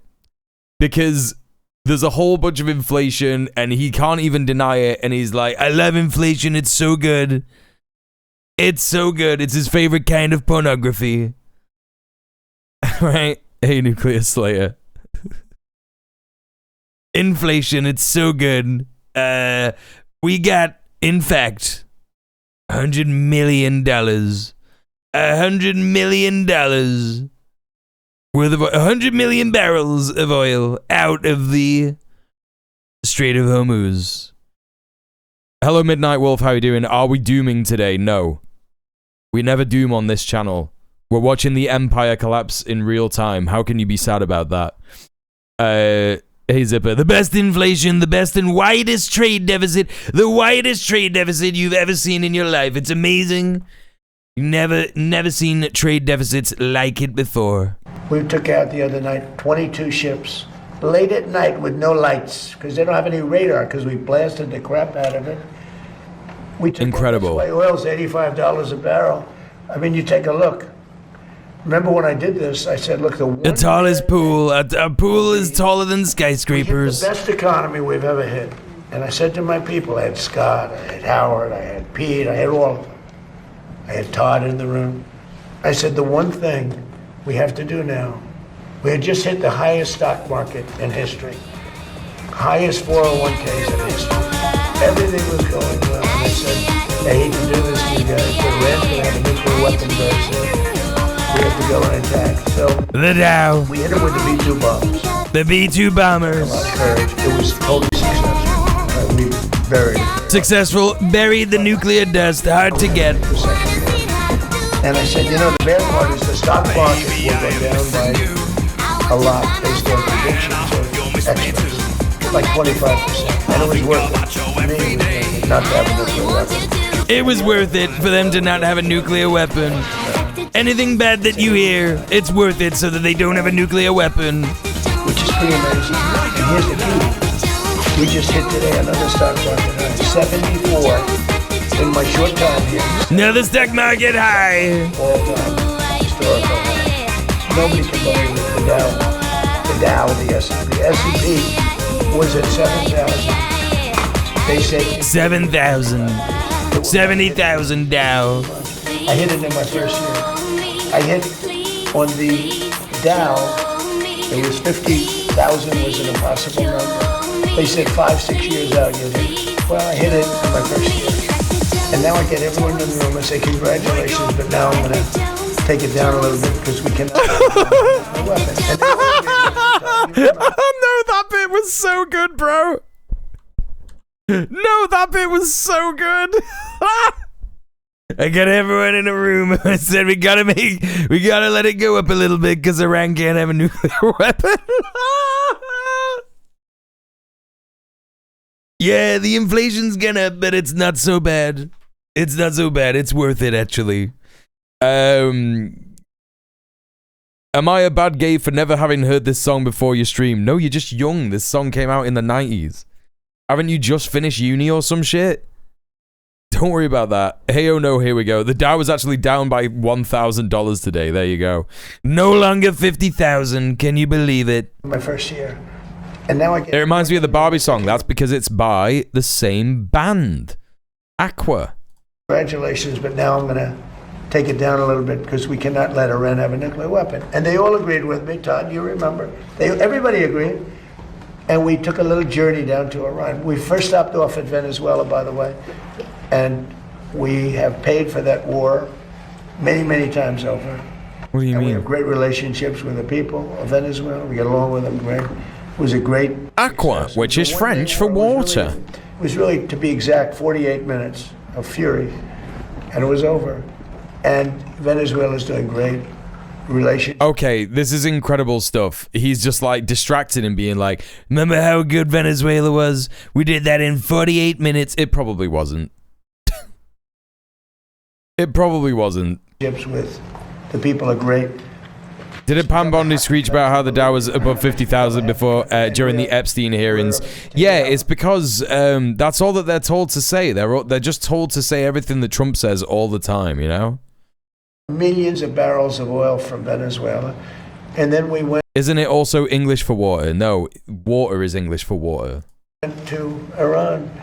And essentially we've done the same thing. It doesn't She's holding back a laugh, yeah. There's no Navy. At this point, I don't believe anything he says. There is a point to listening to it, because sometimes he does let a little grain of truth come out, 1,000%. Like, you know, when we're doing analysis of like, you know, why is this stuff happening? Why is it going like this? And we're like getting kernels of truth and kernels of understanding from stuff. Sometimes he definitely lets some stuff slip, right? He definitely does. It is worth it. There's no Air Force. All of their planes are blown up. Most of their drones. French for water is O. Actually, I think you'll find it's low. Get it right, yeah? Get your grammar right. Are gone. Most of their drone making ability is gone. Most of their missiles are gone. All of their leadership is gone, so they replaced it. All of that leadership is gone, so they replaced it. And that's the people we're dealing with now. And I think they're going to want to make a deal. We're going to talk. Between now Oh, when the war is over? Yes. It's coming down. When the war is over, it's coming down. It's going to come down like a rock. And remember, during the pilot rescue, he was told not to give an exact number of staff, so we just said over 200. Yeah. Yeah. There's about 200 people involved. Again, we're taking out millions, which I'm just announcing today for the first time. 100 million barrels of oil. Of barrels of oil. Millions of barrels. Millions of barrels. Took out oil. But now I'm going to tell you because they just figured it out. So now that they figured it out, I can tell you. It was very hard for me. I wanted to say it so badly, but I didn't want to ruin it. But it was very hard. But millions of barrels of oil has come out. And that's why it's at $85, $90 a barrel instead of $250. But we have the greatest military in the world, the toughest military in the world, just the best in every way. Nobody even close. There's no military that's even close. I rebuilt it during my first term. I'm using it now. When this conflict is over, Todd said, please go into conflict, right? As opposed to the word war. He didn't like the word war, but it's sort of a conflict. It's a military operation. When it's over, you will see oil drop to where it was before. We were getting gasoline. Just before it started, I was in Iowa, and we passed gas stations. This is not going to happen. None of this is going to happen at all. $1.85 a gallon. And we'll be back at those levels very soon. Thank you very much, everybody. Thank you very much. That's it. It's over. We're done. We're done. Okay, let's have a look at some other stuff regarding what is going on in Iran. I don't know if any other like breaking news has happened, by the way. I was just trying to have a little look on Twitter and see if there was anything more that's come up. But we're going to take a look at some extra stuff. So there's JD Pondon doing his thing. Over how long of a period is this supposed to have happened? The 100 million barrels a month, I think. Okay, so this is Morandi saying Trump has just announced on Fox News the death sentence of the Saudi, Qatari, Bahraini, UAE, and Kuwaiti regimes, as well as the global economy. Now, of course, Morandi is massively biased against all of those regimes, right? And he is he's definitely wish casting to a degree. However, what he's talking about is the fact that Trump is threatening or saying that he may use the strikes against the power plants and bridges that he was threatening at the end of the first period of the war. I guess you could describe it as that. I don't know. I'm just doing this now. So that's what Morandi is talking about here. He could be right, absolutely. First publication, Netanyahu's warning in the cabinet. We may have to confront the Iranians alone. After last night's cabinet meeting, the Prime Minister said it could be that we'll reach a situation where we have to confront the Iranians alone without backing from the US, with all the costs involved, armaments and global isolation. We don't want to get there, but we know we can get there. The Chief of Staff Zamir warned about the emerging agreement. As we see it right now, almost any agreement is a bad agreement. So this is something that is coming out on Israeli TV. This is from I-24. Doesn't necessarily mean that it's true. There's a lot of propaganda that gets pushed out on Israeli TV all the time. So it could just be, you know, more wish casting by the Israelis into thinking that it is possible for them to go toe to toe with Iran. You know, it just isn't, right? It just fucking isn't. So this is just total bollocks.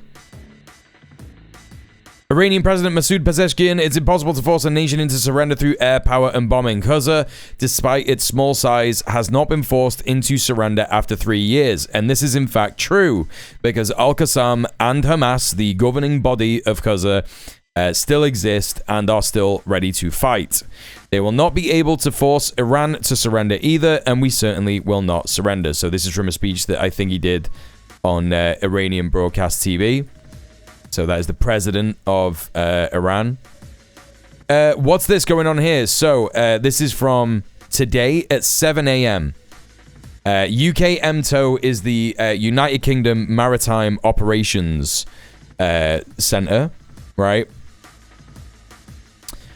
Click here to read the full warning, but this is a warning that they put out today. UK MTO has received a report of an incident 88 nautical miles southwest of Balhaf, Yemen. A cargo vessel was reported being approached by one craft with 6 armed persons on board. There was an exchange of fire between the small craft and the cargo vessel's armed security team, resulting in the small craft turning away. Authorities are investigating. Vessels are advised to transit with caution and report any suspicious activity to UK MTO. So again, this is in fact Ansar Allah, also known as the Houthis, doing, you know, doing what they said they would. We've got drop site news here. Footage shared by Iranian state media purports to show the moment a US MQ-9 drone was destroyed by IRGC air defense fire. The IRGC earlier claimed it shot down the drone over Jam County in Bushehr province during clashes near the Strait of Hormuz. So this person, Egypt's Intel Observer, calculates the cost reported U.S. aircraft losses and damage is exceeding $2 billion. So here is the footage.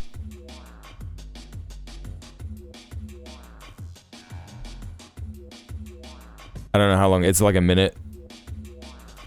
Give it a little bit.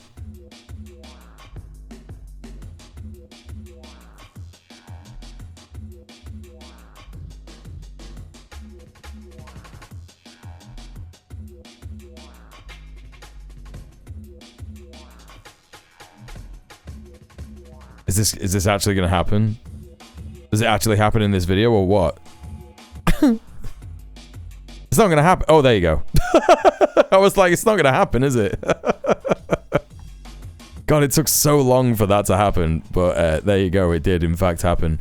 So this is Egypt's Intel Observer with a big sort of graphic here of the U.S. military aircraft losses.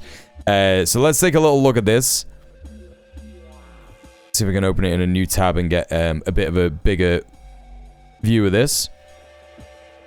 F-35 Lightning II. One fighter jet hit and damaged by an Iranian surface-to-air missile. The F-15 Strike Eagle. 3 fighter jets shot down over Kuwait and 1 shot down over Iran. A-10 Thunderbolt. 1 aircraft crashed during CSAR operation in Iran. AH-64 gunship. 1 helicopter shot down by IRGC over Hormuz. I'm not sure if that is the Apache that Trump is claiming was shot down. I don't know if that actually happened. I don't know if I actually believe that. Unit cost $270 million here. E3 Sentry AWACS. 1 destroyed at PSAB. These are MC-130s. 2 of these went down. MQ-4C Triton drones. 1 of them has gone down. 4 AH-MH Little Birds. This is apparently during that operation that went very badly. 28 Reaper drones have been fucking destroyed, which is absolutely insane. And apparently 2 Chinooks have been destroyed. And 3 other helicopters have been damaged. Was that a US drone? The one that we saw in the video? Yes. A small country's worth is a big oof. Yeah, 1,000%. 1,000%. Complete side note, can I just say I really appreciate your chat interaction with answering questions where you can, engaging, and how engaging you are. It's quite refreshing given the topics you cover. Yeah, no worries. I do my best. Thank you so much. I really appreciate it. Yeah. If Trump miscalculates oil prices, will speak to the world in a louder voice. Iran is ready to carry out a new version of the war, and there are surprises waiting for the enemies. What is this? Senior Iranian source to Al Mayadeen. If Trump miscalculates oil prices, yeah, there you go. Yeah, that's what you said. So that is an interesting little graphic there. There's another UK Maritime Operations Centre warning here. Suspicious activity. Received a report of an incident 20 nautical miles northeast of Sohar, Oman.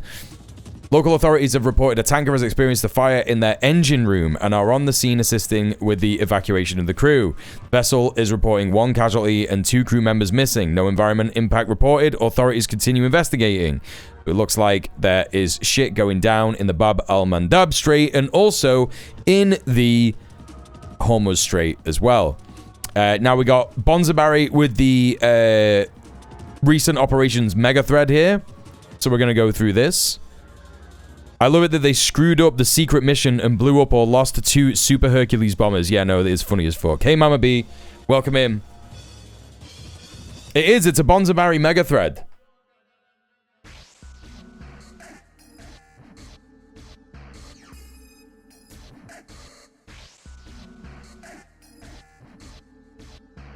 Okay. Okay. Chat, just before I go through the Bonzabarry mega thread. This is my full-time job. Streaming is my full-time job. Please consider hitting me up with a dono. I would only ever ask that you donate 2, 3, 4, or 5 pound. Nothing more, although people regularly do. Please consider chucking me a $5, chucking me £2. If 10 people donate a $5, we will hit the dono goal for today. Of course, if about 4 people donate a $5, we will also hit the Melpo cam goal, which means that we can turn the cam on and get a little bit of Melpo action on the stream. So please consider doing that. And also, please consider subscribing on Twitch as well. We have a sub goal and a dono goal in tandem because that is my target for making money for the month. So yeah, if you like what you're watching, if you've laughed, had fun, learned something, please consider either donating or subbing. There you go. That would be very good if you could do that. Please give me money for the job that I do. All right. There's the call to action for this moment in time. I definitely missed the ad break, so I'm sorry about that. Yeah, I'm about 20 minutes off from the ad break there, so I didn't catch it before that. But there are ads at every hour, so if you want to miss the ads, get yourself a sub. Also, hello, Follistan. Welcome in. There are probably more drones lost. Those go down all the time. Yes, let's get back to the news. Just after the call to action there. CENTCOM, US Central Command. Yep, so we read that last night as it happened, 10:18 p.m. Response is not proportional. Reports of explosions in several coastal cities. Renewed attacks in southern Iran. American strikes in southern Iran. After launching drones at the 5th Fleet base, Iran fired ballistic missiles as well. Ether, thank you so much for the sub. Enjoy your ad-free viewing and your emotes. Rachel Y. Hypers. Thank you so much for the 2 months. Appreciate you. Thank you, thank you, thank you. I thought you said outbreak instead of ad break. Sorry about that. Yeah, my voice gets a little bit shit as time goes on. After launching drones 5th Fleet base, Iran fired ballistic missiles too. Sirens now in Bahrain. Sirens in Kuwait.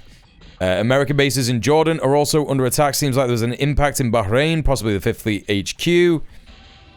Footage of American air defense active in Jordan. Bases in Bahrain, Kuwait, and Jordan have been targeted. So yeah, it does in fact look like they were defending the US base there in Jordan. And of course, it's probably not the USA that is doing that. It is probably, you know, other stuff as well. When I say other stuff, I mean, yeah, it's probably Jordanian forces. The Kuwaiti army announces the arrival of more missiles and drones. Iranian attacks haven't stopped. Another wave in Bahrain. I thought that there would be more of this, but it appears that there isn't. Let me just take a quick look at Barry's first page.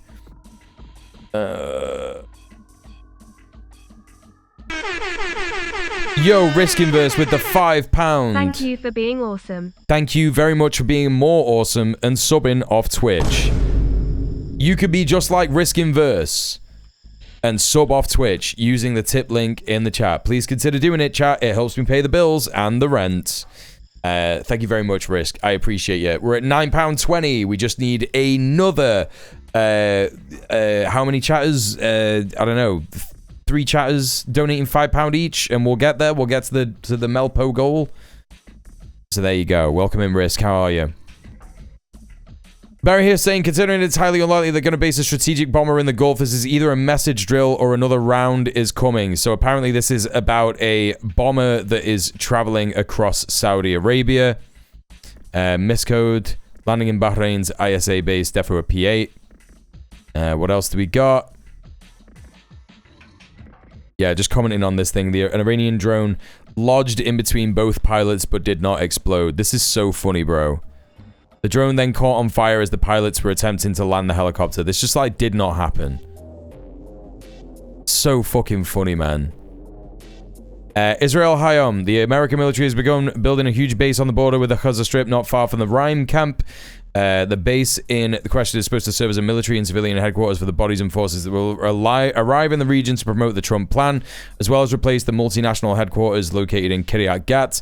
As part of the construction of the infrastructure at the new base, plans include the construction of a tower that is to be used for command and control forces in the field. Oh boy. US CENTCOM admits it struck Indian oil tanker Set Bellow, killing 1 Indian crew and 2 crew members still missing. Hell yeah, dude. This is what it means to be an ally of the United States. You just get killed. US Army paratroopers conduct small arms training during a live fire exercise in the Middle East. I wonder where that could be. Chat. Small arms training during a live fire exercise in the Middle East. What would they need that for, chat? Paratroopers. What would they need that for? Why would they need to do that? That's crazy. That's crazy. What else do we got? Yeah, no. Nothing new from Barry, I don't think. Yeah, nothing new from Barry. Okay. We might see a full invasion after all. I really think we will. I really think we will. Nobody mind the 400 kids killed during these training exercises. It had nothing to do with Iran. They're just playing Fortnite. Yeah, that's how you know. This is just a little bit of interesting stats here. World seeing highest number of armed conflicts since World War II. Chat, do you remember when everyone was talking about, oh my god, it's going to be World War III, and we were all saying, don't worry, World War III has already happened? It's kind of because it is happening, right? We are kind of just like in the middle of it, right? There were 65 active conflicts worldwide in 2025, with direct wars between states doubling to 8, the most since records began in 1946. According to Sweden's Uppsala Conflict Data Program, as reported by NPR. Roughly 244,000 people were killed in conflict in 2025, up from 187,000 the year before, and the highest toll since the 1994 Rwandan genocide. Russia-Ukraine is currently the deadliest war, followed by Sudan and Israel's war on Gaza. Researchers link the surge to a shifting global order, citing growing arguments that the world is witnessing the end of Pax Americana. Yeah, World War II never ended if you live in the not white parts of the world. Exactly. If they invade, FIFA is going to kick out the USA, right? Right? Right? Hey, Technomancy, welcome in. How are you doing? 9/11 was 100% the start of World War III. It'll definitely be the consensus by the end of the century. Yeah, 1,000%. 1,000%. So there you go. That's that. Chat, we are now going to move on to the news about Belfast. What has happened in Belfast yesterday. I'm not sure if anything is continually going on in Belfast as we speak, but I will do my best to stay abreast of anything potentially like that. Yeah, it's basically been lynch mobs, yeah, essentially. It's terrifying stuff. Let's take a look at this from the Belfast Telegraph, first of all. So, TransLink to suspend all bus and rail services as family of stabbing victim call for end to street disorder. So, chat, we have another situation here where a white person has been stabbed by a not white person in the UK, and the family of that white person are saying, please stop going mental and attacking people because this happened to our family member. And of course, it might be a little too late, and I'm not sure that people would have given a shit about that yesterday anyway, even if it had come out yesterday. But this is from this morning, 11:44 a.m. local time. A 30-year-old Sudanese man has appeared in court charges with attempted murder over the stabbing in North Belfast on Monday. Hadi Oladid is accused of attempting to murder Stephen Ogilvie and possession of a knife in a public place. Alodid of Duncairn Avenue is also charged with threatening to kill an NHS radiographer. Protesters gathered in various locations on Tuesday night, causing significant disruption from around 7 p.m. Crazy that the Belfast Telegraph is just calling them protesters. Yeah, man, they're just protesters. So here we can actually see a family getting into a PSNI vehicle after being rescued from houses which caught fire in Lendrick Street. Again, caught fire. Some pretty passive fucking language here, man. Please think again. Plea from Dundonald resident after violent protest. A local resident in Dundonald's Butte Park has pleaded with those behind protests which turned violent last night to please think again. Speaking to this newspaper, local resident Margaret said, I think these people will take it into their hands to do this, and they're not thinking. I can understand why, you know, there was a guy badly hurt. I can understand that, but I really think it's not the answer. It never will be. It's just devastating, to be honest. There's no excuse for it. And I just think it's wrong. It's all wrong. Why do you think this riot happened in Northern Ireland instead of the actual UK? Northern Ireland has a more organized fascist base. They have literally fascist paramilitaries there still. You know, the loyalist factions have never really gone away. They're essentially terrorist groups that have just been like normalized and shit. You know, the opposition to the IRA kind of thing. They're, you know, called the Ulster Volunteer Forces and shit like that. They're just people who like volunteer to fight for the crown for like no fucking reason other than they like love Britain. And they still get around and they still operate like gangsters in you know, in Belfast. It's also a run up to the 11th night and the parades on the 12th. Yep, there are usually these are the orange parades, right? Orange parades that happen every year in the UK. You'll find them happening in Scotland and in Ireland, in the north of Ireland.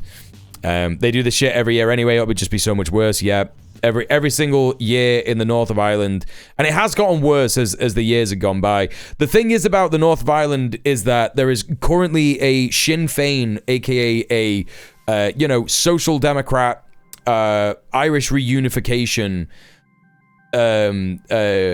leadership in the government of the north of Ireland, and they have what is called a porous border with Ireland because, you know, they want Irish reunification, right? And that is being used by the loyalists and the right wing to further the rhetoric of, you know, open borders, yeah, open borders and shit. So, you know, they're trying to keep the Good Friday Agreement. Yeah, it's you know, it's completely fucking insane in terms of like, yeah, with the border arrangement, right? This is the thing. It's not even like remotely as based as it could be, but the right-wing fash, the loyalists are all just sat there just being like, yeah, man, this is what happens when you have open borders, and that's what Sinn Féin want and all this kind of shit. So that's why it is, the previous, week, Henry Novak, nothing happened. There was no agitation that resulted in more riots across the UK over the weekend because of Henry Novak, because again, there's just not that much appetite for that kind of fascist violence in the UK, right? 2024 was an interesting one. I can't tell you what is different from 2024 and now.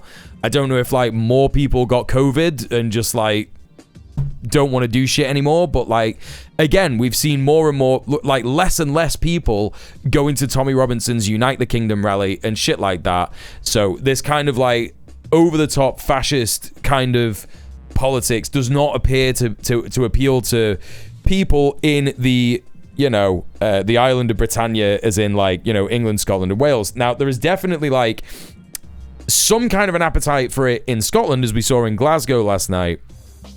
There were Rangers fans, orange fuckers just going around, who are of a similar mindset to, the loyalists in the north of Ireland, because of course Scotland is also a colony, right? So, these guys are unionists, they're Rangers fans and they're fascists, and, they were also going around attacking random people last night. And there was a little bit of stuff in Liverpool as well, with there was a small protest in Liverpool that the fash went to, but then they just started harassing Just Eat drivers and stuff. Do you know what I mean?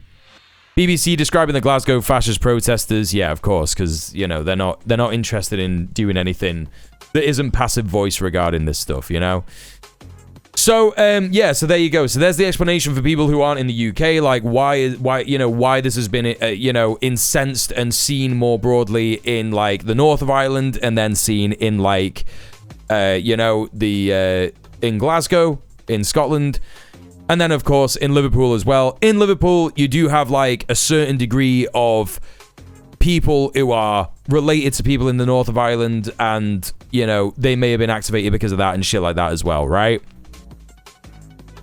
Very similar. Loads of them came over from the north of Ireland the day after the indie ref vote to fuck shit up. Yeah, exactly.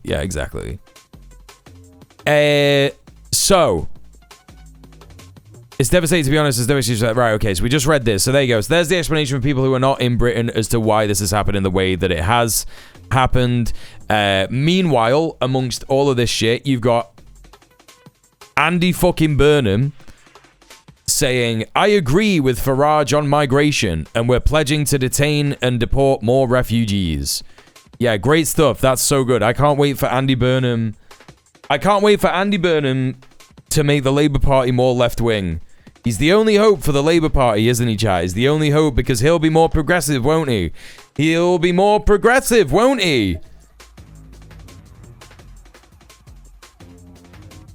My Andy Burnham video on my YouTube channel is doing terribly, by the way, chat. I could really do with some people liking and commenting on it. Anyway. There's that. While all this is happening, let's have a look at some reports. We got the GB News report with Nana Rakua here. Let's have a look and see what the fash are saying on GB News about all of this stuff. So straight away, leading with a Sudanese man. A Sudanese man has been charged in connection with a brutal knife attack in Belfast last night. The victim, who is in his 40s, suffered significant injuries to his face, neck and back. Now, horrifying footage shared on social media, which is far too graphic for me to show you tonight, appears to show the suspect stabbing him several times. Well, in a press conference this afternoon, police confirmed that the suspect had leave to remain. Why does that matter? It just doesn't even matter, man. My understanding that the suspect was granted leave to remain in the United Kingdom on the 28th of September of 20... Bro, why does this matter? Why are the coppers fucking just talking about this as well? This is insane. Why does this matter, bro? 2023.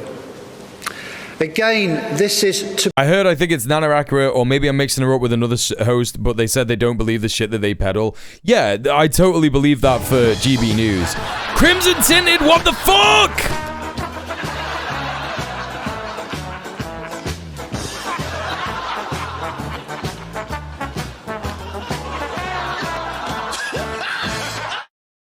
Let's make this easy.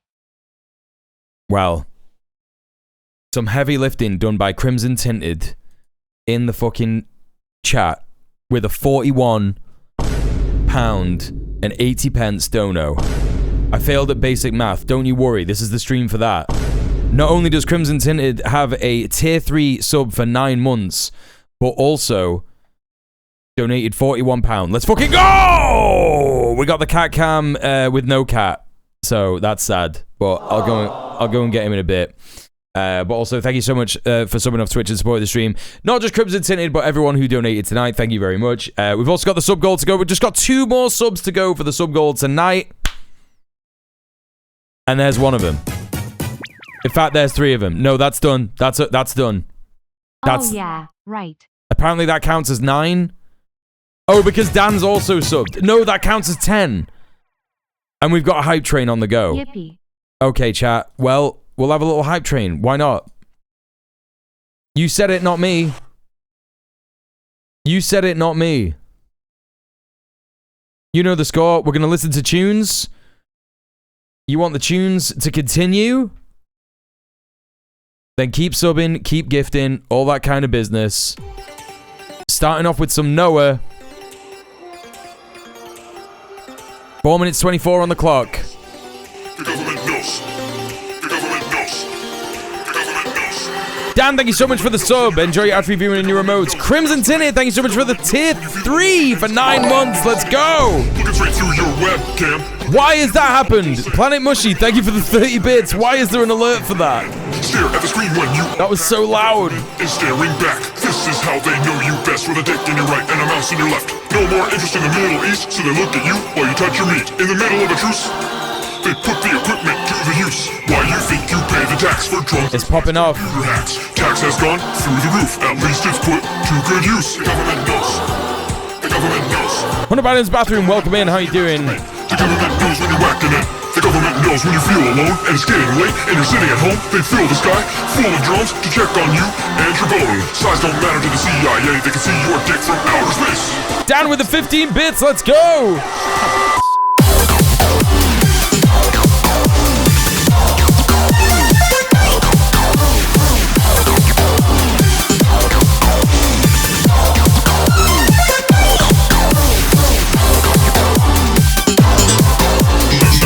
Pre-by Goof with the 30 bits.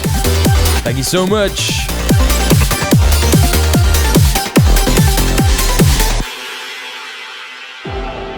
Hey Baldwin, just realized he's wearing corn dogs. Yeah, that's how you know. It's American. The government knows when you masturbate. The government knows when you masturbate. The government knows when you feel alone and it's getting late and you're sitting at home. 2 minutes 43 on the clock, chat. Uncle Sam, look him in the eyes with your balls in your hand and stick it to the man. In the zone, weird look on your face. This is how you're stored in their database. They're all around, they're all no win. The only dick they haven't seen is Edward Snowden's. The government knows.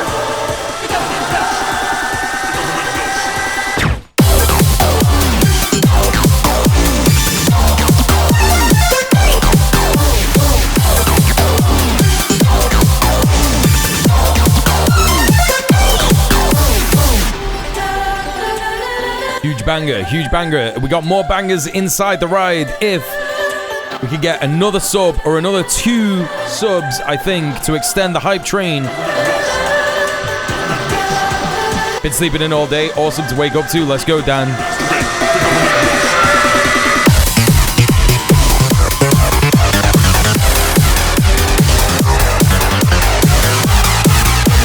Yes, I have heard that tune. It's in the hype train playlist. Hippie Marshmallow.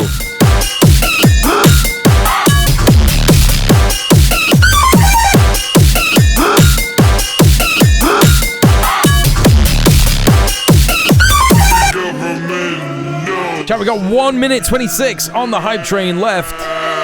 If you want to listen to more tunes, get another sub in. masturbate.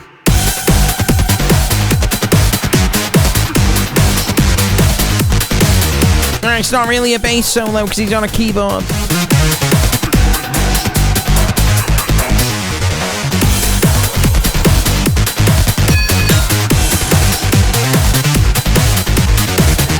All right, chat. We have got just another 50 seconds on the hype train. We're into sudden death. Are we going to get to level 3? 40 seconds. Someone going to save us. Hit someone up in the chat who doesn't have a sub badge, although that is quite rare nowadays.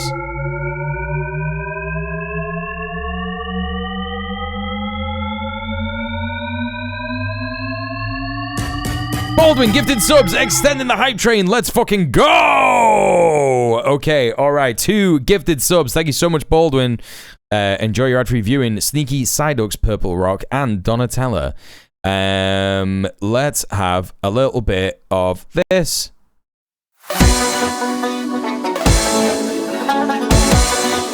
Come on, chat. You know this one. Another 4 minutes 35 on the hype train. This could be... This could be it. Or are we gonna go for longer? Only chat can decide by giving me more money. I was born in a Dublin street where the boy runs do beat, and the lovely English people walked all over us. And every single night when the dad would come home tight, he'd invite the neighbours out with his chorus. Come out, you black and tans, come out and fight me like a man.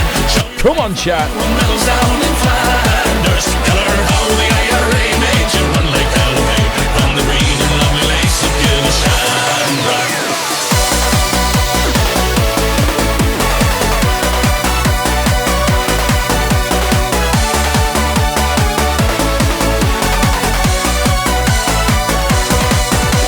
Tell us how you slew them old Arabs 2 by 2.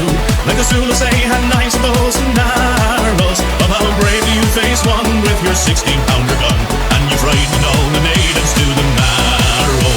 Come out, you black and tans, come out and fight me like a man. Show your wife how you won medals down in Flanders. Tell her how the IRA made you run like hell away from the green and lovely lace of Gillishandra.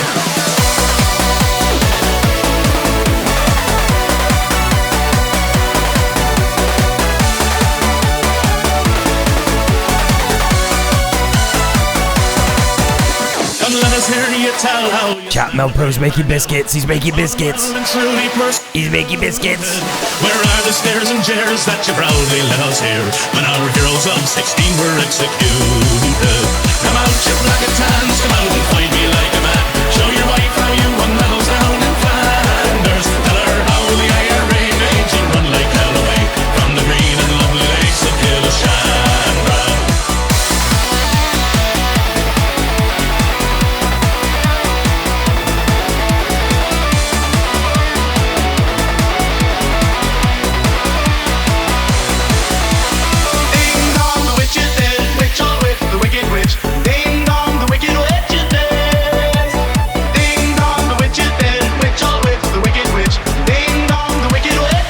Chat, we got 2 minutes left on the hype train. You want to continue listening to tunes? Drop some subs, drop some bits. There's a couple of people in the chat I'm seeing with no subs. You could gift them up. Midnight Wolf, Brody, Ninny. Someone snipe them out.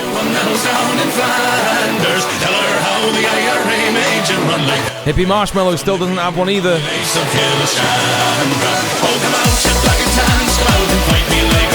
Show your wife how you won medals down in Flanders. Tell her how the IRA made you run like hell. 1 minute 25 on the clock.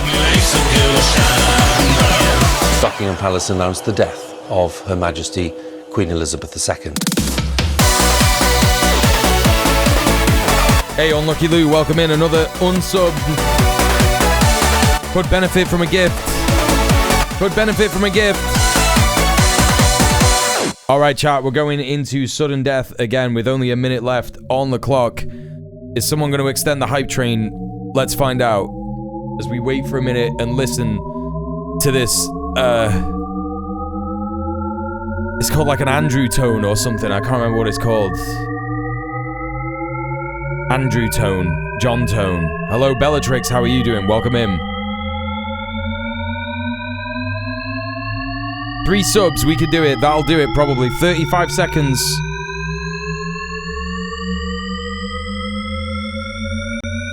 Is it gonna happen?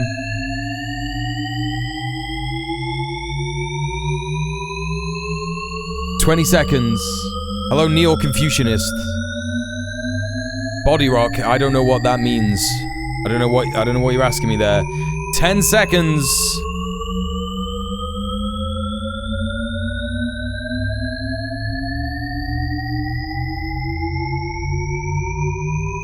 And that's a successful hype train. Thank you very much, everybody.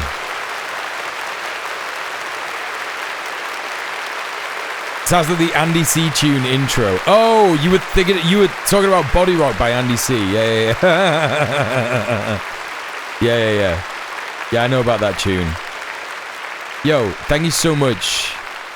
We got to level 3. Thank you so much, everybody. Thank you to Baldwin for the 2 gifted subs. Thank you to Pretty by Goof for 30 bits. Dan for the 15 bits. Mushy for the 30 bits. Dan for the 2-month resub, and Crimson Tinted for the 6 months at tier 3. Thank you so much, everybody. Back to the grind, back to the news. You know the score. It's GB News, and I am going to go and have a piss. Be confirmed, but I'm informed that he made his way from Sudan to Paris at dates unknown, and from Paris he flew to Dublin at a date yet to be determined. From my current understanding, he then travelled from Dublin to Belfast by bus on the 10th of February of 2023. There is no trace of this suspect on any of our national security databases, and he was not known to the Police Service of Northern Ireland.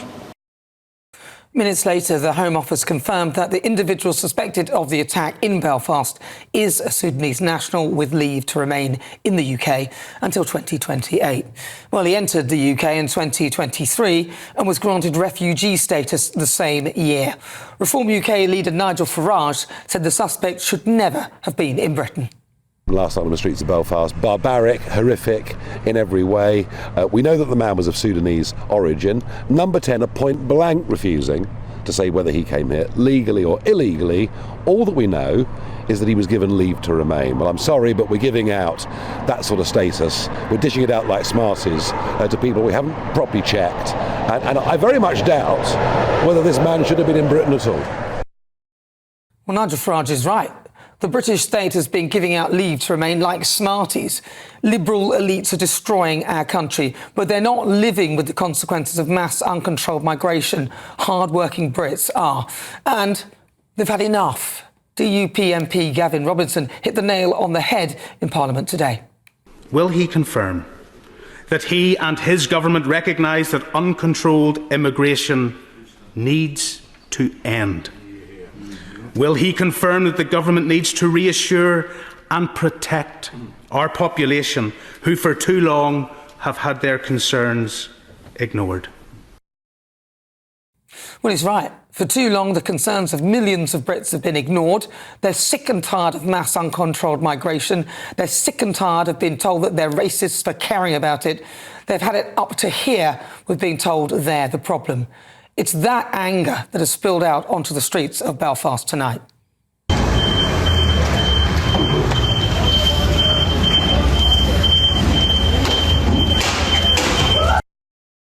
Well, it's obviously not right that people are violent or attack the police. That's awful, and it's not the solution.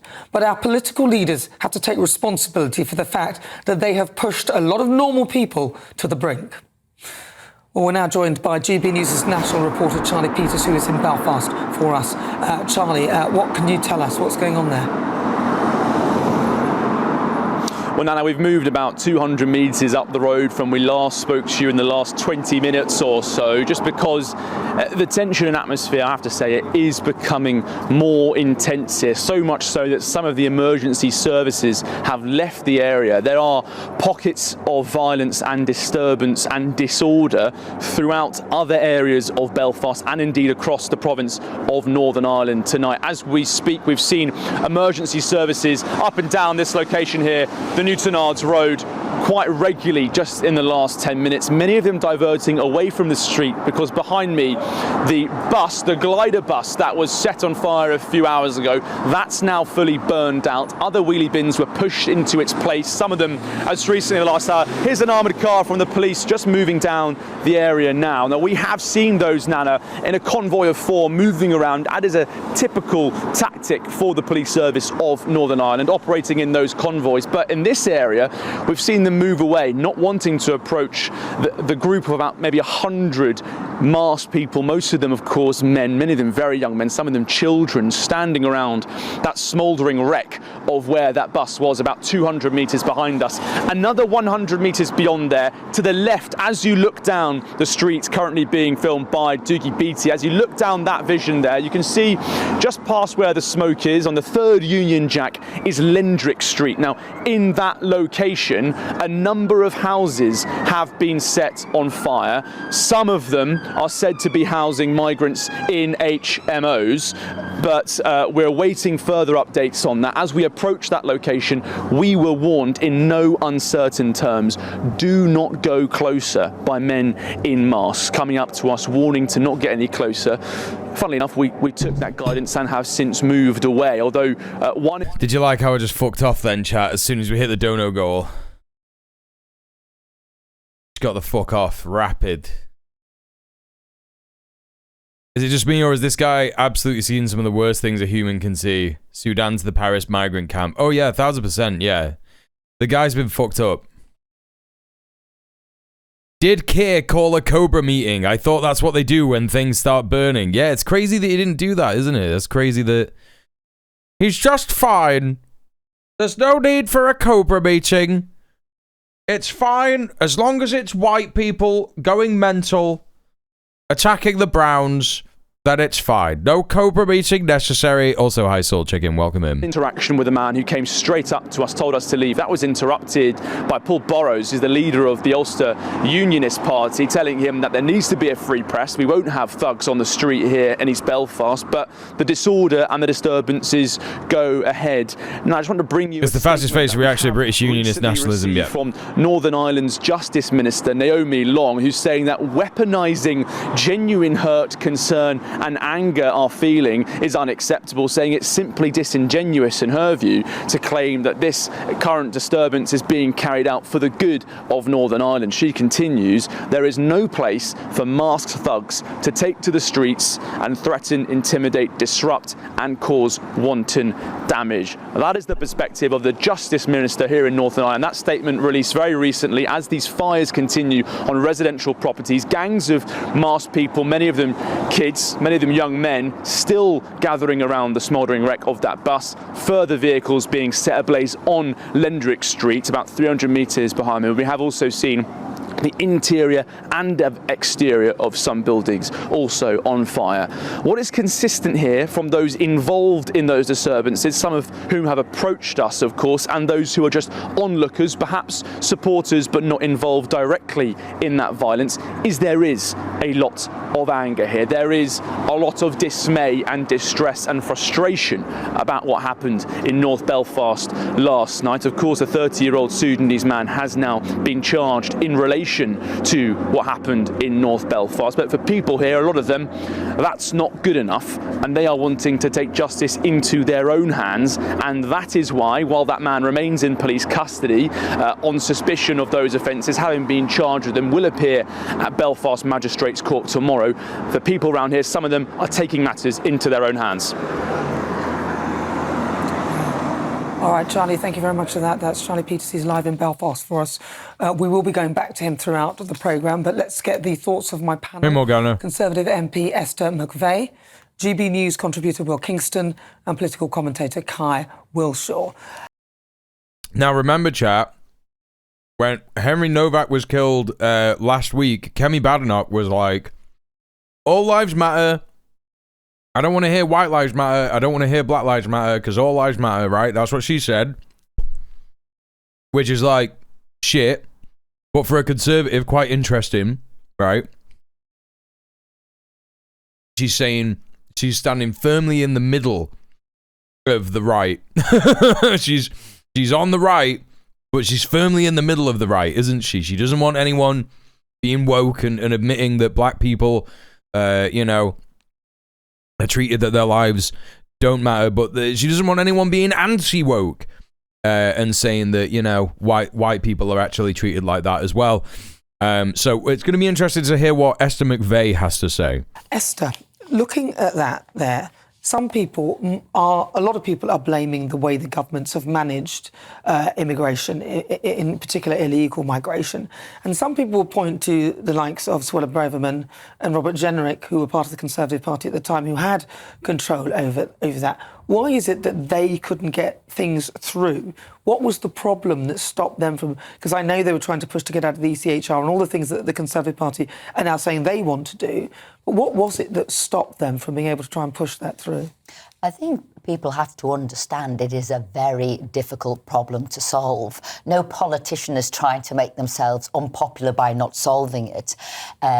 Rishi Sunak did write on the front of that Rwanda bill to send people to Rwanda that this will be excluded from the ECHR. Not everybody at the time was on board to come out of it in its entirety. There were, I'll call them front runners, and that was Suella at the time. It was me. There was other people who were wanting to say that. But you have to get everybody involved. You've got to get it through the House of Commons. Everybody's got to vote for it. So it was difficult. They were looking at things to do it. We do. Jenny, I've had a great stream. Thank you very much. Where we will send despite people, the horrors. if we do not know where they come from, because what we know is people destroy their passports on the way over. So you can't just send them back to the country. There is no country to send them back to. We have to send them to a third. People destroy their passports on the way over. Like, what are you talking about, man?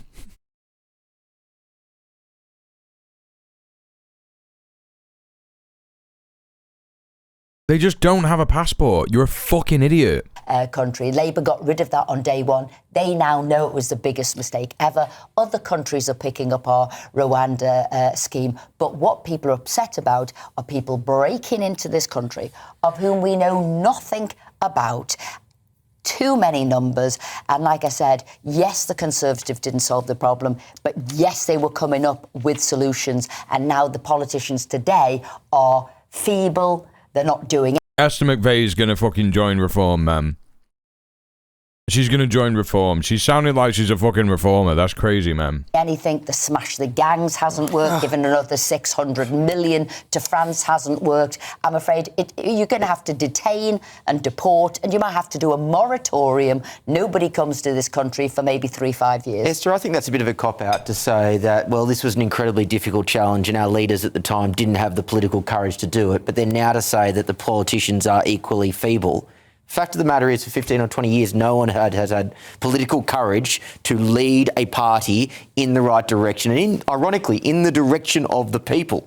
Now, in the Conservatives' case, as you know, because I know you're not part of this group, but 33% to 50% should be in the Liberal Democrats, who just wouldn't put up with it. So this is a problem for the Conservatives over a 15 to 20 year period where they have brought the wrong people into the party. So it's no wonder that people who actually really cared about the right outcomes in immigration couldn't get it done. So it's still ultimately on the Conservatives. But do you think actually the Rwanda plan was a step in the right direction? Unfortunately, then the party was destabilised. Not everybody was agreeing with it. He did actually push that forward, and then Labour got rid of it before even seeing if it worked. And we saw what the fuck is this footage, bro? What is going on with this footage? They can't run a news channel properly. The National Crime Agency said it was going to work. So I get what you say, and not enough was done. But there was a path forward. I believe in offshore detention and processing because it's worked in Australia. I've seen it work. But again, at the same time, illegal... Who is this chump, by the way? And it hasn't worked on Australia because there are still people going to Australia to migrate there. Like, it's just so insane. Migration is a part of the problem. Legal migration is an even bigger part of the problem. And you can bet that more Sudanese, Afghans, Eritreans, people from incompatible cultures, and I don't walk away from saying that, they're incompatible cultures. In huge numbers so legally. So do a moratorium, like I'd say, you need to actually stop anybody coming in for a few years. I would stop people coming from, a banned list of countries like the US has done, 70-odd countries. Yeah, and he's sticking to it. I mean, look, you look horrified, Guy. I just, I'm enjoying Will and Esther having a little Barney. No, we're not. I think we were I think we're on the same page. I say Barney about a disagreement, you know that. Because he pointed out that the Conservatives did nothing, and it's easy enough to say Rwanda would have solved it. Well, that's a counterfactual, and that may not have been the case. We saw it already. And also, I'm not going to even start to come back for a third time to disagree with you on this Labour government's doing nothing, when I've already listed a bunch of things that they're going much further than the Tories ever did on. Look how well it's working. I mean, that's true. That is just like unironically true, even if this guy's like a pro-Labour dickhead, you know? Yeah. Will, when did this person come into the country? 2023, under, Jenrick and Braverman, as we've already talked about. Once they have... He did say that legal migration is also the problem. Yeah, the fucking Aussie guy, yeah. Because what they have on this show, for balance, yeah, is a centre-right Labour guy, a right-wing conservative person, and then a far-right fascist. Like, that's their balance, right? And they're also just doing fascist propaganda on the fucking show anyway. Have leave to remain. We were discussing this in the break, Esther and I. There is a problem that we need to, that I don't think anybody has the answer to, of if somebody has leave to remain, how do we audit where they are? If they're not in asylum hotels, if they're in dispersed accommodation, clearly the government needs to do more to understand who are these people, maybe sift... Insane. The Labour guy is like... The Labour guy is saying we need to fucking monitor people with leave to remain. Insane. I wonder what the next stage will be when none of society's problems have gone away and they've completely locked the country up. Yeah, I wonder what will happen then. They certainly won't turn on the queer community, will they? That won't happen. They certainly won't turn on women's rights, will they? By risk, and I agree, by countries where they're coming from, because there's too many queers, and that's why we're not having any babies. Too many queers, promoting this ungodly lifestyle, and that's why no one's having babies. They need to be converted back to straight people so that they can have more babies. And then it will be women are choosing to not have babies as a protest against men, and we need to force women to have babies. That's the way it's going to go down. Different cultures in if nothing changes, where people come to this country with different experiences of war, of torture, of rape. Of course, that's going to make a difference to their behaviour. So we need to understand better, maybe sift through risk and understand who those people are and where are they, and how can we try and stop this thing happening from people who are already here. I don't think we need to understand them. I think what we need to do is just decide whether someone should be here legally and whether we're allowed to allow them to be here. And if we are having people here, for example, we've got lots of people coming here. Chat, why is Twitch saying I'm offline? Have I been banned? What the fuck has happened?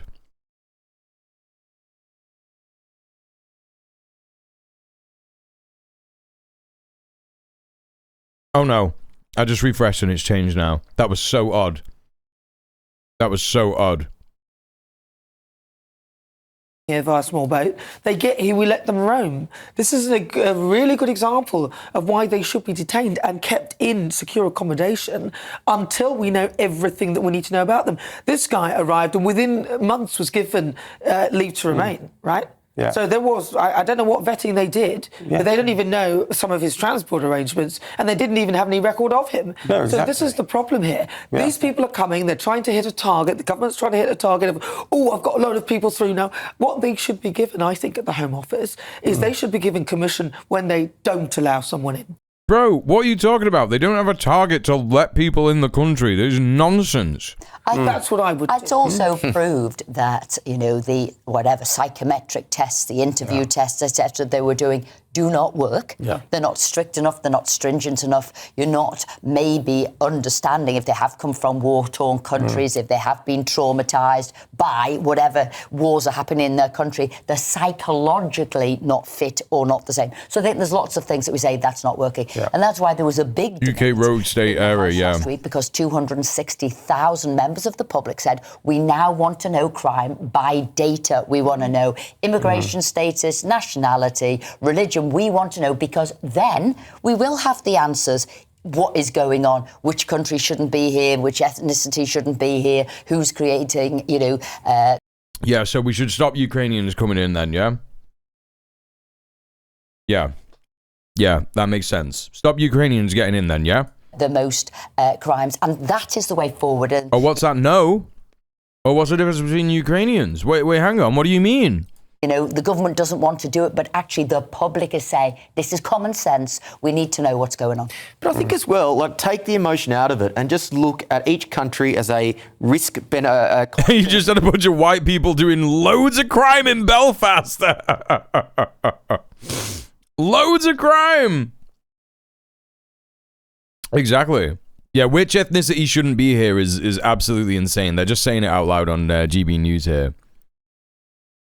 This shit was insane. These animals burn people's houses down. Yeah, we've been through the sort of the intro to it. Yeah, Sound Killer. Welcome in. Yeah, it's mad. Analysis. My understanding is for an immigrant, you need to be earning somewhere around 40. These are the consequences of a deliberate defunding of public services, which is why people have just sat in hotels rather than actually having their claims processed. Correct. £42,000 a year to be breaking even for the government, to be a net contributor to the economy. If, for example, a country on average produces immigrants which fall below that number, if they aren't culturally compatible and would need to make an assessment to say these are the criteria we would judge that on, then they don't pass that cost-benefit analysis. Well, it should be very pragmatic. I had that argument in Cabinet with Boris and he didn't want to hear it. You are spot on. You shouldn't be bringing people in here who are going to be dependent. But Labour have... That's crazy. Throwing Boris Johnson under the bus. Absolutely fucking insane, bro. That's absolutely insane. Raised the salary threshold now for many workers. Yeah, well, they have, and then they've... Judge should be careful in putting weight on being a benefit to society. Most of them would get booted. Yeah, exactly. The gangs, and then they've done the one in, one out, and then they've done stuff on TikTok. Right. Wait, what? What are you on about? Wait, what was that last bit?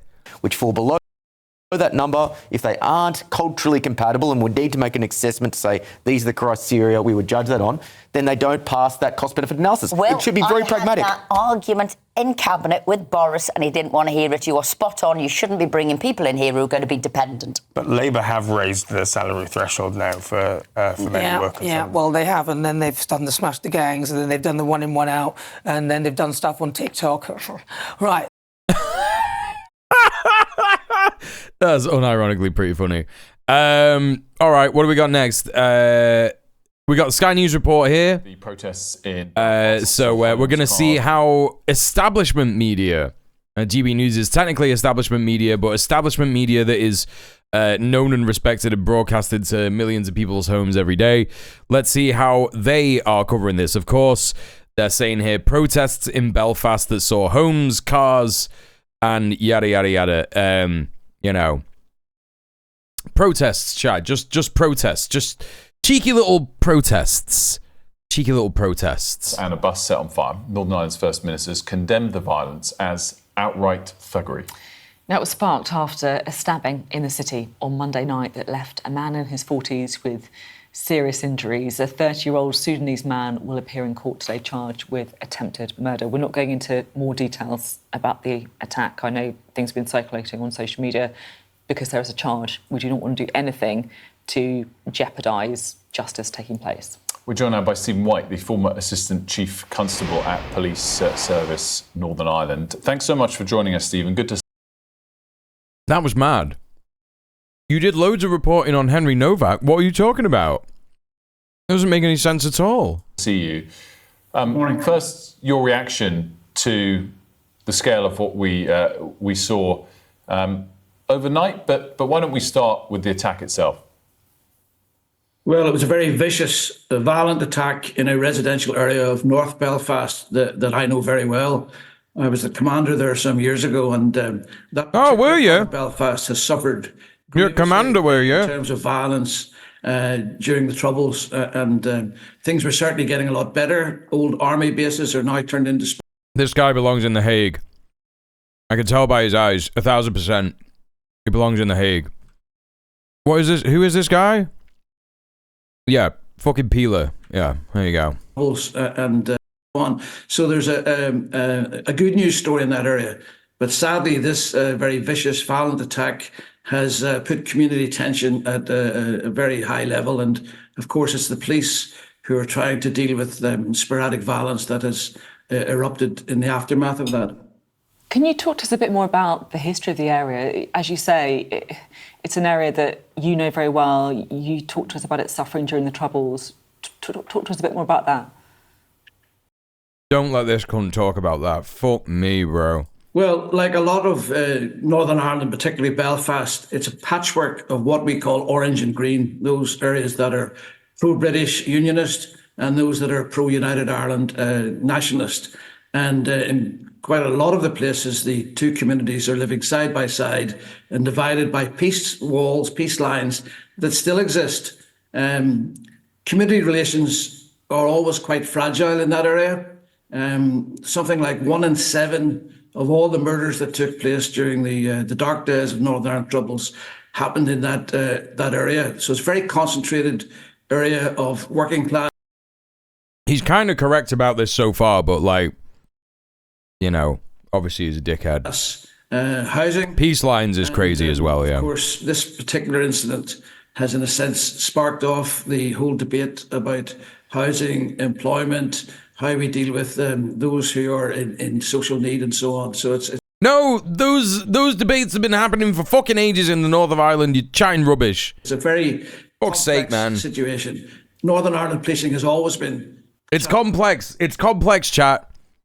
Complex. Just like Israel and Palestine. It's a really complicated thing, and you shouldn't comment on it. You shouldn't comment on it. You should famously just never comment on colonialism. It's too complex for you. You don't understand. You're just a little idiot. You don't get it, man. Challenging, very complicated, very complex, and this particular issue has just added to that. Talk to us about. I'm laughing at an English dude in Ireland talking about immigrants being criminals. Well, this guy could be Irish. He could be Irish.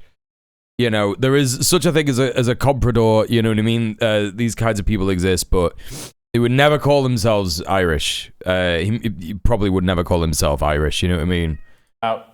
Your assessment of the protest last night? Well, peaceful protest is fine. Illegal thuggery, violence is not on. And again, sadly, it's the police who are caught trying to deal with this. I should say I am very impressed by the police restraint, the police tactics at the time, trying to gather evidence. But the reality is the current police service of Northern Ireland is under strength. It's under a lot of challenges, and they cannot simply be everywhere at all times to protect everyone. I mean, that's the case for every police service. There's always more of us than there are of them. Like that's just a reality. You're never going to be able to recruit everybody in the world to be a cop. And sadly, people are taking advantage of that. They're ramping up anti-foreign. Melpa is down with thuggery, but not pogroms. Sentiments. And sadly, the most cowardly thuggery is taking place where individual families are being targeted because of the colour of their skin or their ethnicity. And it's a horrible thing to see. And for those of us who were brought up in that area, as I was at East Belfast, to see houses burning, families fleeing, sadly, it brings back memories of the darkest days in Belfast's divided history. Yeah, you speak so powerfully about it, I have to say. Just talk a bit more about the anti-immigration sentiment that you are talking about there. Has there been, I guess, a rise in those crimes more recently? Yeah, I mean, as a former police officer, you'll understand that I'm not in any way party political, and I don't really want to get involved into the political arguments about it. But there are those who are...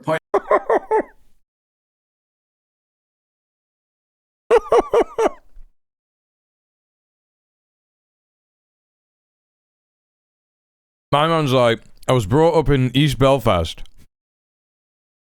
and then I joined the PSNI. I'm not party political.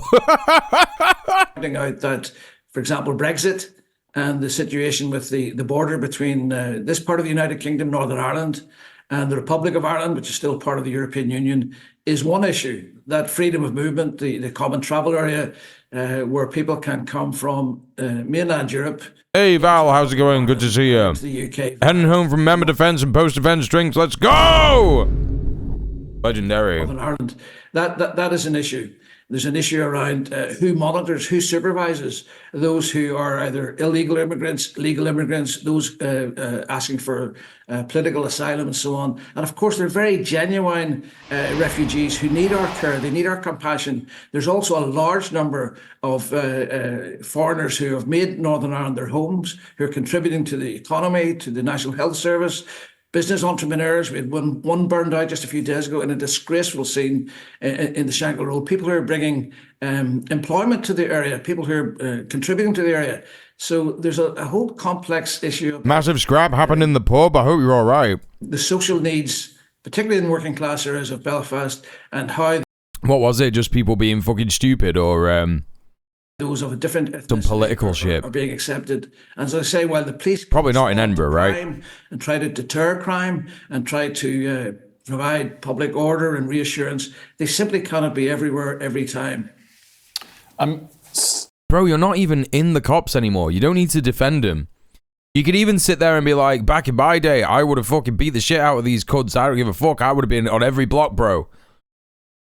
They just don't know what they're doing. I'm sick. But he's just like making apologies for the cops still. It's crazy, man. Stephen, can we return to the attack itself? And it'd be great if you could reflect for us on the heroism, the bravery that we saw from Matt McKernan and others. Oh yeah, we saw two lads with a fucking hurling stick beat the shit out of that cunt, slap him twice with a fucking huge hurling stick. It's mad that he took two fucking smacks to the chops from that. What else are you gonna say? Like, what else can you say, man? On the scene, you've commended the police, of course, but particular bravery from a. Just some drunk fannies got you. We got good. I'm glad you're all right. And I mean, who is to know what was going through the mind of those individuals who rushed to the This guy's name is Stephen White. Rescue of the person being attacked. Now, I don't know, I don't think anyone will know until the case comes to court and the evidence is produced exactly what sparked that violent attack. For anyone witnessing it or anyone seeing it on video, it's horrific. It's very, very vicious, very, very violent, very, very dangerous. So for someone to rush, as they did, to the scene to try to save that man's life, to try to prevent the criminal attack, the violent attack continuing, has to be commended because they simply didn't know what they were facing. As in other parts, I'm thinking of the attacks on Westminster Bridge in London and so on, those members of the citizenry who respond to help a fellow citizen have to be commended. And sometimes they have to use force, as indeed police officers have to use legal force, proportionate force, to try to deal with the horrors and the dangers they're facing. So, of course, I'll take my hat off to anyone who tries to step in to prevent... His desk is pretty messy for a well-disciplined cog in the machine. Thank you That is a rule of law. Wait, is he still in the cops? I thought he was an ex-copper. Former assistant chief constable. What's he doing in an office?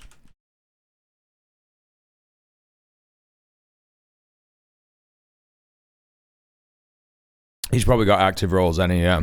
It's been really, really good to get your take on the heroism we've just been speaking about, but also... No, it hasn't. More it was shit. About this particular community where the incident took place. Thank you so much for being with us today. We can talk now to Brian Kingston, member of the Legislative Assembly for Northern Ireland, Democratic Unionist Party member for North Belfast. The DUP. That man there. Yes, the DUP. They'll have a great take on this, won't they? This guy is just going to say, we should get rid of them fucking Sinn Féin Republicans, kick them out, get rid of the cunts, and we should invade the rest of Ireland. Like, that's literally going to be this guy's take. It's just... Get them out of our country, get everyone out of our country that we don't like, and invade the rest of Ireland. I mean, he's in shock after seeing his house go up in flames. What's your message? Yeah, but that it was a disgraceful night of violence in Belfast last night, and but what can you expect? Gave very comprehensive coverage to it and showed the scale of it. This is heartbreaking and depressing for all who love the city as I do. I want to condemn the violence and thuggery which occurred last night. It is completely wrong. Oh, okay. And unacceptable. And that's unexpected in Northern Ireland. It has no place in Northern Ireland. Come on, brother.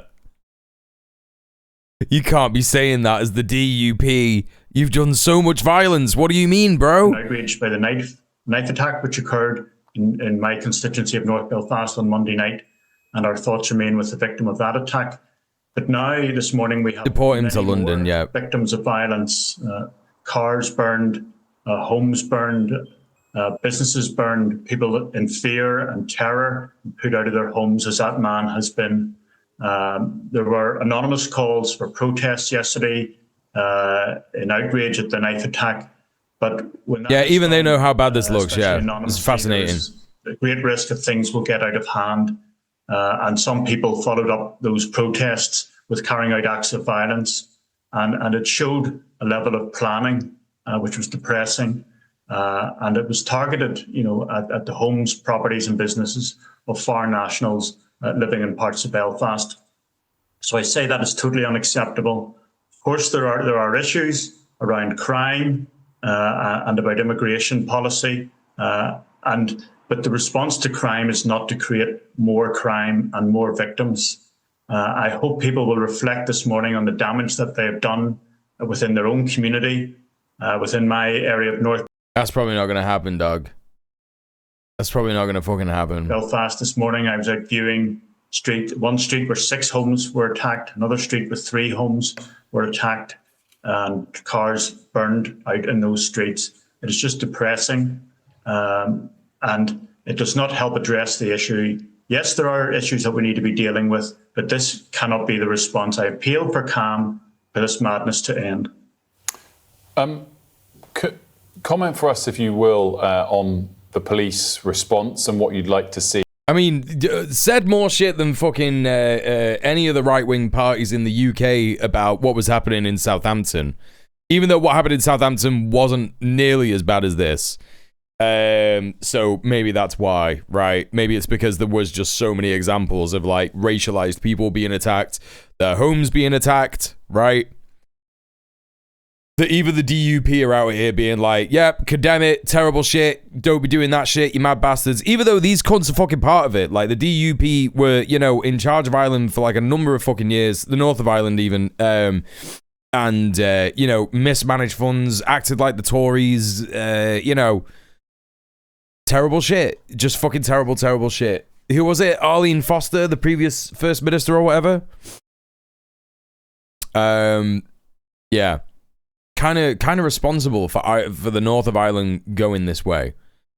It's Northern Ireland. They're constantly kept under pressure, corporate sectarian tension. They had a confidence and supply arrangement with the Tories pre-2019. Yes. In the days ahead, today, this morning, to try and aid delivering that calm. Yeah. Well, I and other elected representatives are meeting with the North Belfast area commander of the PSNI this morning. We will be getting an update from him. That was originally focused on the knife attack which occurred on Monday night, and now it will also be taking in this night of widespread violence. So obviously the police need to keep their presence up on the ground, and we need community and elected representatives to be clear in the message that violence is wrong. This is not a solution. This is only making things worse. And we have many foreign nationals living and working in Northern Ireland making an important contribution. And it's clear that this violence was quite indiscriminate, and reports of people just saying foreigners out. I mean, that is just disgraceful. That is shameful behaviour. Many of those people are working in our health service, in our businesses, in a wide range of institutions. And we just need calm and people to reflect on the damage that they're doing to the fabric. Yeah, not one mention of Tommy Robinson or Nigel Farage here. They really do just, it is such a fucking like half-arsed colony. Like, it really fucking is. If they really treated the North of Ireland like it was the UK, you know, they would be talking about Tommy Robinson. They would be saying, you know, say something about Elon Musk, say something about Tommy Robinson, say something about fucking Nigel Farage and shit like that. But they just don't, because they're just like, oh, it's North of Ireland. They got North of Ireland problems. You know, this is an orange versus green problem. It's nothing to do with the UK and how, you know, fucking fascists are stoking violence in various different parts of the UK, whether it be the North of Ireland or not. You know what I mean?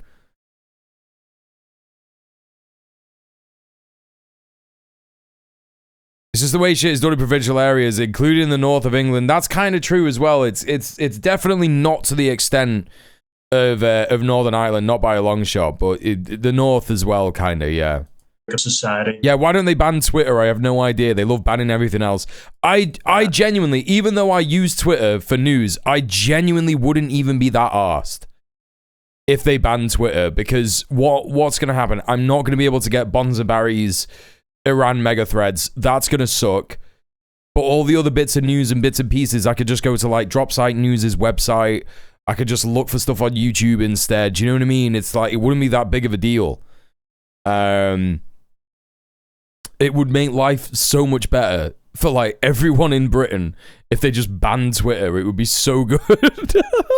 We need to have community cohesion and not. There are extreme elements. There's no question about it. There are extreme. We have a similar level of deprivation to Northern Ireland up here. We have more in common than a lot of people realize. Yeah, absolutely. Yeah. Monday night. And the majority of people who would be against, like anywhere that's outside of the South is just going to be deprived as fuck. You know what I mean? Occurred. Similar levels of deprivation. To that, not to get sucked into their agenda. They want to spread violence. They want to see it in other parts of the United Kingdom. People need to see. Look at these scenes this morning. Look at the destruction in these streets. And this destruction has ended up indiscriminate, affecting families from all different backgrounds. Would you want that in your own street? Would you want that in your own area? Sometimes people will travel to another area. Isn't Twitter Tommy Robinson's largest platform? Yeah. That for your area, for your family, for your neighbours. So people need to be wise to the negative agenda that some people are pushing, that want to see breakdown in community cohesion, want to see violence on our streets. That is no solution. That is only part of the problem. So I appeal for calm and for wiser heads. Can I appeal for wiser heads. That's interesting. It's normally what? Calm heads? Cooler heads? That was funny. Can I wiser ask you heads. The wider debate on immigration that this has sparked? Emma Little-Pengelly, Deputy First Minister, said that we've been aware for some considerable time there are people travelling from the Republic to Northern Ireland to claim asylum. We do not know their background. We do not know the routes that they come through. We don't know if they have convictions. Here we go. Is this a concern? Well, immigration is a concern throughout the United Kingdom and Ireland and indeed across Europe. So it is a live issue and nobody should duck that issue or say that people who raise concerns shouldn't be raising concerns. I mean, it is a live issue, and if there's not a public debate, then people feel their concerns are being suppressed. So we will always listen to concerns about this. And there is particular concern. What happened? More strikes on Iran, says Crescent. Let's have a look at this. In North Belfast, who was this man who was an asylum seeker who carried out a violent attack. Legitimate concerns, bollocks, the worst fears of what people have of undocumented males coming into the city. Undocumented males coming into the city. Oh, fucking here we go, man. See, I just knew that I knew it was going to be fucking DUP bollocks at some point. Passing all the normal strict rules about immigration where people just claim asylum and are given leave to remain. And that's how it goes. They just claim asylum and they're just given leave to remain. It just happens immediately. Had taken a flight from Paris to Dublin in the Republic of Ireland, then got a bus up to Belfast in 2023 and claimed asylum there. So he had travelled through several safe countries until he claimed asylum in Belfast. So there are concerns about the open border that we have on the island of Ireland between the EU and the UK, and the lack of checks, but also the lack of information about people. US CENTCOM started delivering additional self-defense strikes at 5:15 p.m. ET against multiple targets in Iran. Unwarranted and continued aggression. Bro, this is just so nuts. This is just so fucking nuts, man. Thanks, Crescent. So there are serious questions for statutory agencies about what monitoring is taking place, what information is known. And now that this man has committed such a serious crime, on conviction, there must be no place for him within just to the come in United very Kingdom. quickly. Apparently, Hexeth said, this is according to Bonza Barry. I'm sure he's just repeating this stuff. CENTCOM will be busy tonight because President Trump said we'll be hitting Iran hard and will be. As the president said, they've been tapping, and you can see when someone's trying to tap on a deal. Instead, they're going to have to tap, bombs dropping on key facilities in Iran from the USA.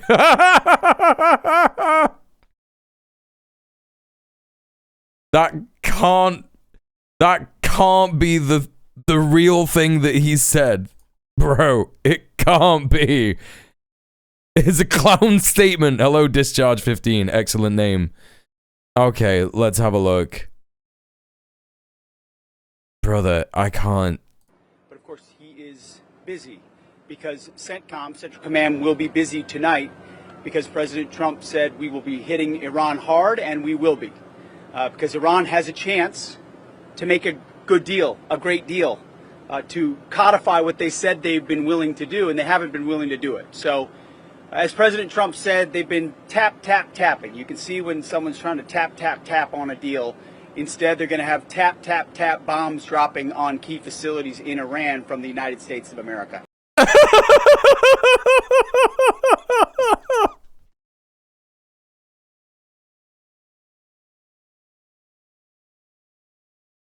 No, man, come on. No, come on. You've got to be joking me. That's not real.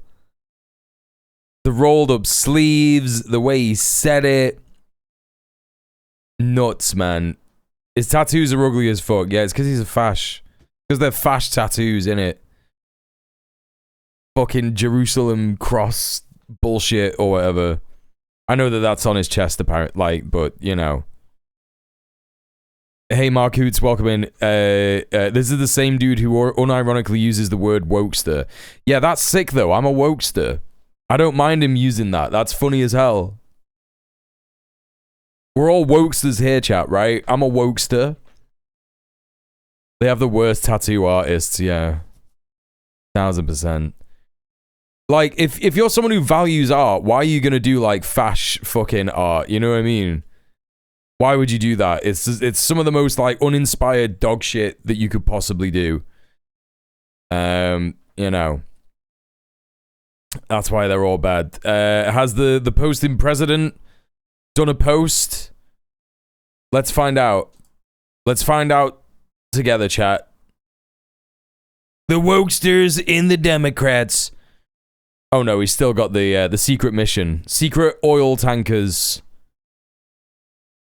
Okay, all right.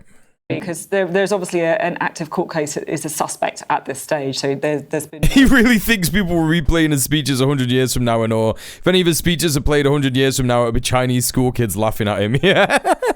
Yeah. A conviction, just to make that very clear. A secret mission. For those who've seen the footage, it's quite clear what occurred. But we do need to be very careful to not jeopardise. I understand what you're saying. Yeah.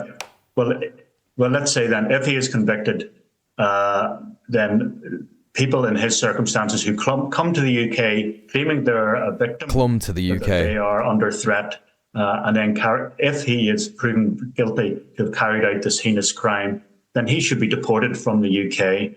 And people want to see it, and there needs to be greater urgency with this. So there are issues around immigration policy that fucking shut the fuck up, man. That need constant attention, and people understandably have concerns. But the response. Look, man. The purpose, right? If someone does something like this, it is still right for the state to attempt to rehabilitate someone, right?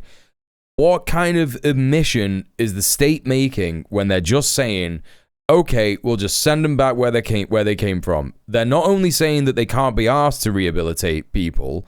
I mean, of course, the argument will be, oh, well, we need to not spend any money doing that. We can't be spending any money on these fucking foreigners who are coming here and doing crimes. We don't need to rehabilitate them. Their own country needs to rehabilitate them. First of all, that's not going to happen.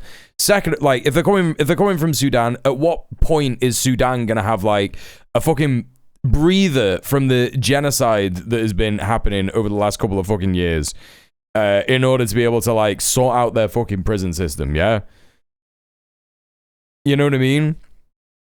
But they're also admitting, you know, that there is actually no attempt to rehabilitate people in the prison system in the UK. Like, there just isn't. There's nothing like that. You know what I mean? Unfortunately, Helena is pro-deportation of criminals. It's because she's in Novara Media. That's what happens. You start knocking around with Bastani, you start to get fucking insane takes.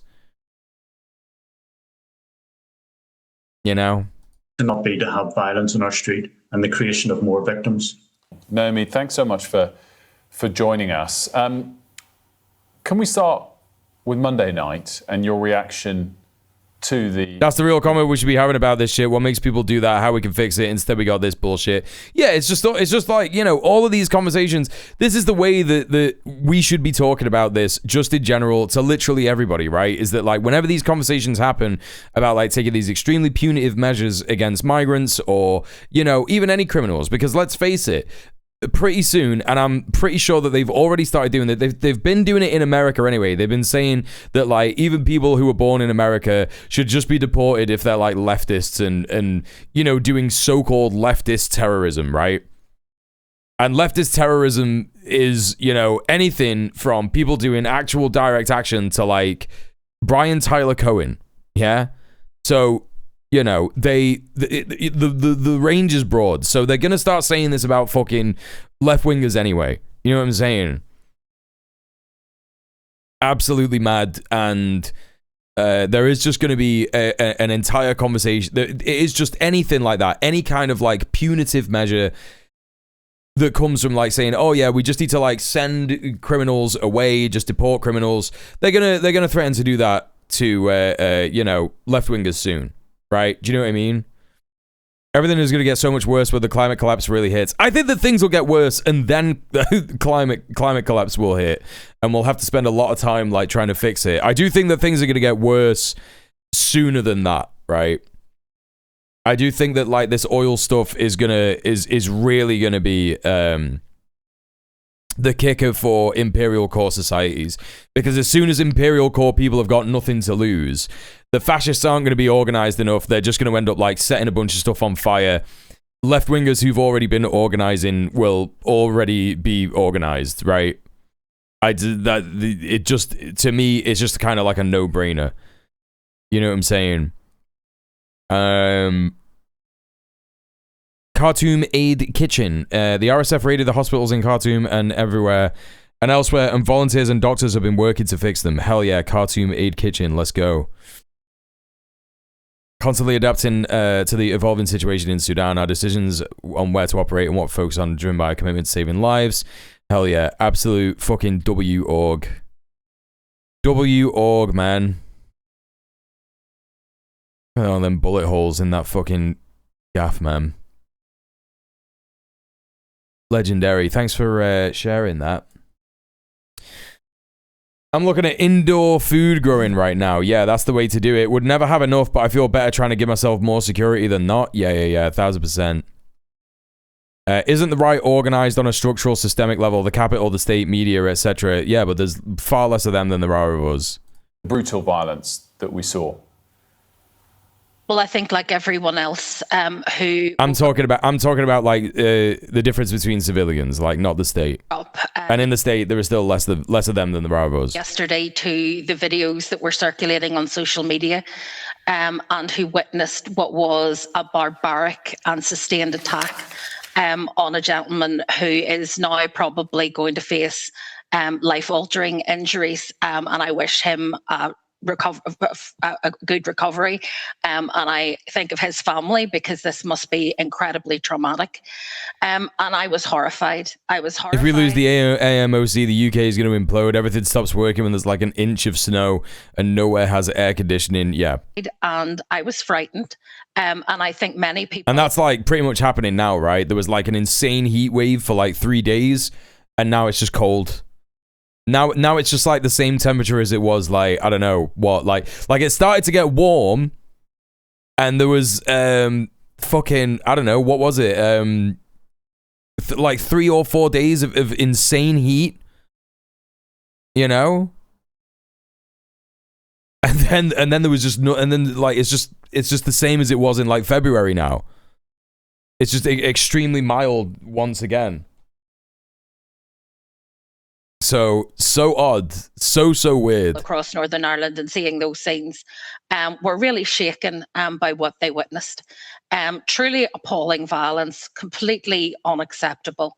And if it had not been for the courage and the bravery of those local residents who intervened, we could be discussing the death of an individual, because it was clearly the intent. The organizations that will save us already exist: tenants union, labor unions, gardens, defense, etc. We have real solutions. Eventually people will come to us. Yes, exactly. And here's the other thing, yeah?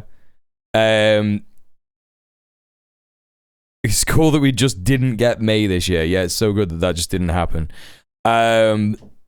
The majority of people, the people that this woman is referring to, are literally CATU, members of the Community Action Tenant Union in Belfast. Right? And a bunch of other left-wing organizations were out helping defend people amidst all of this shite last night. Do you know what I mean? There are left-wingers everywhere who are looking to do this stuff. You know, again, it's just humans being human, right?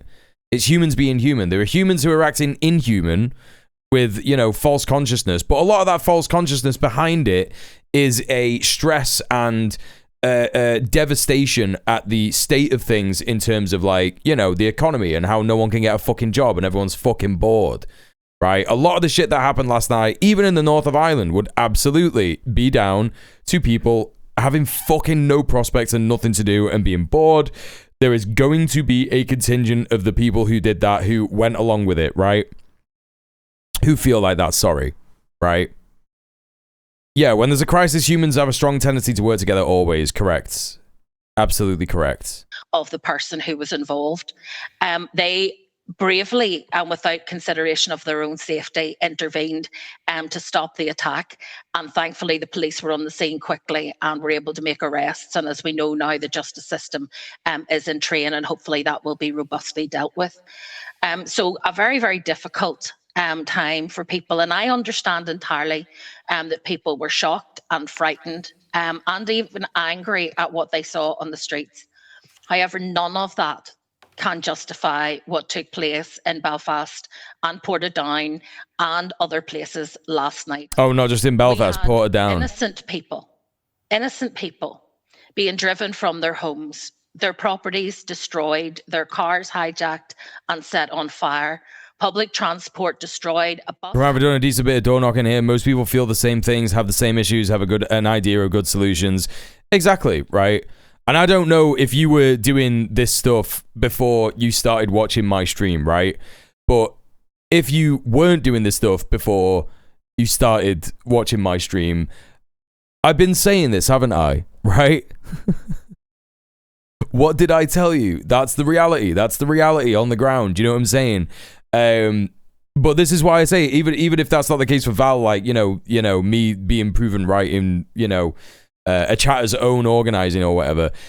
Chat, this is why I say that, like, you should listen to Val. Like, Val is out there in the real world doing door-to-door, like, you know, having conversations with people and is saying the things that I say. People feel the same things, have the same issue, and have a good idea of the solutions.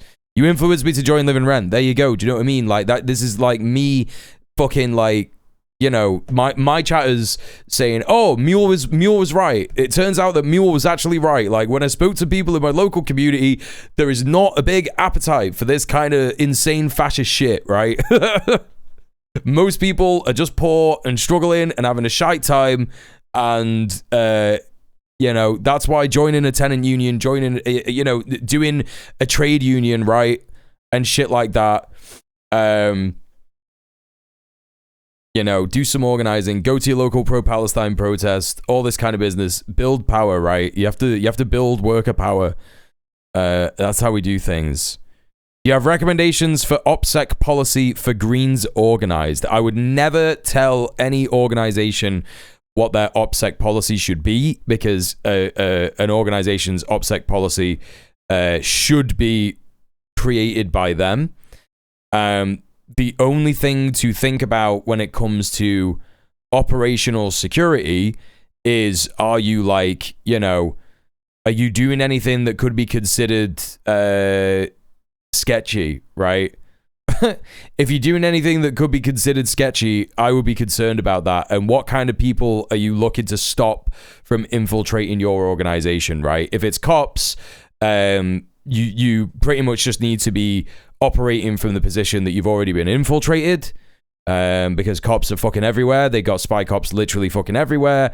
If they're not directly involved in your organization, they are in fact looking at your WhatsApp group. They're in a WhatsApp group that you haven't locked down.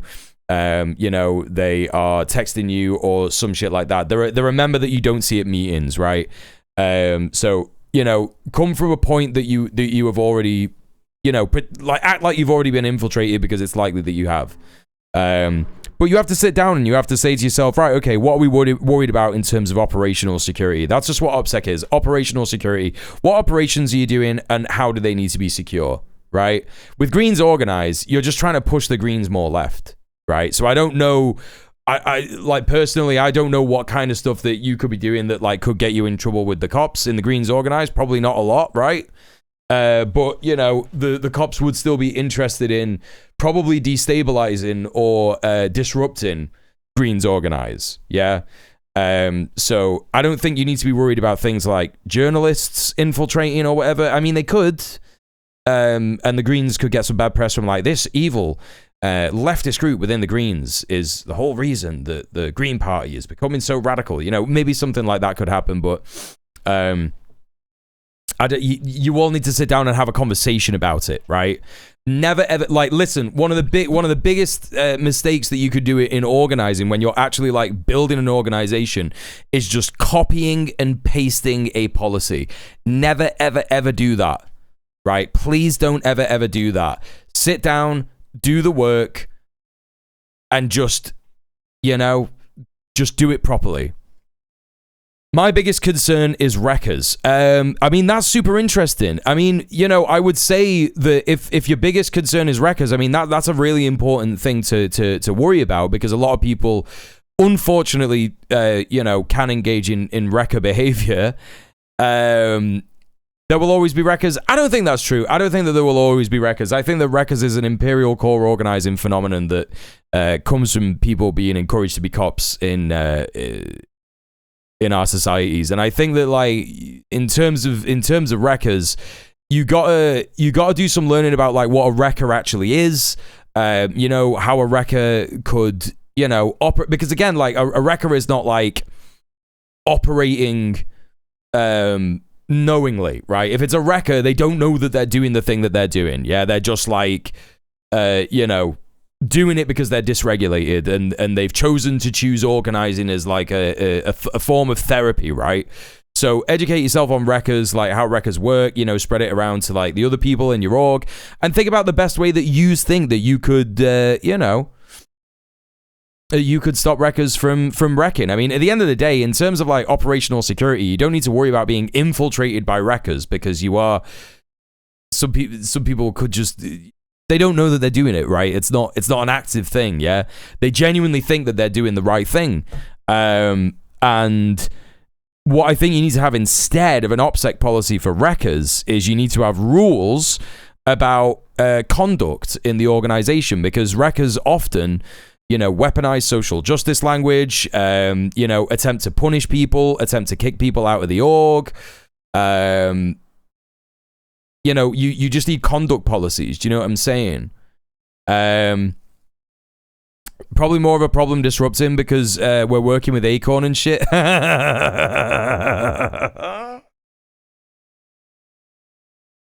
just Acorn are just bad. Like, just don't let anyone from Acorn do any actual operational.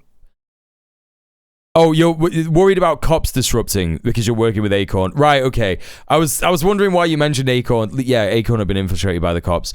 Yeah, just like in terms of cops infiltrating, you just need to sit down and talk about what you think you should do. What you think you should do and how you think cops could act as wreckers and disruptors, right?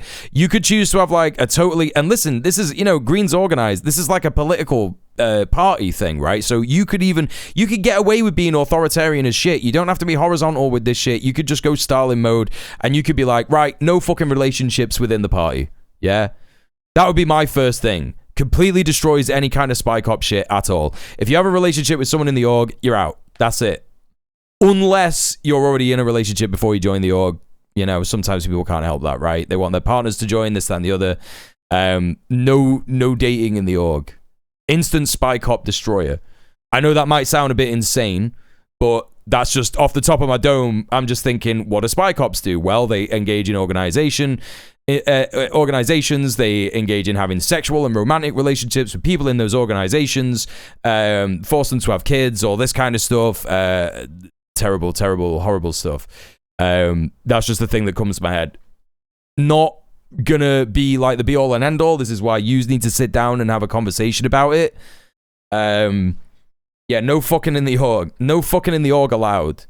And you can get away with that, again, because Green's organized, like, you're not like trying to be like a horizontal anarchist organization, right? You're trying to be fucking like, you're trying to be a political party influence group. I would go the other way. You're now in a relationship with everyone in the org. Exactly. That's how you do it. That's the real way to do it. Hijacked with a passenger and driver on it. Imagine how terrifying that experience must have been to then be set alight. How does that help the gentleman who was so viciously attacked? How does that bring any justice to the situation when you have completely innocent people being targeted in this way? This is just revenge. It makes That's crazy. no sense, and it's completely unjustified. I understand people being angry. I understand them being upset, but destroying any sense of community, destroying your neighbours. I'm trying to keep Melpo engaged, Vord. Leaving people in terror, children last night with nowhere to sleep. How can that make it better? Surely what we need to do at this time is to find that shared sense of humanity that we saw at play on Monday night when others ran to the aid of someone in trouble. Find that shared sense of compassion and humanity and pull together to get through this, not pull apart and not destroy our community. I understand their anger. No, you don't. No, yeah, exactly. You can't understand their anger. It's silly pretend anger. And people pulling together and how important that is. General question, was the attack just a normal knife attack? I mean, I probably wouldn't describe it as a normal knife attack. The guy was like trying to like dismember the guy. It was really like odd and fucked up. Like, if you've seen the footage of it, it's a bit fucking mad. It's a bit creepy, but yeah, like if we're talking like, was it a guy stabbing multiple people, like, like a spree stabbing attack or whatever? It wasn't that. It was just like, I said that accidentally. This is just reminding me I need to ask about conflict resolution now that I'm standing for an officer position. DM me. We can have a chat about that. Absolutely. I could teach you conflict resolution in an hour. 1000%. But it's an ongoing thing. Happy to do that. 1000% happy to do that. Ask you about the politics, if I may, because it feels to me like there is... Hey, Trash Pando, how you doing? About immigration and in particular the use of the common travel area, which of course allows this free movement on the island of Ireland.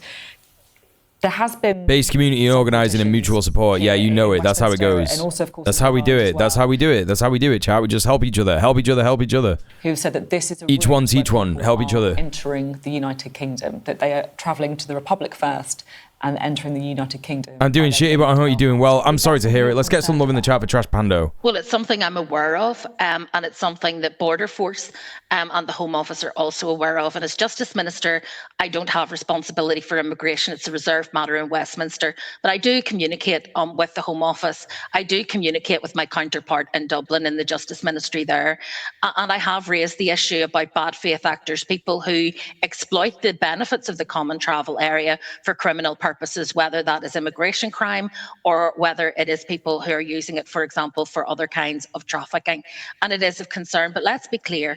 This is not a one-way flow. We know that in the past, people were going from the UK to the Republic of Ireland, and that's something that they have been dealing with as well.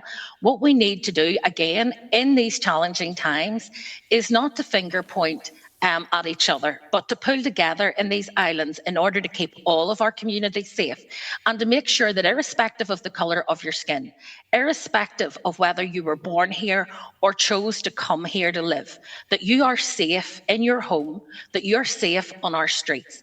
And that's what we need to be focused on. I understand there is a debate to be had about immigration. I would argue that is not a debate that you can have while people who live here, people who have lived here, some for more than 20 years.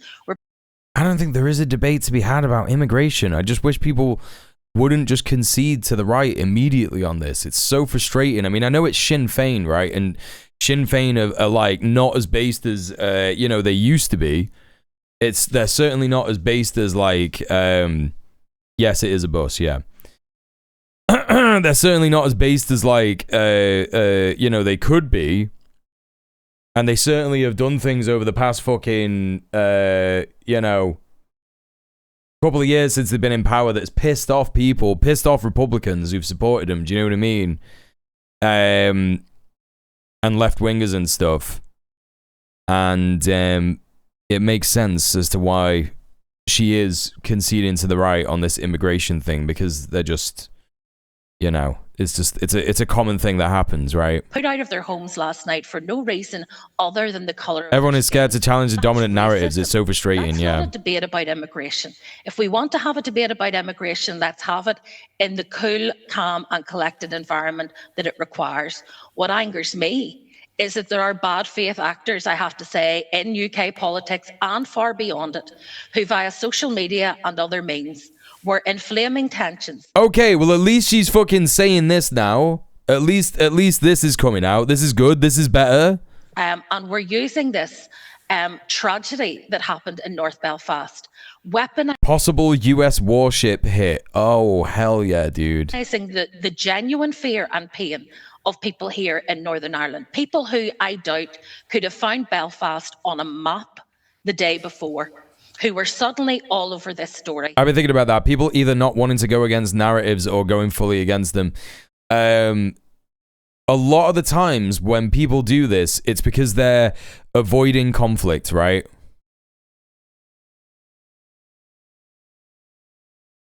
There was a Belfast streamer just mentioned Kneecap got told that they would get skinned alive. Wait, what? When?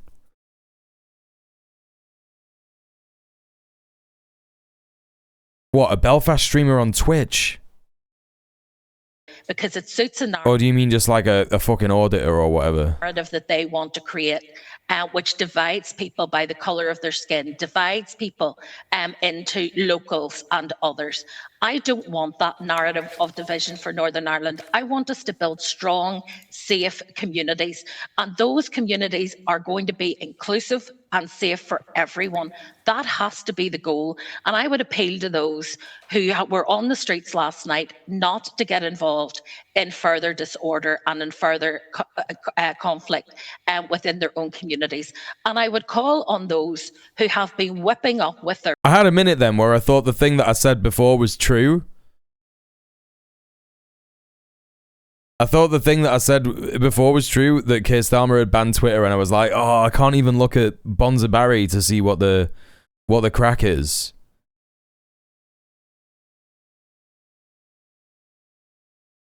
But I can, because it's not been banned.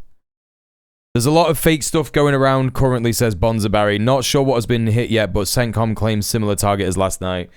Yeah, don't just I would argue if you are... You're putting thoughts into my head. Yeah, you are. I would argue, RJ, back up. Who is this? Israeli sources and Iraqi sources are both claiming a US Navy warship was hit by an Iranian projectile. This needs visual confirmation. Similar claims were made in the past that were not true. Okay, well, yeah. Yeah, like, you know, I know it could be very exciting. Listen, chatters, I'm being serious. I know that it could be very exciting, the prospect of ultimate US Army humiliation in the Middle East. I know that we're all waiting for it, right? I know that it's something we've been dying to see for the last 30 years. Maybe more for some of us, maybe more.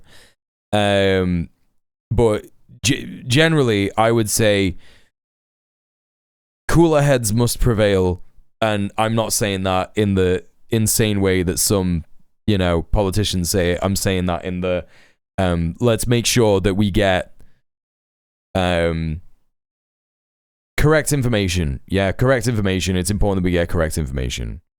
Yeah. Imagine being alive that long. You know, the crazy thing about being 36 is that you can't even really imagine being alive that long. Like, you actually just can't really even imagine being alive that long. And I'm sure it'll be the same if I get to the age of like 70. Right? It's weird. You just can't, like, brain. It's like time is so weird. Like, I might as well have been 7 years old yesterday. It's so weird. Like, sometimes I'll just get like a memory that comes flooding back to me, and I'll be like, fuck, I remember that clear as day. It might as well have happened yesterday. Do you know what I mean? Rhetoric. It's all just one long day, really. That's what they say. All of this tension to desist. Young strapping lad, exactly. Northern Ireland lead in this community. We know what it is to live with division. We know the damage it can cause. I'm 35, so I literally can't imagine that yet. Exactly. But you can't when you're 36. To build sustainable, peaks and groans in 40. united and stable communities. We still have a huge amount of work to do. Helps a bit with understanding trauma and experience. Yeah, 1000%. Yeah. In the long-term interests of our community, no genuine Watch Malpo attachment to chat. this place intervening because it suits a particular political narrative. Well, I'm horrified, and I know obviously everybody who saw the video yesterday morning of the violent incident in North Belfast, of course, he went for it, and fear, and in many cases anger, but that's absolutely not the fault of those blameless families all over Belfast who have been put out of their homes on the basis. I remember when I became Prime Minister as it was yesterday. Exactly. Of the colour of their skin and almost nothing else. And we saw across the city effectively a festival of racist violence and people using that trigger and that, of course, that genuine anger and fear, but taking it out on completely innocent people. So we did have a whole circus online whipped up. No, that is crazy. Think of someone who was 90 in the year 2000. They were alive in 1910, yeah. Absolutely mad. By people who have no interest or no care for the people of Northern Ireland or the people of Belfast, winding it up, and they'll walk away today and they'll move on, and Belfast will be left with damage to public services, damages to goods, and obviously this awful stain of young families being put out of their homes. You say there about that the attacks were targeted on race. Do we know? Bro. What the fuck is even this? Sometimes I see shit and I'm just like, a lot of like popular culture just like never happened to me.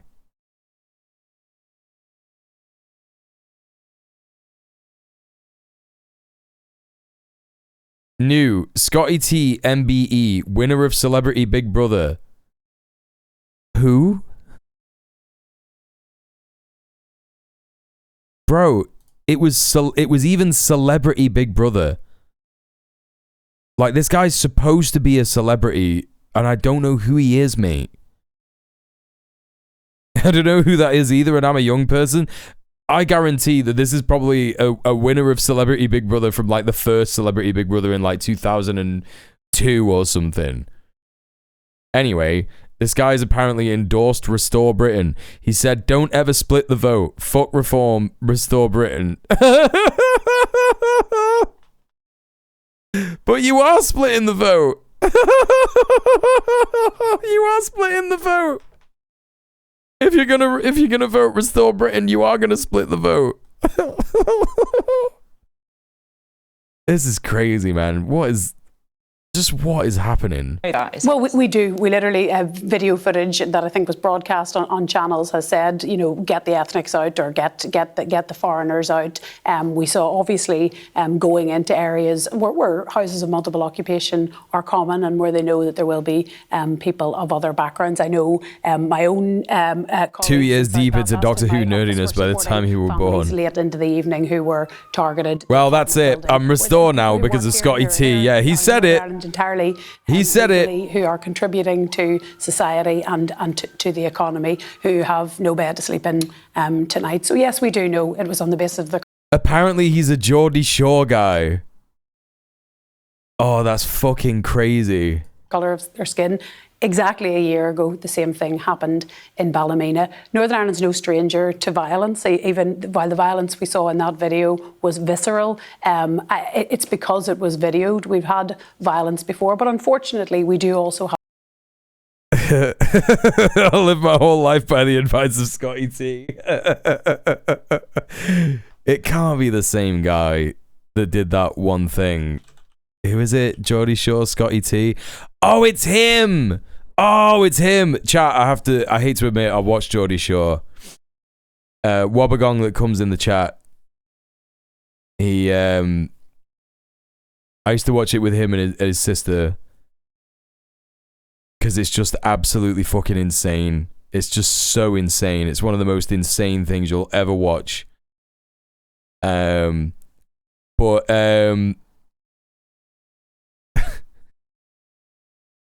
I thought it was the other fella with like all the tattoos and stuff. There's another fella with all the tattoos. This is not surprising to me whatsoever, right? This is not surprising to me whatsoever. Like this guy, he's like Geordie Shore is full of jocks, right? It's full of jocks. But this guy is the jockiest jock of Geordie Shore.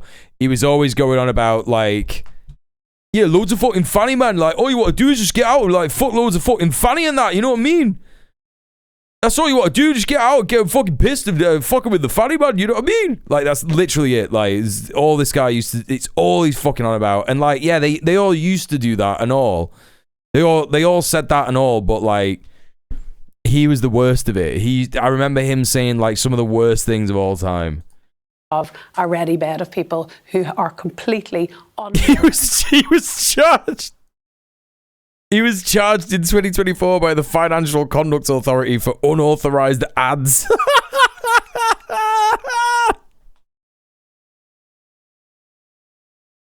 That's so sick, man. That is so sick. A Jack the Lad type then, yeah, if there ever was one, yeah. And he's obviously like fucking wadded because he was on Geordie Shore, which is insane because it's Geordie Shore, not Jersey Shore.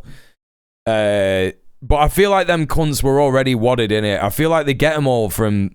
They don't get them from working class backgrounds and that. I just don't think that they do. I think they get them from like well-to-do families and that. And like just everyone has the Geordie accent in fucking Newcastle, you know what I mean? He declared bankruptcy in 2021 with a debt of £147,000. Didn't really work out for him then, did it? or unable to accept difference of any type. Can you express for me the legitimate sense of anger that a lot of people might have felt in reaction to what happened on Monday evening? Of course, it was an unspeakably violent act on the public road, and as I say, everybody. I watched it myself, and of course, and felt those things. So I can understand. But that's not. I mean, as I say, unfortunately, Northern Ireland, we had brutal violence in our past. We also have shocking femicide rates. Last week, in a very high-profile case, the murder of Natalie McNally. And chat, this is one of the more left-wing parties in Northern Ireland as well. This is like the Social Democrat and fucking what's it called? Social Democratic and Labour Party in Ireland, you know. Femicide rates. And she's legitimising the violence still. Case, the murder of Natalie McNally. The judge gave the ruling and he talked about a frenzied knife attack. He talked about wounds so bad the cause of death was unable to be determined. There were no riots over the perpetrator of that brutal crime. So whatever concerns people, whatever real feelings, and I don't try to invalidate them, that people have watching that video, whatever opinions people have about immigration as well, we are dealing with a race problem here. This is. You could just really reject it though. You know what I mean? You could just solidly reject it. You could just be like, no, I'm sorry. No one should be having that response. No one should be having a response of like feeling anger and upset when it's just because they're seeing like a black guy kill a white guy or stab a white guy, right? Like, what about like all the fucking women that have been killed in the north of Ireland over the last fucking 2 years? It's literally like, you know, when I talk about the UK's femicide problem, the north of Ireland has like, you know, a not insignificant chunk of that. Thank you for the follow, by the way. Yeah, the feelings of these violent arseholes doesn't matter exactly. It's like, what are you fucking on about? About racism, what we saw last night. And I think those two things do need to be separated. And those politicians who like... Yeah, you could just say it's dog shite, manufactured for the ruling class, exactly. For decades in Northern Ireland. This is what stresses me out about the Green Party in the UK as well. Like, even though it's like the Green Party are the best we're going to get in terms of liberal electoral bourgeois politics, when the Green Party say shit like this as well, do you know what I'm saying? They say shit like, you know, everyone's concerned about immigration. And it's like, no, they're not. No, they're not. You could say some people are concerned about immigration. Some people are not. Because that's more true. Absurd stuff. Absolutely absurd stuff. I'm cutting it there, chat. I'm cutting it there. Thank you so much, everybody, for all the support tonight. It's been dead good. What a top stream. Absolutely legendary. We got through a whole bunch of news. We didn't finish the Belfast news. I've still got more of that to cover tomorrow, but I imagine there might be some updates about that tomorrow alongside some Iran updates as well. Well, thank you so much, everybody, for all of the support. Thank you for the donos. Thank you for the subs. Thank you for the raid. Thank you for all the follows. Thank you for lurking. Thank you for the chats. And all that kind of business. If you've been watching this stream on the VOD channel, please go and show some love to the comment section. Like, comment, and subscribe. And chat, you can go and check out my socials. You could go check out my YouTube channels. You could check out the VOD channel. And you can go and find some stuff there to go and look at. Like, a comment, and subscribe all over the place and help me out. We're going to go and raid Lance from the Surfs.